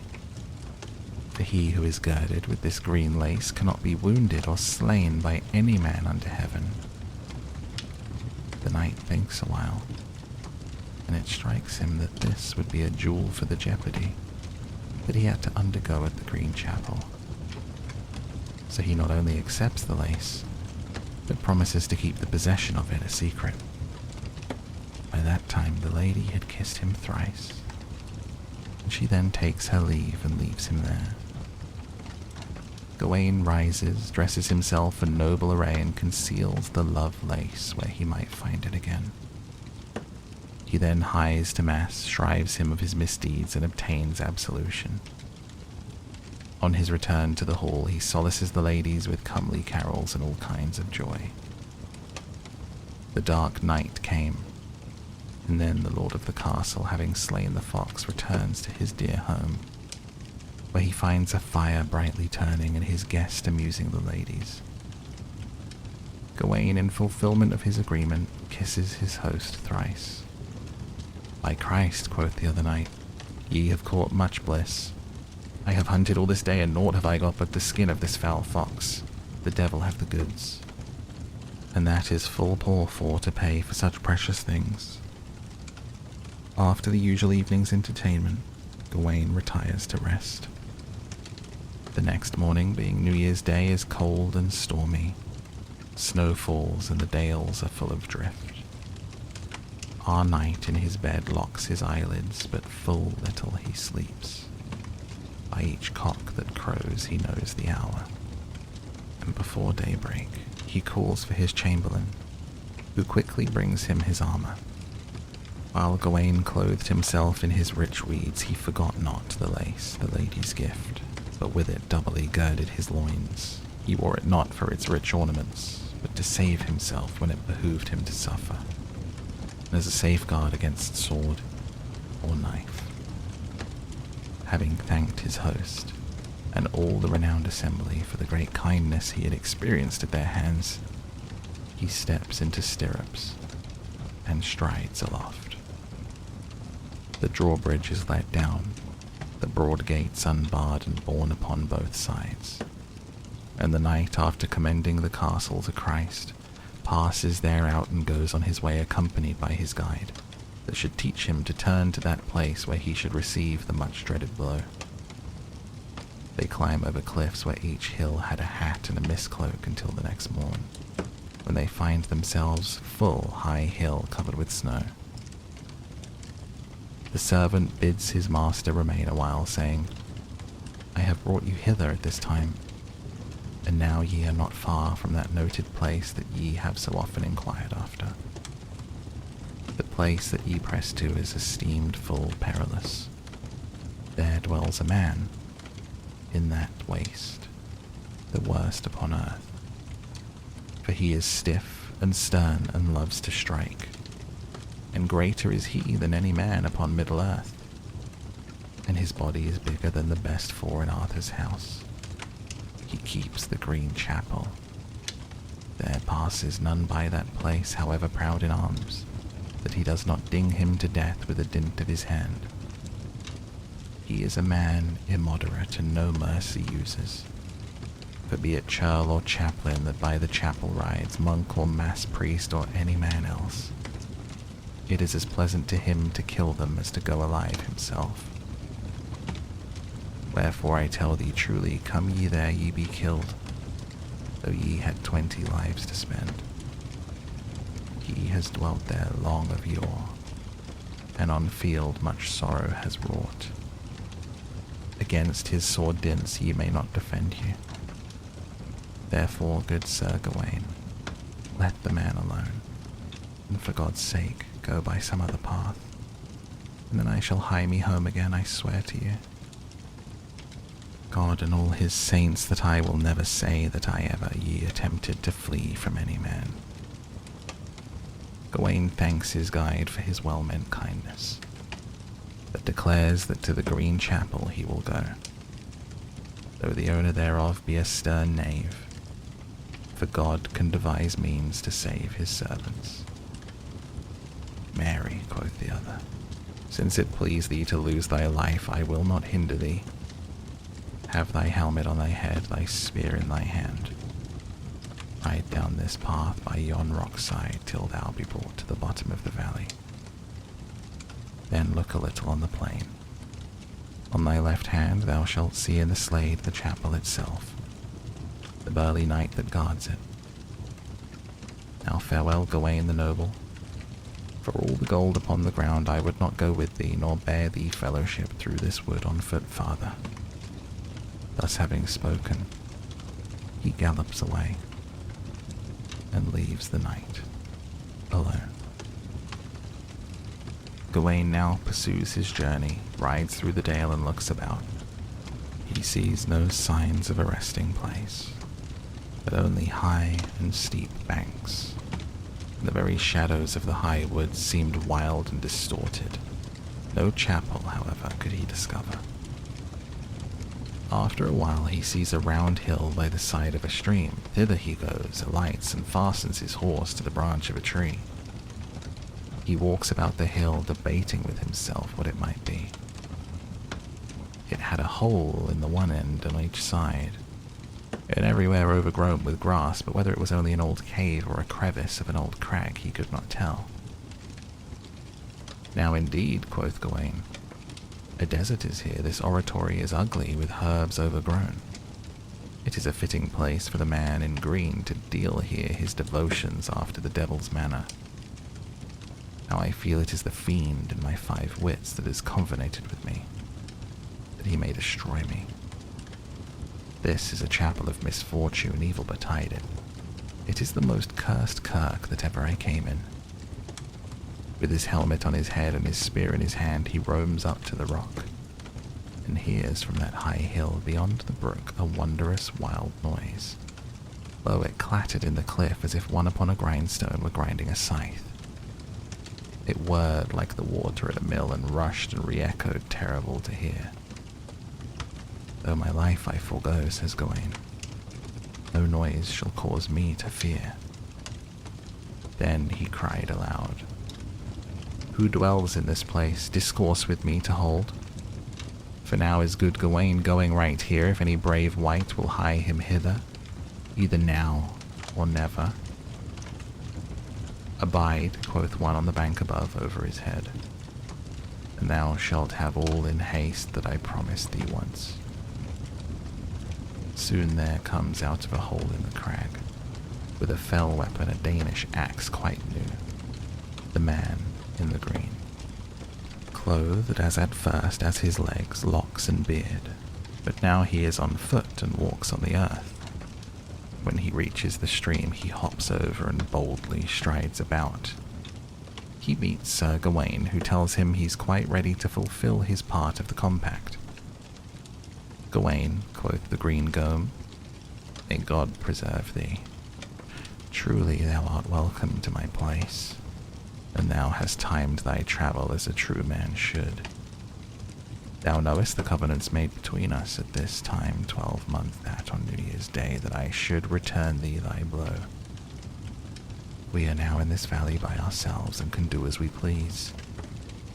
Have therefore thy helmet off thy head, and have here thy pay. Let us have no more talk than when thou didst strike off my head with a single blow. Nay, by God, quoth Gawain, I shall not begrudge thee thy will for any harm that may happen, but will stand still whilst thou strikest. Then he stoops a little, and shows his bare neck, unmoved by any fear. The Green Knight takes up his grim tool, and with all the force raises it aloft, as if he meant utterly to destroy him. As the axe came gliding down, Gawain shrank a little with the shoulders from the sharp iron. The other withheld his weapon and then reproved the prince with many proud words. Thou art not Gawain that is so good esteemed, that never feared for no host by hill nor by vale. For now thou fleest for fear before thou feelst harm. Such cowardice of that knight did I never hear. I never flinched nor fled when thou didst aim at me in King Arthur's house. My head flew to my feet, and yet I never fled. Wherefore I deserve to be called the better man. Quoth Gawain, I shunted once, but will do so no more, though my head may fall in the stones. But hasten and bring me to the point. Deal me my destiny, and do it out of hand. For I shall stand thee a stroke, and start no more until thine axe has hit me. Here have my troth.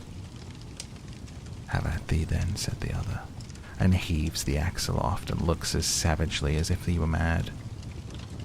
He aims at the other mightily, but withholds his hand ere it might hurt. Gawain readily abides the blow without flinching with any member, and stood still as a stone or a tree, fixed in rocky ground with 100 roots. Then merrily did the other speak.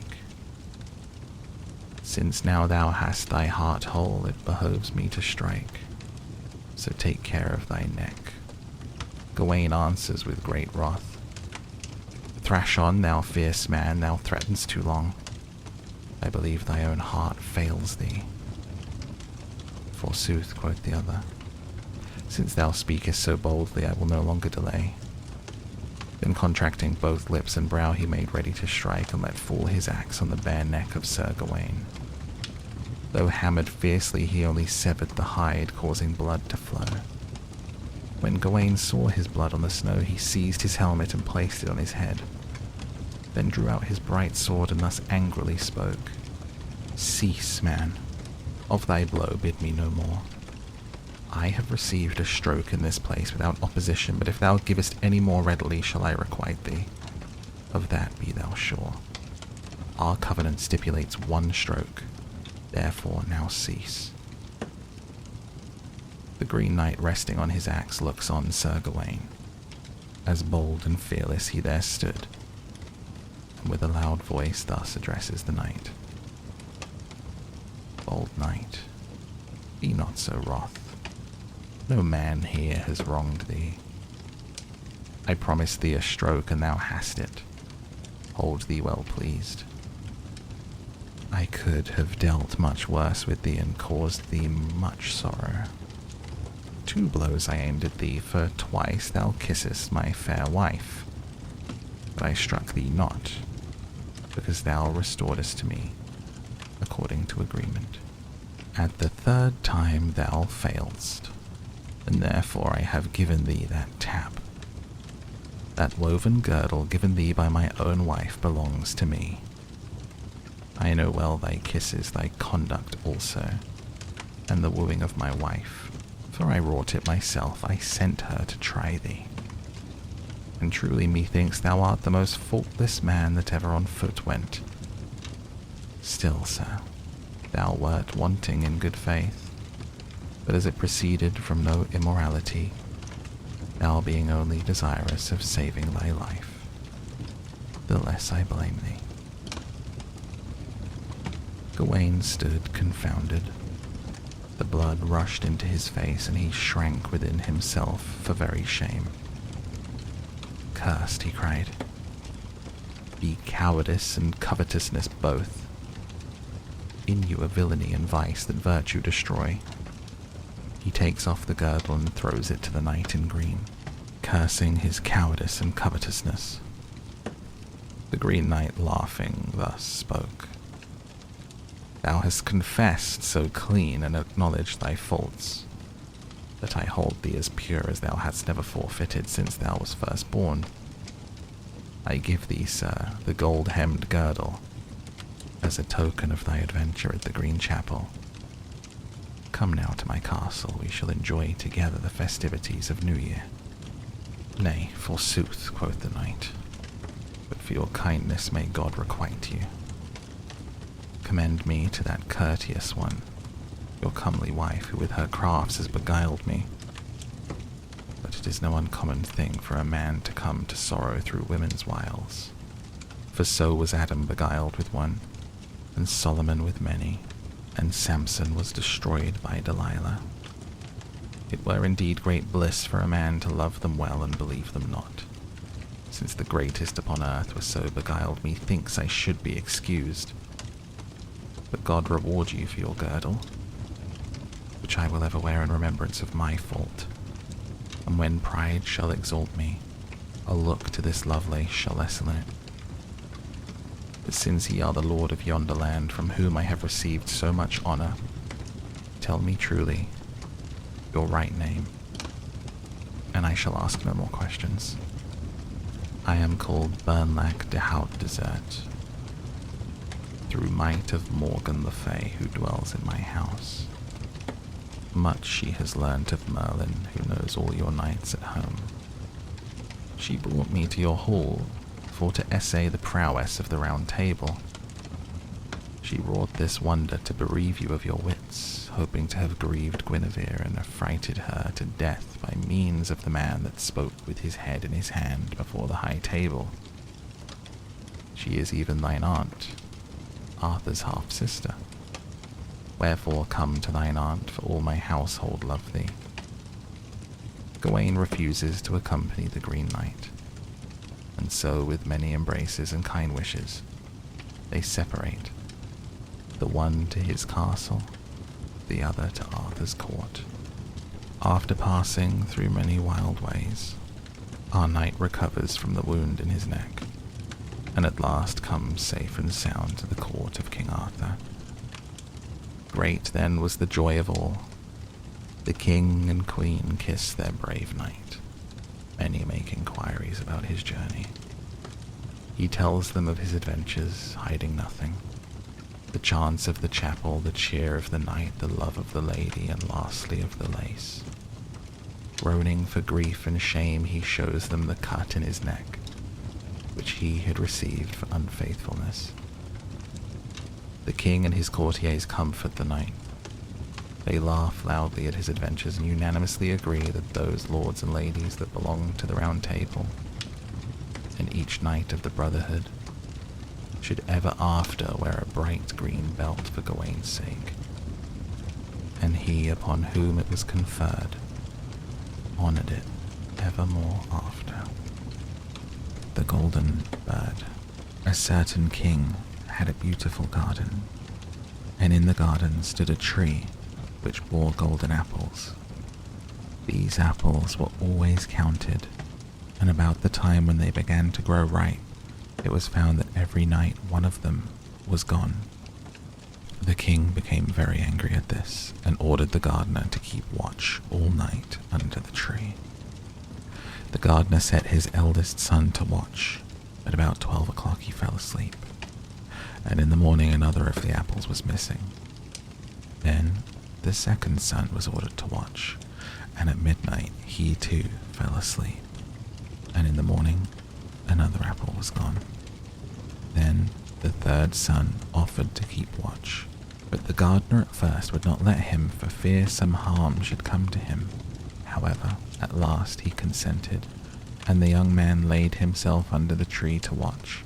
As the clock struck 12, he heard a rustling noise in the air, and a bird came flying that was of pure gold, and it was snapping at one of the apples with its beak. The gardener's son jumped up and shot an arrow at it, but the arrow did the bird no harm, only it dropped a golden feather from its tail and flew away.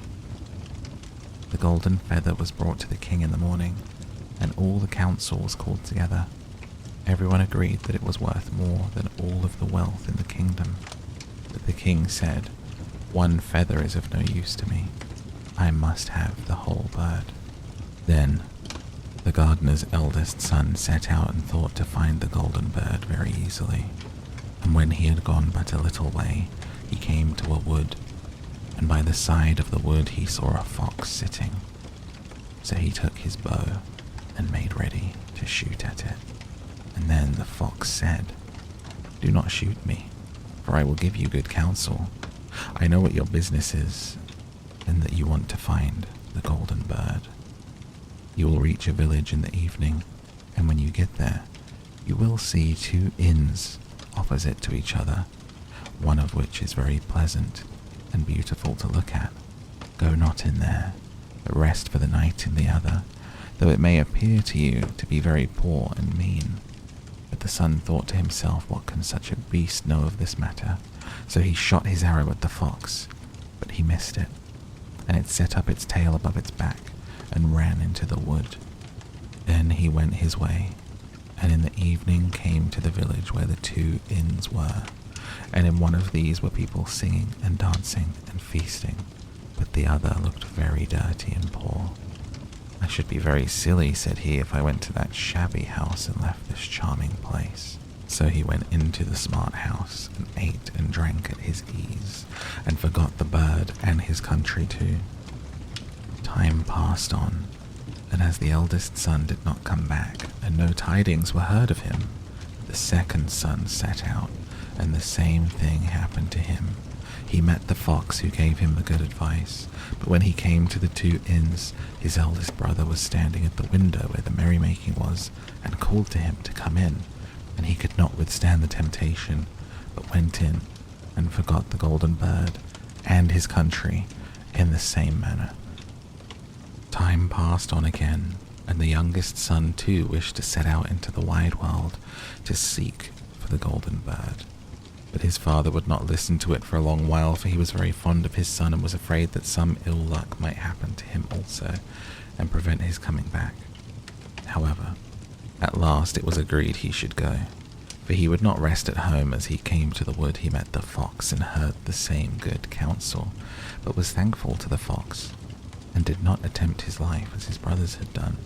So the fox said, "Sit upon my tail, and you will travel faster." So he sat down, and the fox began to run, and away they went over stock and stone, so quick that their hair whistled in the wind. When they came to the village, the son followed the fox's counsel, and without looking about him went to the shabby inn and rested there all night at his ease.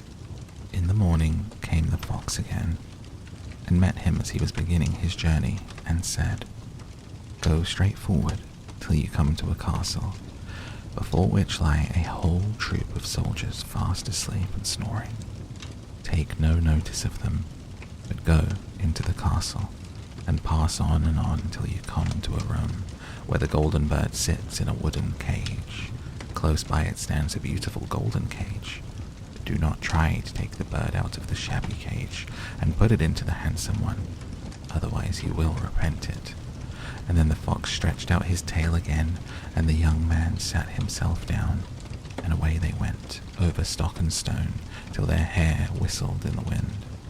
Before the castle gate all was as the fox had said, so the son went in and found the chamber where the golden bird hung in a wooden cage, and below stood the golden cage, and the 3 golden apples that had been lost were lying close by it. He thought to himself, "It will be a very droll thing to bring away such a fine bird in this shabby cage." So he opened the door and took hold of it, and put it into the golden cage. But the bird set up such a loud scream that all the soldiers awoke, and they took him prisoner, and carried him before the king. The next morning the court sat to judge him, and when all was heard, it sentenced him to die, unless he should bring the king the golden horse, which could run as swiftly as the wind, and if he did this, he was to have the golden bird given for his own. So he set out once more on his journey, sighing and in great despair, when on a sudden his friend, the fox, met him and said, "You see now what has happened on account of your not listening to my counsel. I will still, however, tell you how to find the golden horse. If you will do as I bid you, you must go straight on till you come to the castle, where the horse stands in his stall. By his side will lie the groom fast asleep and snoring. Take away the horse quietly, but be sure to put the old leathern saddle upon him, and not the golden one that is close by it." The son sat down on the fox's tail, and away they went over stock and stone, till the hare whistled in their wind. All went right, and the groom lay snoring with his hand upon the golden saddle. But when the son looked at the horse, he thought it a great pity to put the leathern sandal upon it. "I will give him the good one," said he. "I'm sure he deserves it." As he took the golden saddle, the groom awoke and cried out so loud that all the guards ran in and took him prisoner, and in the morning he was again brought before the court to be judged and sentenced to die. But it was agreed that if he could bring thither the beautiful princess, he should live, and have the bird and the horse given him for his own. He went his way very sorrowful, but the old fox came and said, "Why did you not listen to me? If you had, you would have carried away both the bird and the horse, yet will I once more give you counsel. Go straight on, and in the evening you will arrive at a castle. At 12 o'clock at night, the princess goes to the bathing house. Go up to her and give her a kiss, and she will let you lead her away. But take care you do not suffer her to go and take leave of her father and mother." Then the fox stretched out his tail, and so away they went, over stock and stone, till their hare whistled again. As they came to the castle, all was as the fox had said, and at 12 o'clock the young man met the princess going to the bath, and gave her a kiss, and she agreed to run away with him, but begged with many tears that he would let her take leave of her father. At first he refused, but she wept still, more and fell at his feet, till at last he consented. But the moment she came to her father's house, the guards woke, and he was taken prisoner again. Then he was brought before the king, and the king said, "You shall never have my daughter, unless in 8 days you dig away the hill that stops the view from my window." Now this hill was so big that the whole world could not take it away. And when he had worked for 7 days and had done very little, the fox came and said, "Lie down and go to sleep. I will work for you." In the morning he awoke, and the hill was gone. So he went merrily to the king, and told him now that it was removed he must give him the princess. The king was obliged to keep his word, and away went the young man and the princess, and the fox came and said to him, "We will have all three, the princess, the horse, and the bird." "Ah," said the young man, "that would be a great thing, but how can you contrive it?" "If you will only listen," said the fox, "it can be done. When you come to the king and he asks for the beautiful princess, you must say, 'Here she is.'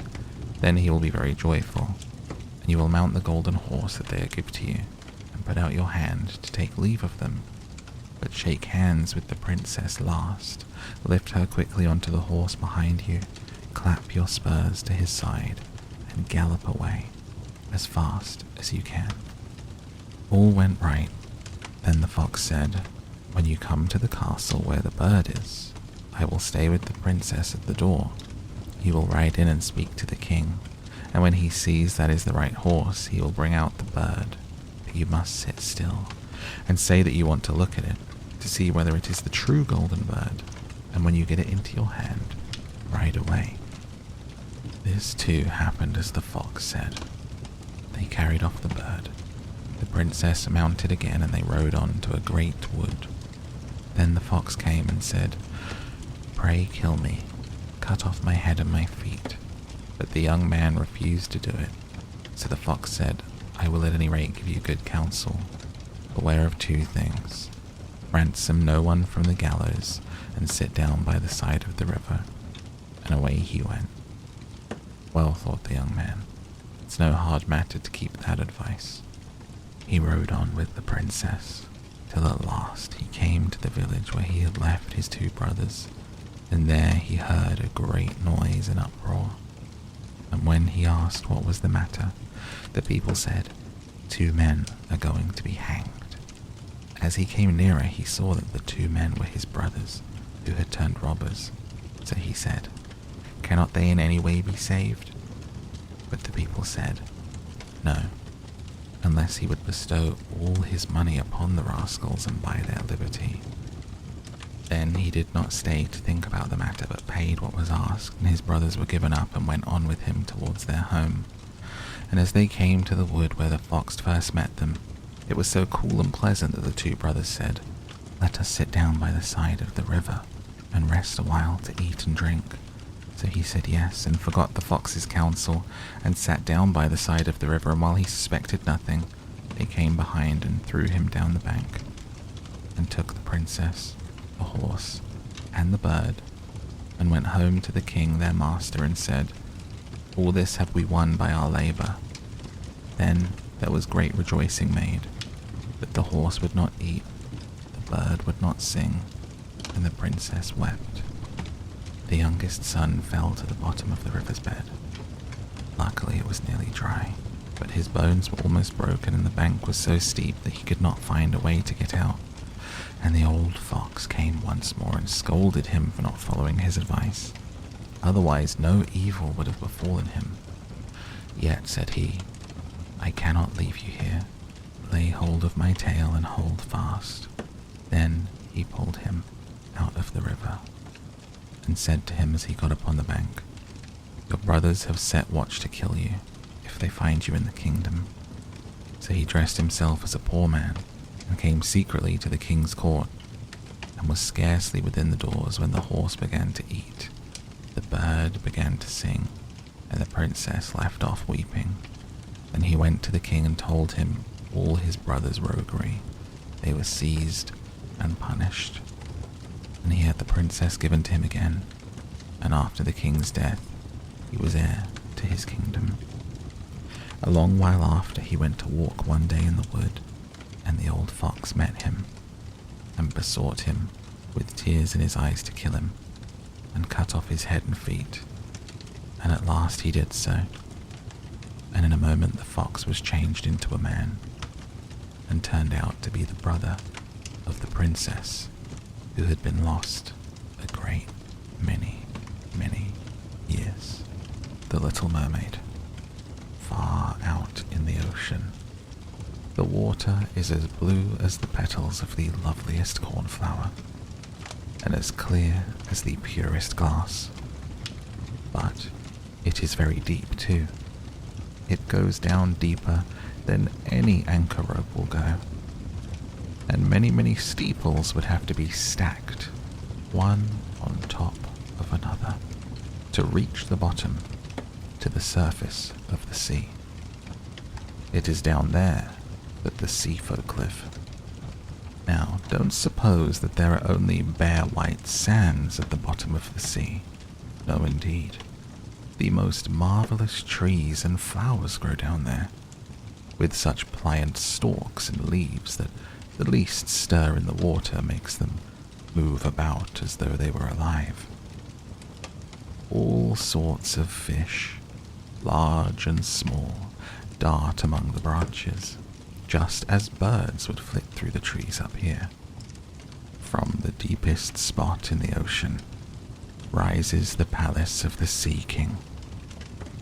Its walls are made of coral, and its high pointed windows of the clearest amber, but the roof is made of mussel shells that open and shut with the tide. This is a wonderful sight to see, for every shell holds glistening pearls, any one of which would be the pride of a queen's crown. The Sea King down there had been a widower for years, and his old mother kept house for him. She was a clever woman, but very proud of her noble birth. Therefore she flaunted 12 oysters on her tail, while the other ladies of the court were only allowed to wear 6. Except for this, she was an altogether praiseworthy person, particularly so because she was extremely fond of her granddaughters, the little sea princesses. They were 6 lovely girls, but the youngest was the most beautiful of them all. Her skin was as soft and tender as a rose petal, and her eyes were as blue as the deep sea. But like all the others, she had no feet. Her body ended in a fishtail. The whole day long they used to play in the palace, down in the great halls where live flowers grew on the walls. Whenever the high amber windows were thrown open, the fish would swim in, just as swallows dart into our rooms when we open the windows.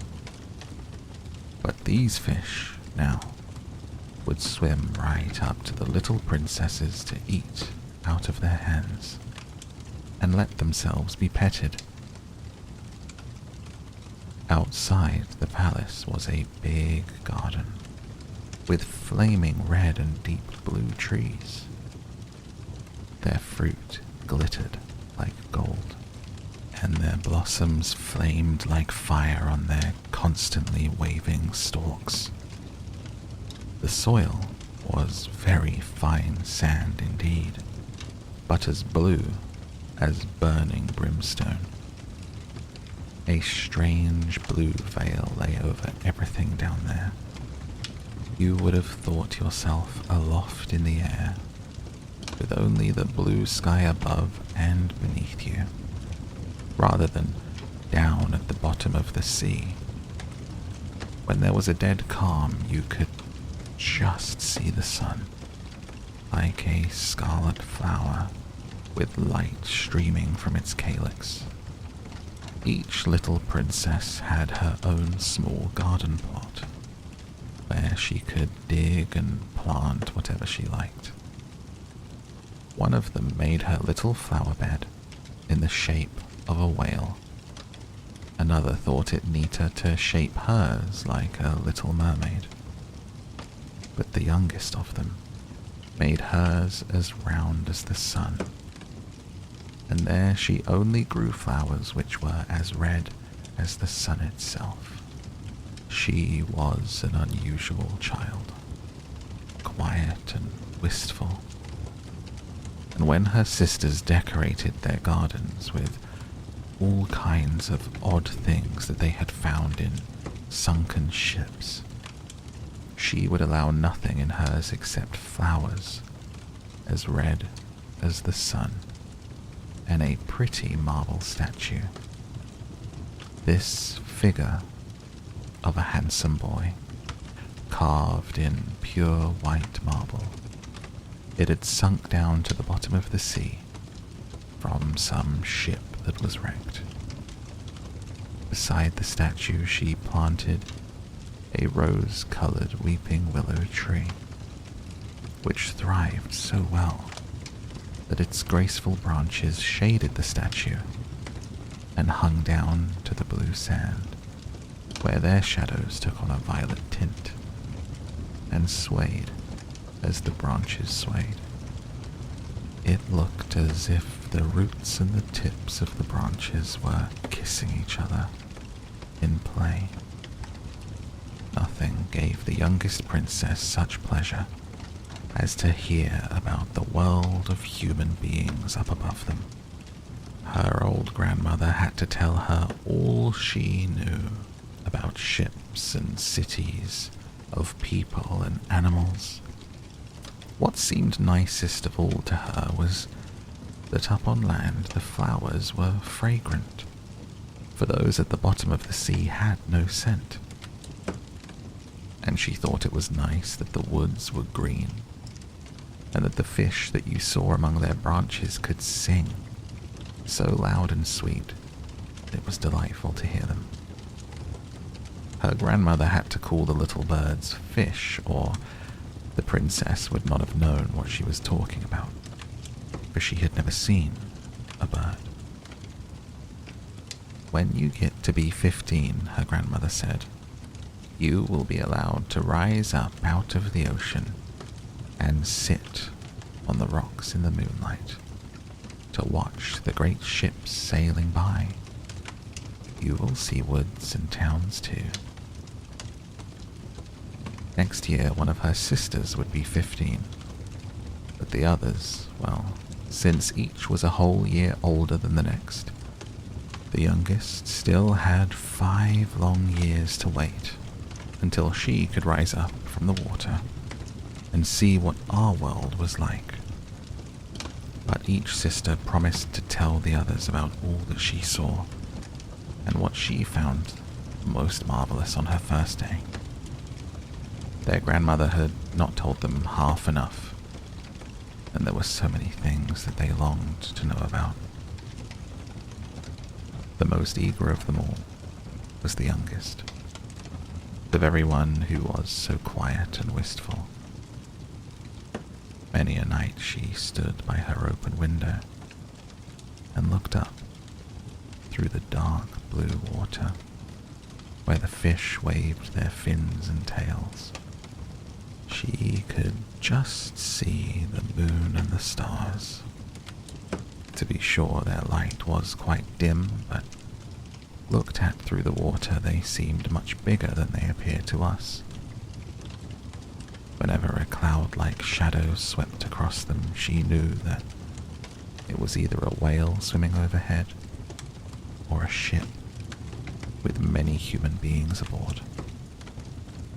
Little did they dream that a pretty young mermaid was down below, stretching her white arms up towards the keel of their ship. The eldest princess had her 15th birthday, so now she received permission to rise up out of the water. When she got back, she had 100 things to tell her sisters about. But the most marvelous thing of all, she said, was to lie on a sandbar in the moonlight, when the sea was calm, and to gaze at the large city on the shore, where the lights twinkled like hundreds of stars, to listen to music, to hear the chatter and clamor of carriages and people, to see so many church towers and spires, to hear the ringing bells. Because she could not enter the city, that was just what she most dearly longed to do. Oh, how intently the youngest sister listened. After this, whenever she stood at her open window at night and looked up through the dark blue waters, she thought of that great city with its clatter and clamor, and even fancied that in these depths she could hear the church bells ring. The next year, her second sister had permission to rise up to the surface and swim wherever she pleased. She came up just at sunset, and she said that this spectacle was the most marvelous sight that she had ever seen. The heavens had a golden glow, and as for the clouds, she could not find words to describe their beauty. Splashed with red and tinted with violet, they sailed over her head. But much faster than the sailing clouds were wild swans in a flock, like a long white veil trailing above the sea. They flew towards the sun. She too swam toward it, but down it went, and all the rose-colored glow faded from the sea and the sky. The following year, her third sister ascended, and as she was the boldest of them all, she swam up a broad river that flowed into the ocean. She saw gloriously green, vine-colored hills. Palaces and manor houses could be glimpsed through the splendid woods. She heard all the birds sing, and the sun shone so brightly that often she had to dive under the water to cool her burning face. In a small cove she found a whole school of mortal children, paddling about in the water naked. She wanted to play with them, but they took fright and ran away. Then along came a little black animal. It was a dog, but she had never seen a dog before. It barked at her so ferociously that she took fright herself and fled to the open sea. But never could she forget the splendid woods, the green hills, and the nice children who could swim in the water, although they didn't wear fishtails. The fourth sister was not so venturesome. She stayed far out among the rough waves, which she said was a marvelous place. You could see all around you for miles and miles, and the heavens up above you were like a vast dome of glass. She had seen ships, but they were so far away that they looked like seagulls.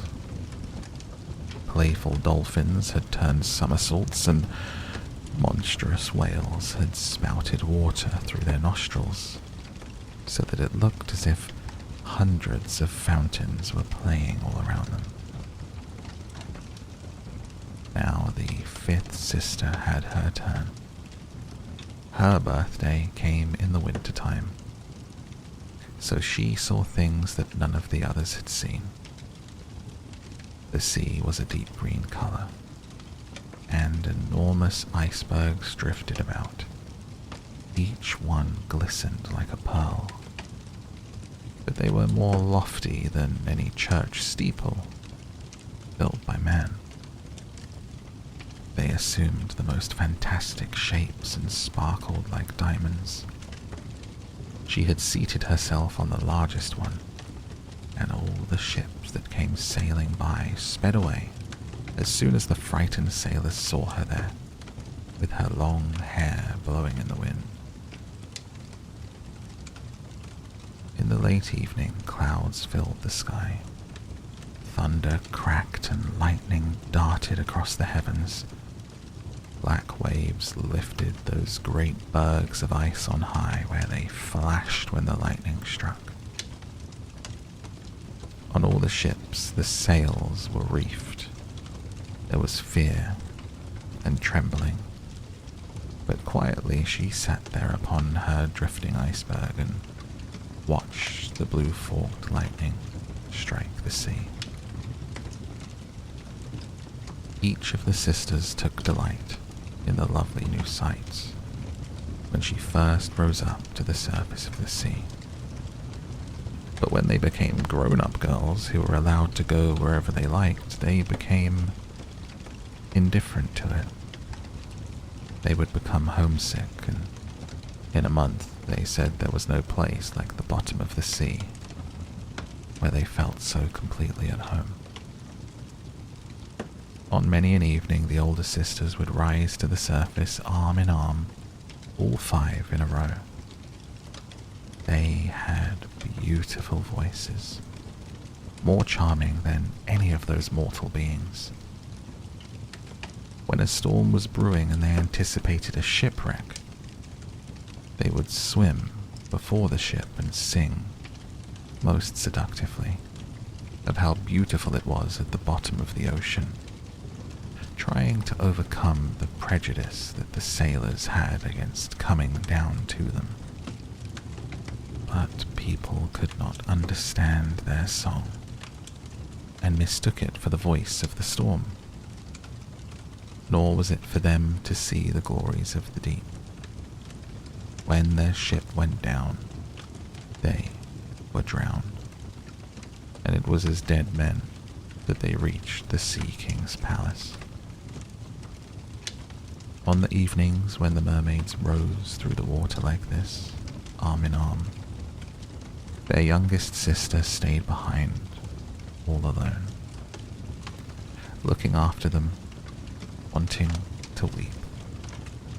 But a mermaid has no tears, and therefore she suffers so much more. "Oh, how I do wish I were 15, she said. "I know I shall love that world up there, and all the people who live in it." And at last, she too came to 15. "Now I'll have you off my hands," said her grandmother. "Come, let me adorn you like your sisters."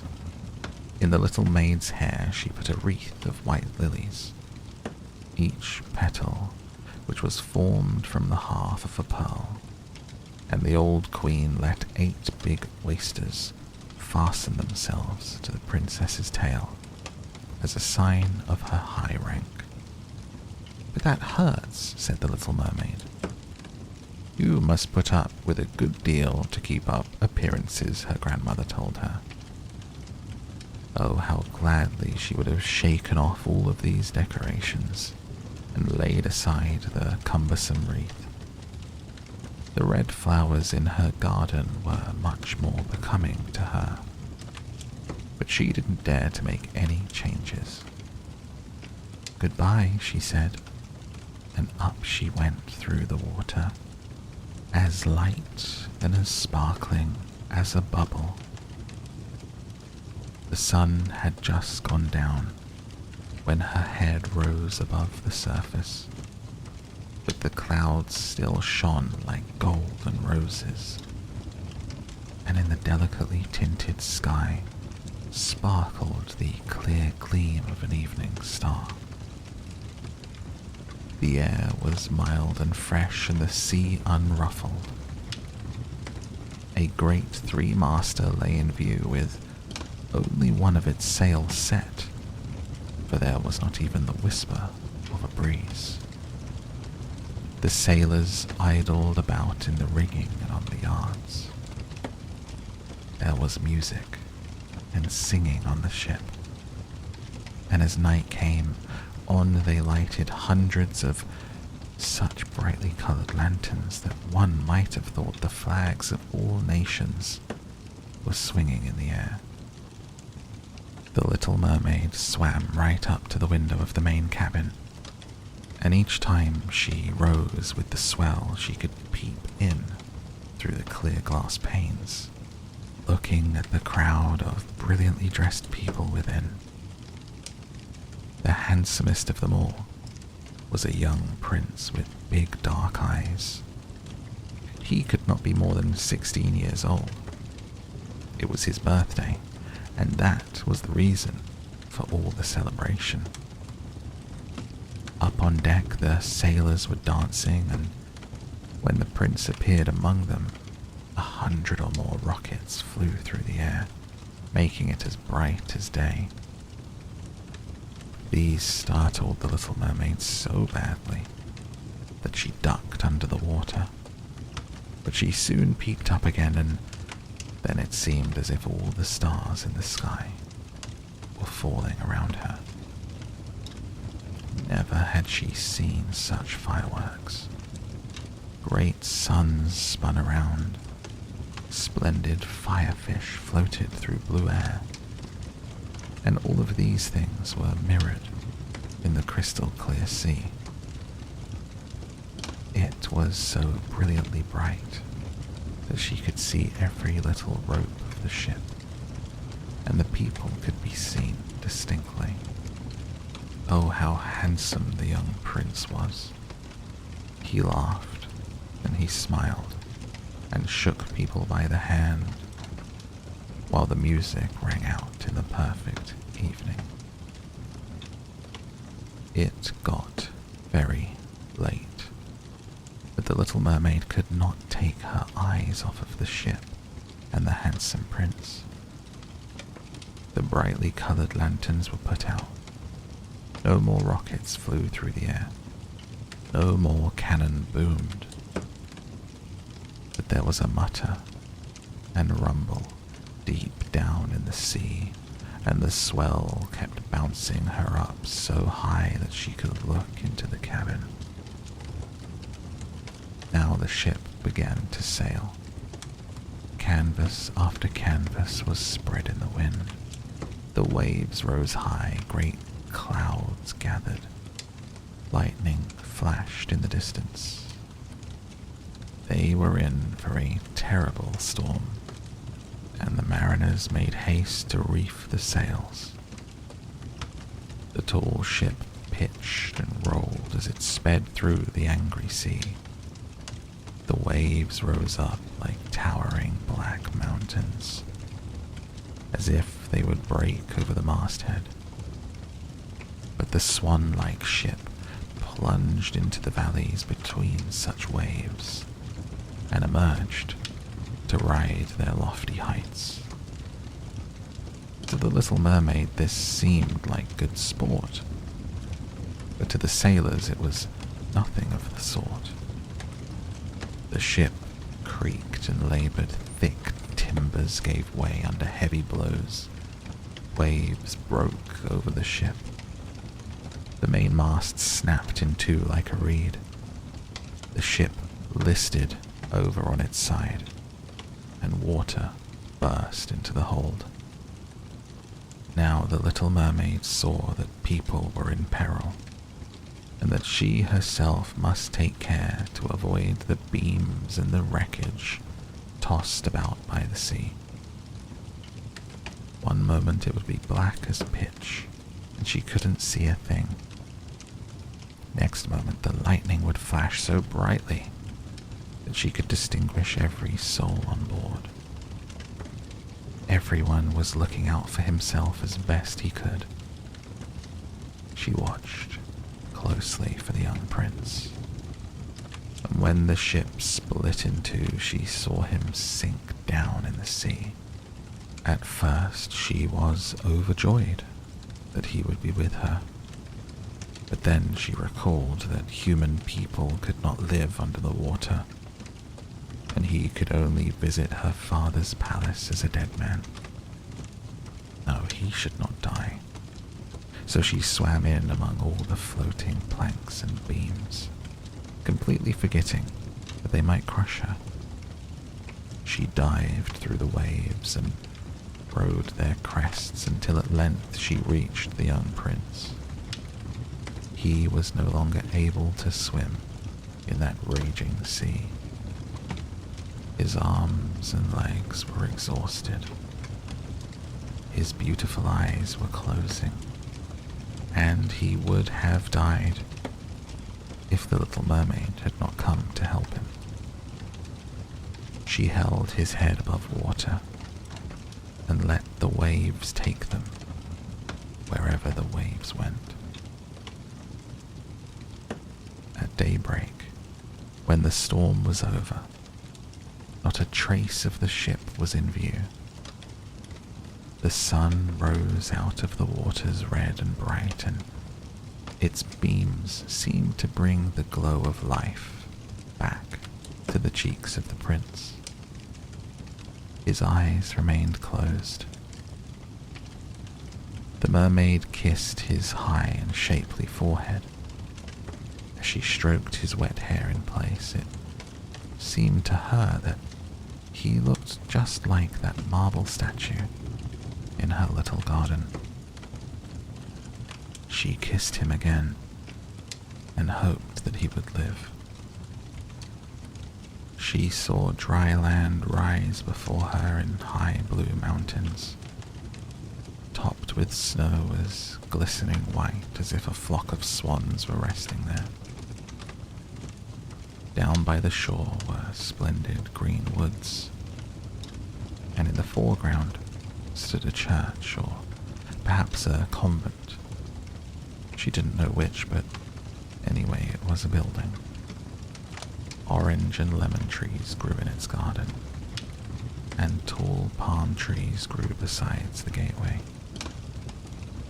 Here the sea formed a little harbour, quite calm and very deep. Fine white sand had been washed up below the cliffs. She swam there with the handsome prince and stretched him out on the sand, taking special care to pillow his head up high in warm sunlight. The bells began to ring in the great white building, and a number of young girls came out into the garden. The little mermaid swam away behind some tall rocks that stuck out of the water. She covered her hair and her shoulders with foam so that no one could see her tiny face. And then she watched to see who would find the poor prince. In a little while, one of the girls came upon him. She seemed frightened, but only for a minute, and then she called for more people. The mermaid watched the prince regain consciousness and smile at everyone around him. But he did not smile at her, for he did not even know that she had saved him. She felt very unhappy. And when they led him away to the big building, she dived sadly down into the water and returned to her father's palace. She had always been quiet and wistful, and now she became much more so. Her sisters asked her what she had seen on her first visit up to the surface, but she would not tell them a thing. Many evenings and many mornings she revisited the spot where she had left the prince. She saw the fruit in the garden ripened and harvested, and she saw the snow on the high mountain melted away. But she did not see the prince, so each time she came home sadder than she had left. It was her one consolation to sit in her little garden, throw her arms about the beautiful marble statue that looked so much like the prince. But she took no care of her flowers now. They overgrew the paths until the place was a wilderness, and their long stalks and leaves became so entangled in the branches of the tree that it cast a gloomy shade. Finally, she couldn't bear it any longer. She told her secret to one of her sisters. Immediately, all the other sisters heard about it. No one else knew, except a few more mermaids who told no one, except their most intimate friends. One of these friends knew who the prince was. She too had seen the birthday celebration on the ship. She knew where he came from and where his kingdom was. "Come, little sister," said the other princesses. Arm in arm they rose from the water in a long row, right in front of where they knew the prince's palace stood. It was built of pale, glistening golden stone, with great marble staircases, one of which led down to the sea. Magnificent gilt domes rose above the roof, and between the pillars all around the building were marble statues that looked most lifelike. Through the clear glass of the lofty windows, one could see into the splendid halls, with their costly silk hangings and tapestries, walls covered with paintings that were delightful to behold. In the center of the main hall, a large fountain played its columns of spray up to the glass-domed roof, through which the sun shone down on the water and upon the lovely plants that grew in the big basin. Now that she knew where he lived, many an evening and many a night she spent there in the sea. She swam much closer to shore than any of her sisters would dare venture, and she even went up a narrow stream under the splendid marble balcony that cast its long shadow in the water. Here she used to sit and watch the young prince when he thought himself quite alone in the bright moonlight. On many evenings she saw him sail out in his fine boat, with music playing and flags aflutter.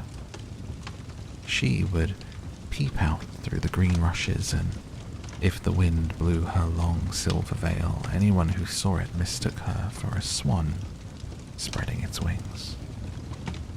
On many nights she saw the fishermen come out to the sea with their torches, heard them tell about how kind the young prince was.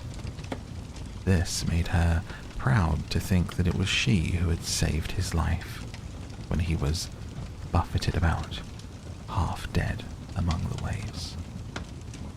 She thought of how softly his head had rested on her breast, how tenderly she had kissed him. though he knew nothing of all of this, nor could he even dream of it.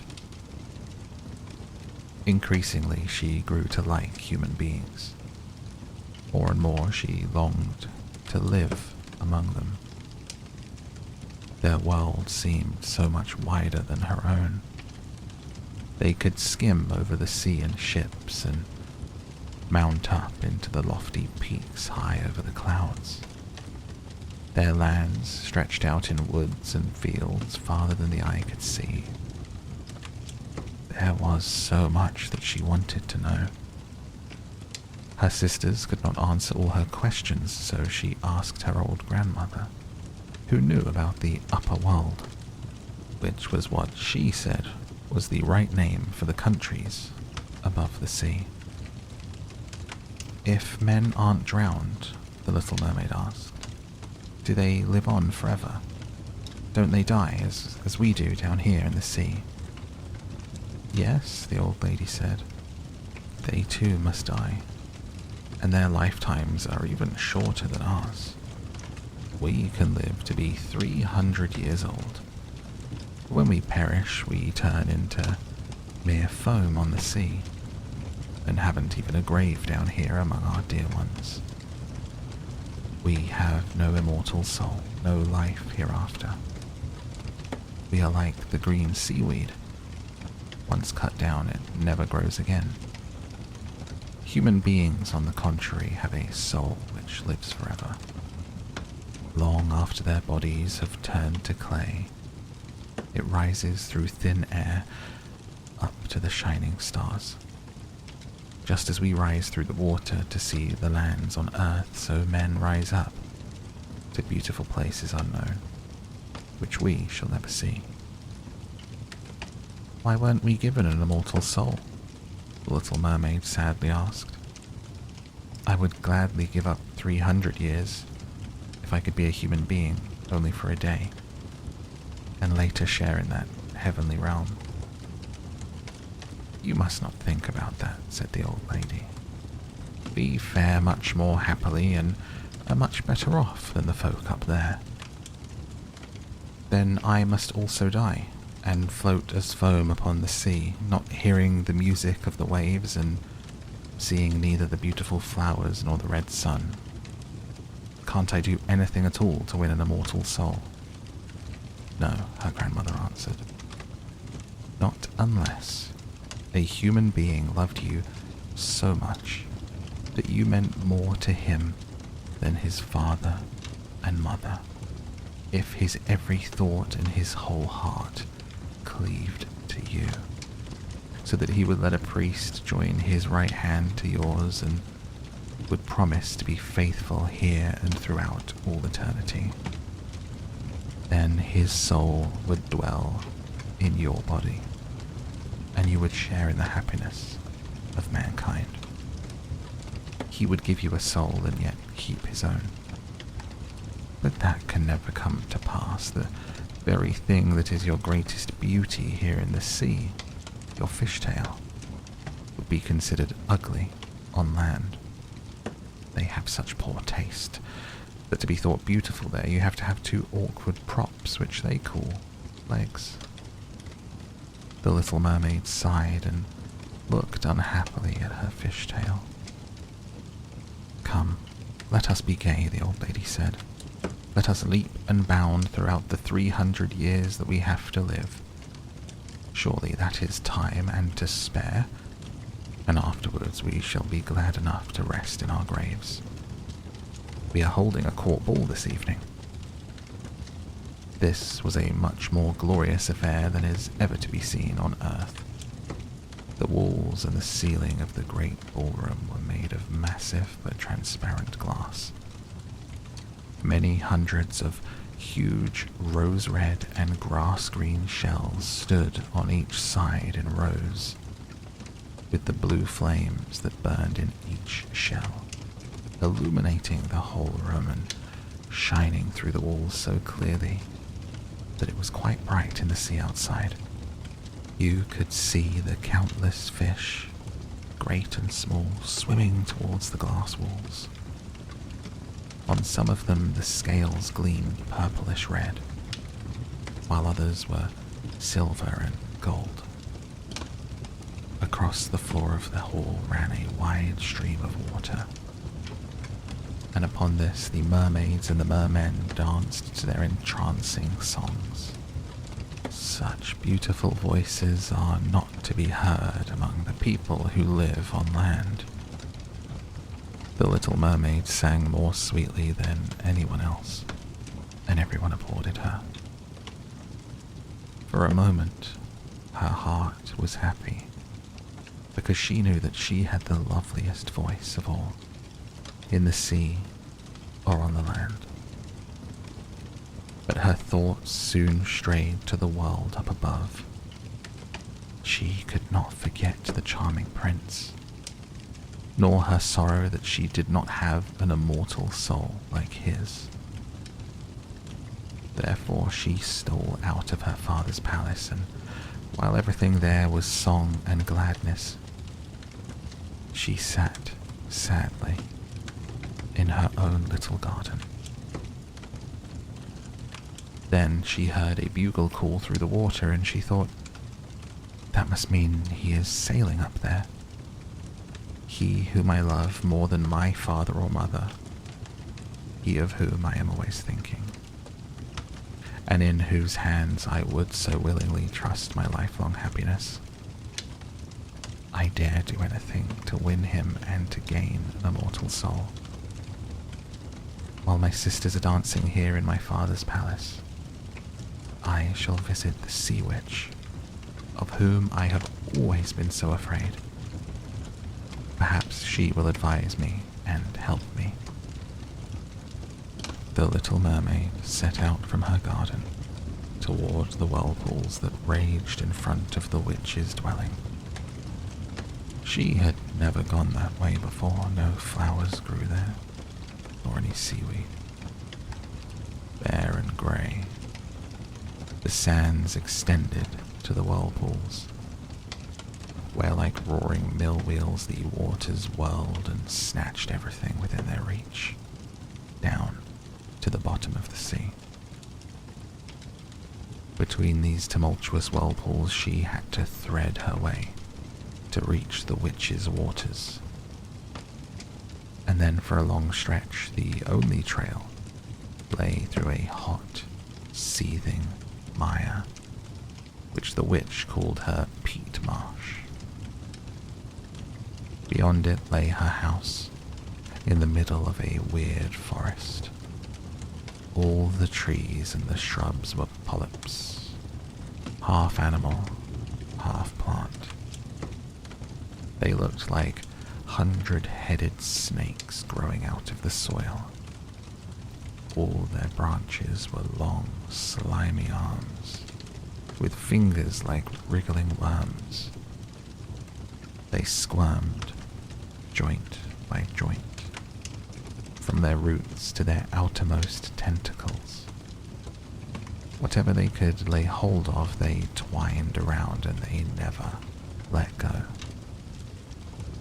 The little mermaid was terrified and stopped at the edge of the forest. Her heart thumped with fear, and she nearly turned back. But then she remembered the prince and the souls that men have, and she summoned her courage. She bound her long flowing locks closely about her head so the polyps could not catch hold of them, folded her arms across her breast, and darted through the water like a fish, in among the slimy polyps that stretched out their writhing arms and fingers to seize her. She saw that every one of them held something that it had caught with its hundreds of little tentacles, and to which it clung as with strong hoops of steel. The white bones of men who had perished at sea and sunk to these depths could be seen in the polyps' arms. Ships' rudders, seamen's chests, the skeletons of land animals who had fallen into their clutches. But the most ghastly sight of all was a little mermaid whom they had caught and strangled. She reached a large muddy clearing in the forest where big fat water snakes slithered about, showing their foul yellowish bellies. In the middle of this clearing was a house built of the bones of shipwrecked men, and there sat the sea witch, letting a toad eat out of her mouth, just as we might feed sugar to a little canary bird. She called the ugly fat water snakes her little chickabiddies, and let them crawl and sprawl about on her spongy bosom. "I know exactly what you want," said the sea witch. "It is very foolish of you, but just the same you shall have your way. For it will bring you to grief, my proud princess. You want to get rid of your fishtail and have 2 props instead, so that you can walk about like a human creature and have the young prince fall in love with you, win him and an immortal soul besides." At this, the witch gave such a loud, cackling laugh that the toad and the snakes were shaken to the ground, where they lay, writhing. "You are just in time," said the witch. "After the sun comes up tomorrow, a whole year would have to go by before I could be of any help to you. I shall compound you a draught, and before sunrise you must swim to the shore with it. Seat yourself on dry land and drink the draught down. Then your tail will divide and shrink until it becomes what the people on Earth call a pair of shapely legs. But it will hurt. It will feel as if a sharp sword slashed through you. Everyone who sees you will say that you are the most graceful human being that they have ever laid eyes on. But you will keep your gliding movement, and no dancer will be able to tread as lightly as you. But every step you take will feel as if you were treading upon knife blades, so sharp that blood must flow. I am willing to help you, but are you willing to suffer all this?" "Yes," the little mermaid replied in a trembling voice, as she thought of the prince and gaining a human soul. "Remember," said the witch, "once you have taken a human form, you can never be a mermaid again. You can never come back through the waters to your sisters or to your father's palace. And if you do not win the love of the prince so completely that for your sake he forgets his father and mother, cleaves to you with his every thought and his whole heart, and lets the priest join your hands in marriage, then you will win no immortal soul. If he marries someone else, your heart will break on the very next morning, and you will become foam of the sea." "I shall take that risk," said the little mermaid, but she turned as pale as death. "Also, you will have to pay me," said the witch, "and it is no trifling price that I'm asking. You have the sweetest voice of anyone down here at the bottom of the sea. And while I don't doubt that you would like to captivate the prince with it, you must give this voice to me. I will take the very best thing that you have in return for my sovereign draught. I must pour my own blood into it to make the drink as sharp as a 2-edged sword. But if you take my voice," said the little mermaid, what will be left of me? Your lovely form, the witch told her. Your gliding movements, your eloquent eyes. With these you can easily enchant a human heart. Well, have you lost your courage? Stick out your little tongue and I shall cut it off. I'll have my price, and you shall have the potent draught. Go ahead, said the little mermaid. The witch hung her cauldron over the flames to brew the draught. Cleanliness is a good thing, she said as she tied her snakes in a knot and scoured out the pot with them. She pricked herself in the chest and let her black blood splash into the cauldron. Steam swelled up from it, in such ghastly shapes that anyone would have been terrified by them. The witch constantly threw in new ingredients into the cauldron, and it started to boil with a sound like that of a crocodile shedding tears. When the draught was ready at last, it looked as clear as the purest water. There's your draught, said the witch, and she cut off the tongue of the little mermaid, who now was dumb and could neither sing nor talk. If the polyps should pounce on you when you walk back through my wood, the witch said, just spill a drop of this brew upon them and their tentacles will break into 1,000 pieces. But there was no need for that. The polyps curled up in terror as soon as they saw the bright draught. It glittered in the little mermaid's hands as if it were a shining star. So she soon traversed the forest, the marsh, and the place of raging whirlpools. She could see her father's palace.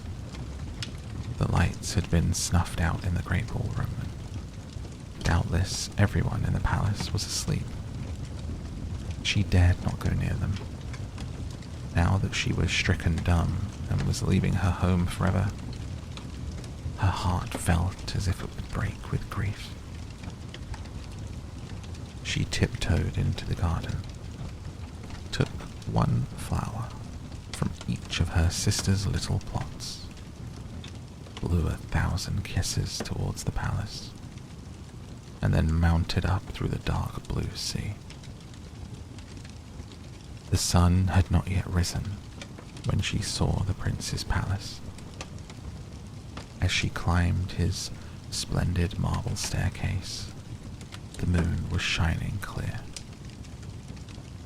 The little mermaid swallowed the bitter, fiery draught, and it was as if a two-edged sword struck through her frail body. She swooned away and lay there as if she were dead. When the sun rose over the sea, she awoke and felt a flash of pain. But directly in front of her stood the handsome young prince, gazing at her with his coal black eyes. Lowering her gaze, she saw her fishtail was gone, and she had the loveliest pair of white legs that any young maid could hope to have. But she was naked, so she clothed herself in her own long hair. The prince asked who she was, how she came to be there. Her deep blue eyes looked at him tenderly, but very sadly, for she could not speak. He took her hand and led her into his palace. Every footstep felt as if she were walking on the blades and the points of sharp knives. She gladly enjoyed it. She moved as lightly as a bubble as she walked beside the prince. He and all who saw her marveled at the grace of her gliding walk. Once clad in the rich silk and muslin garments that were provided for her, she was the loveliest person in all the palace. though she was dumb and could neither sing nor speak. Beautiful slaves attired in silk and cloth of gold came to sing before the prince and his royal parents. One of them sang more sweetly than all of the others, and when the prince smiled at her and clapped his hands, the little mermaid felt very unhappy, for she knew that she herself could sing much more sweetly.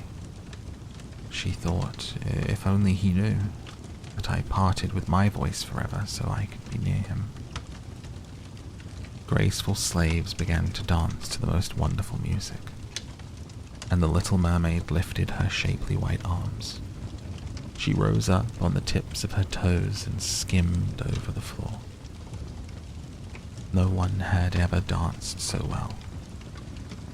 Each movement set off her beauty to a better and better advantage. Her eyes spoke more directly to the heart than any of the singers could do. She charmed everyone, and especially the prince, who called her his dear little foundling. She danced time and time again, and though every time she touched the floor she felt as if she were treading on a sharp-edged steel. The prince said he would keep her with him always, that she was to have a velvet pillow to sleep on outside his door. He had a page's suit made for her, so she could go with him on horseback. They would ride through the sweet-scented woods, where the green boughs brushed her shoulders, while little birds sang among the fluttering leaves. She climbed up high mountains with the prince, and though her tender feet bled so that all could see it, she only laughed and followed him on until they could see clouds driving far below, like a flock of birds in flight to a distant land. At home in the prince's palace, while the others slept at night, she would go down the broad marble steps to cool her burning feet, the cold sea water. She would recall those who lived beneath the sea. One night, her sisters came by, arm in arm, singing sadly as they breasted the waves. When she held out her hands towards them, they knew who she was, and told her how unhappy she had made them all. They came to see her every night after that, and once, far, far out to sea, she saw her old grandmother, who had not been up to the surface this many a year. With her was the Sea King, with his crown upon his head. They stretched out their hands to her, but they did not venture so near to the land as her sisters had. Day after day, she became more dear to the prince, who loved her as one would love a good little child. But he never thought of making her his queen. Yet she had to be his wife, or she would never have an immortal soul. And on the morning after his wedding, she would turn into foam on the waves. "Don't you love me best of all?" The little mermaid's eyes seemed to question him when he took her in his arms and kissed her lovely forehead. "Yes, you are most dear to me," said the prince, "for you have the kindest heart. You love me more than anyone else does, and you look so much like a young girl that I once saw, but shall never find again. I was on a ship that was wrecked, and the waves cast me ashore near a holy temple, where many young girls performed the rituals. The youngest of them found me beside the sea and saved my life, though I saw her no more than twice. she is the only person in all the world whom I could love. But you are so much like her that you almost replace the memory of her in my heart. She belongs to that holy temple.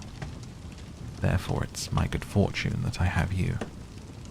We shall never part. Alas, he doesn't know it was I who saved his life, the little mermaid thought.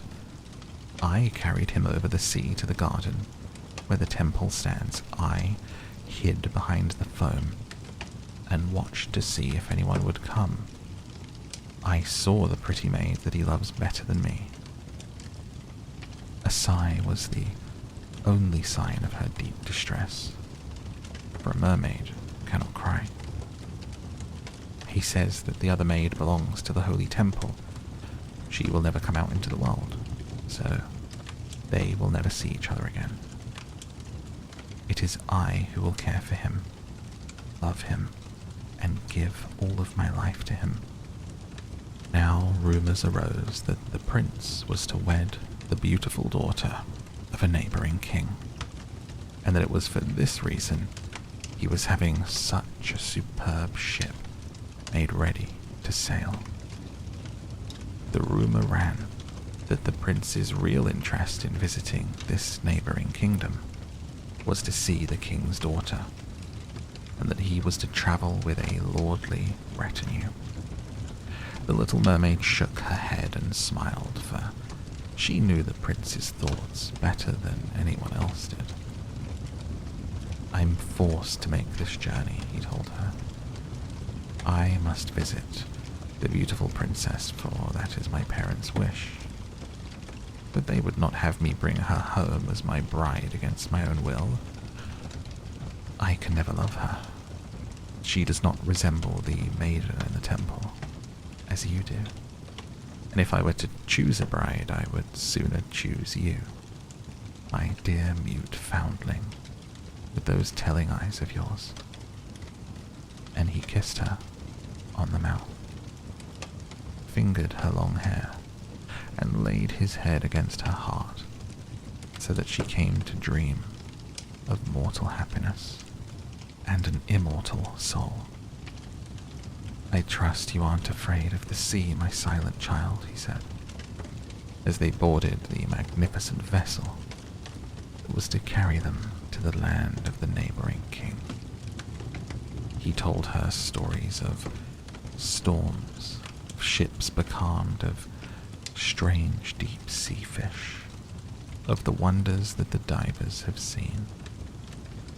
She smiled at such stories, for no one knew about the bottom of the sea as well as she did.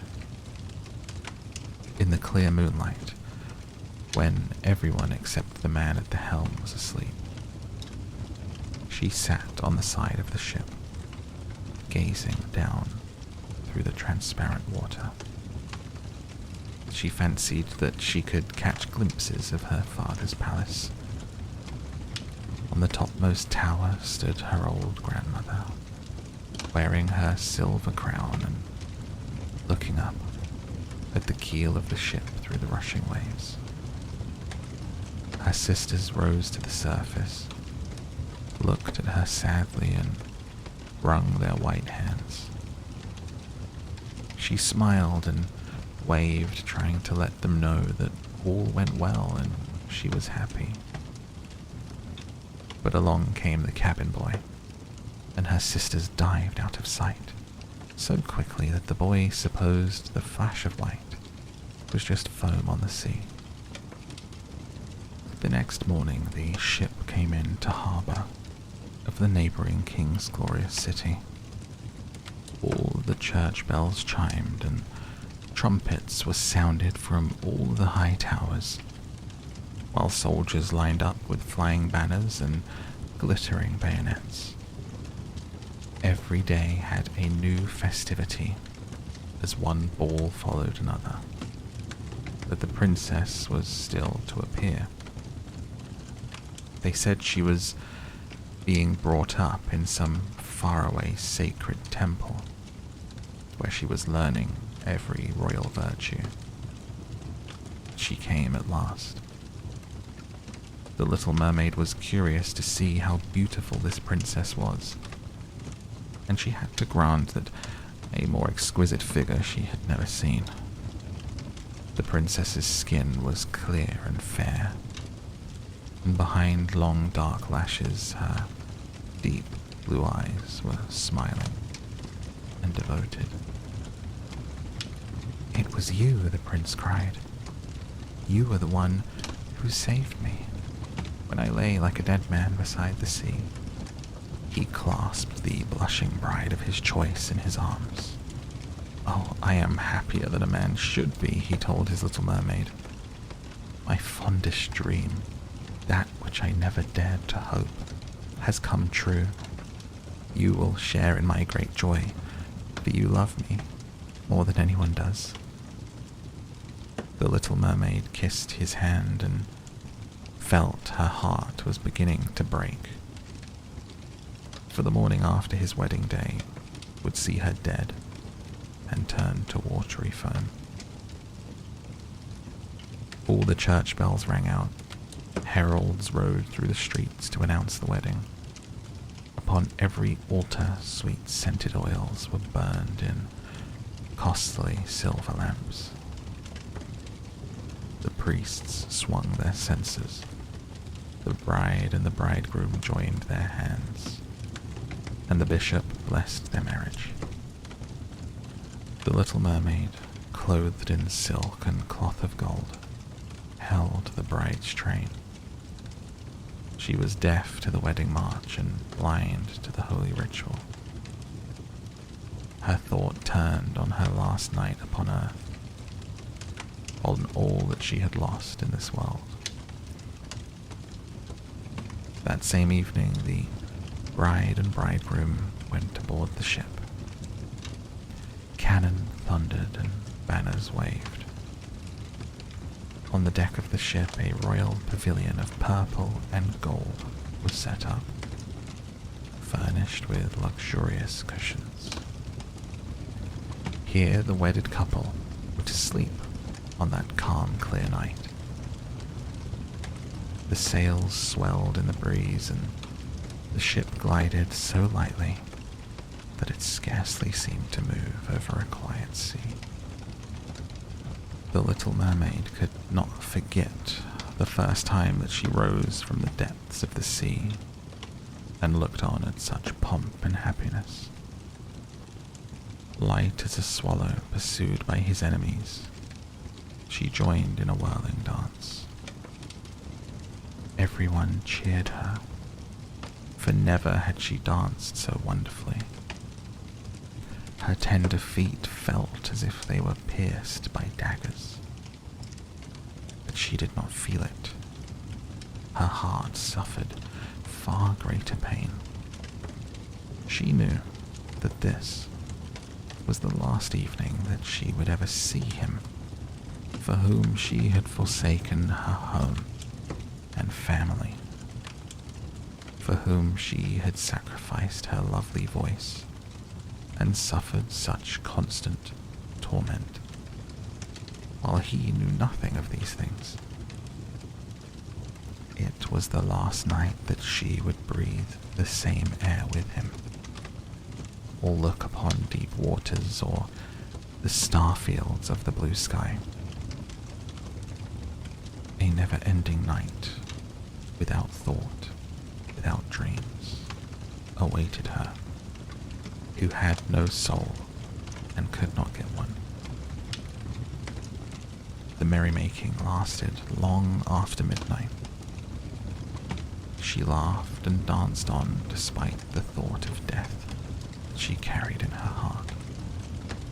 The prince kissed his beautiful bride, and she toyed with his coal black hair. Hand in hand, they went to rest in the magnificent pavilion. A hush came over the ship. Only the helmsman remained on deck.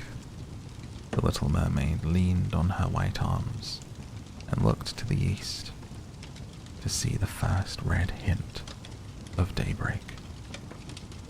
For she knew that the first flash of the sun would strike her dead. Then she saw her sisters rise up among the waves.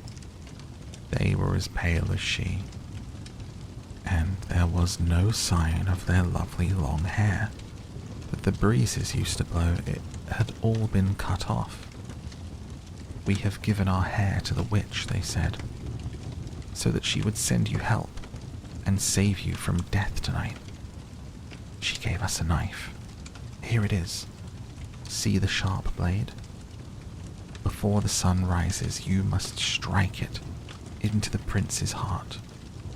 And when his warm blood bathes your feet, they will grow together and become a fishtail. Then you will be a mermaid again, able to come back to us in the sea. Live out your 300 years before you die, and turn to dead salt sea foam. Make haste. He or you must die before sunrise. Our old grandmother is so grief-stricken. Her white hair is falling fast, just as ours did under the witch's scissors. Kill the prince and come back to us. Hurry. See the red glow in the heavens. In a few minutes the sun will rise and you must die." They gave a strange deep sigh and sank beneath the waves. The little mermaid parted the purple curtains of the tent and saw the beautiful bride asleep with her head on the prince's breast. The mermaid bent down and kissed his shapely forehead. She looked at the sky, fast reddening for the break of day. She looked at the sharp knife, and again turned her eyes towards the prince, who in his sleep murmured the name of his bride. His thoughts were all for her, and the knife blade trembled in the mermaid's hand, and she flung it from her, far out over the waves. Where it fell, the waves were red, as if bubbles of blood seethed in the water. With eyes already glazing, she looked once more at the prince, hurled herself over the side of the ship into the sea, and felt her body dissolve in foam. The sun rose up from the waters. Its beams fell warm and kindly upon the chill sea foam. The little mermaid did not feel the hand of death. In the bright sunlight overhead, she saw hundreds of fair ethereal beings. They were so transparent that through them she could see the ship's white sails and the red clouds in the sky. Their voices were sheer music, but so spirit-like that no human ear could detect the sound, just as no eye on earth could see their forms. Without wings, they floated as light as the air itself. The little mermaid discovered that she was shaped like them, and she was gradually rising up out of the foam. "Who are you, towards whom I rise?" she asked, and her voice sounded like those above her, so spiritual that no music on earth could match it. "We are the daughters of the air," they answered. "A mermaid has no immortal soul, and can never get one unless she wins the love of a human being. Her eternal life must depend on a power outside herself. The daughters of the air do not have an immortal soul either, but they can earn one by their good deeds. We fly to the south, where the hot poisonous air kills human beings unless we bring cool breezes. We carry the scent of flowers through the air, bringing freshness and a healing balm wherever we go. When for 300 years we have tried to do all the good we can, we are given an immortal soul, and we share in mankind's eternal bliss. You, poor little mermaid, have tried with your whole heart to do this too. Your suffering and your loyalty have raised you up into the realm of airy spirits, and now in the course of 300 years, you may earn by your good deeds a soul that will never die. The little mermaid lifted her clear, bright eyes towards God's Son, and for the first time her eyes were wet with tears. On board the ship all was astir and lively again. She saw the prince and his fair bride in search of her. They gazed sadly into the seething foam, as if they knew that she had hurled herself into the waves.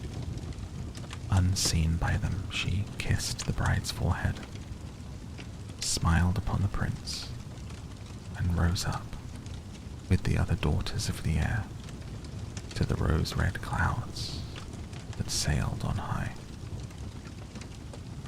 This is the way that we shall rise to the kingdom of God after 300 years have passed. We may get there even sooner, one spirit whispered. Unseen, we fly into the homes of men where there are children, and for every day on which we find a good child who pleases his parents and deserves their love, God shortens our days of trial. The child does not know when we float through the room, but when we smile at him in approval, 1 year is taken from our 300. But if we see a naughty, mischievous child, we must shed tears of sorrow, and each tear adds a day to the time of our trial. The end.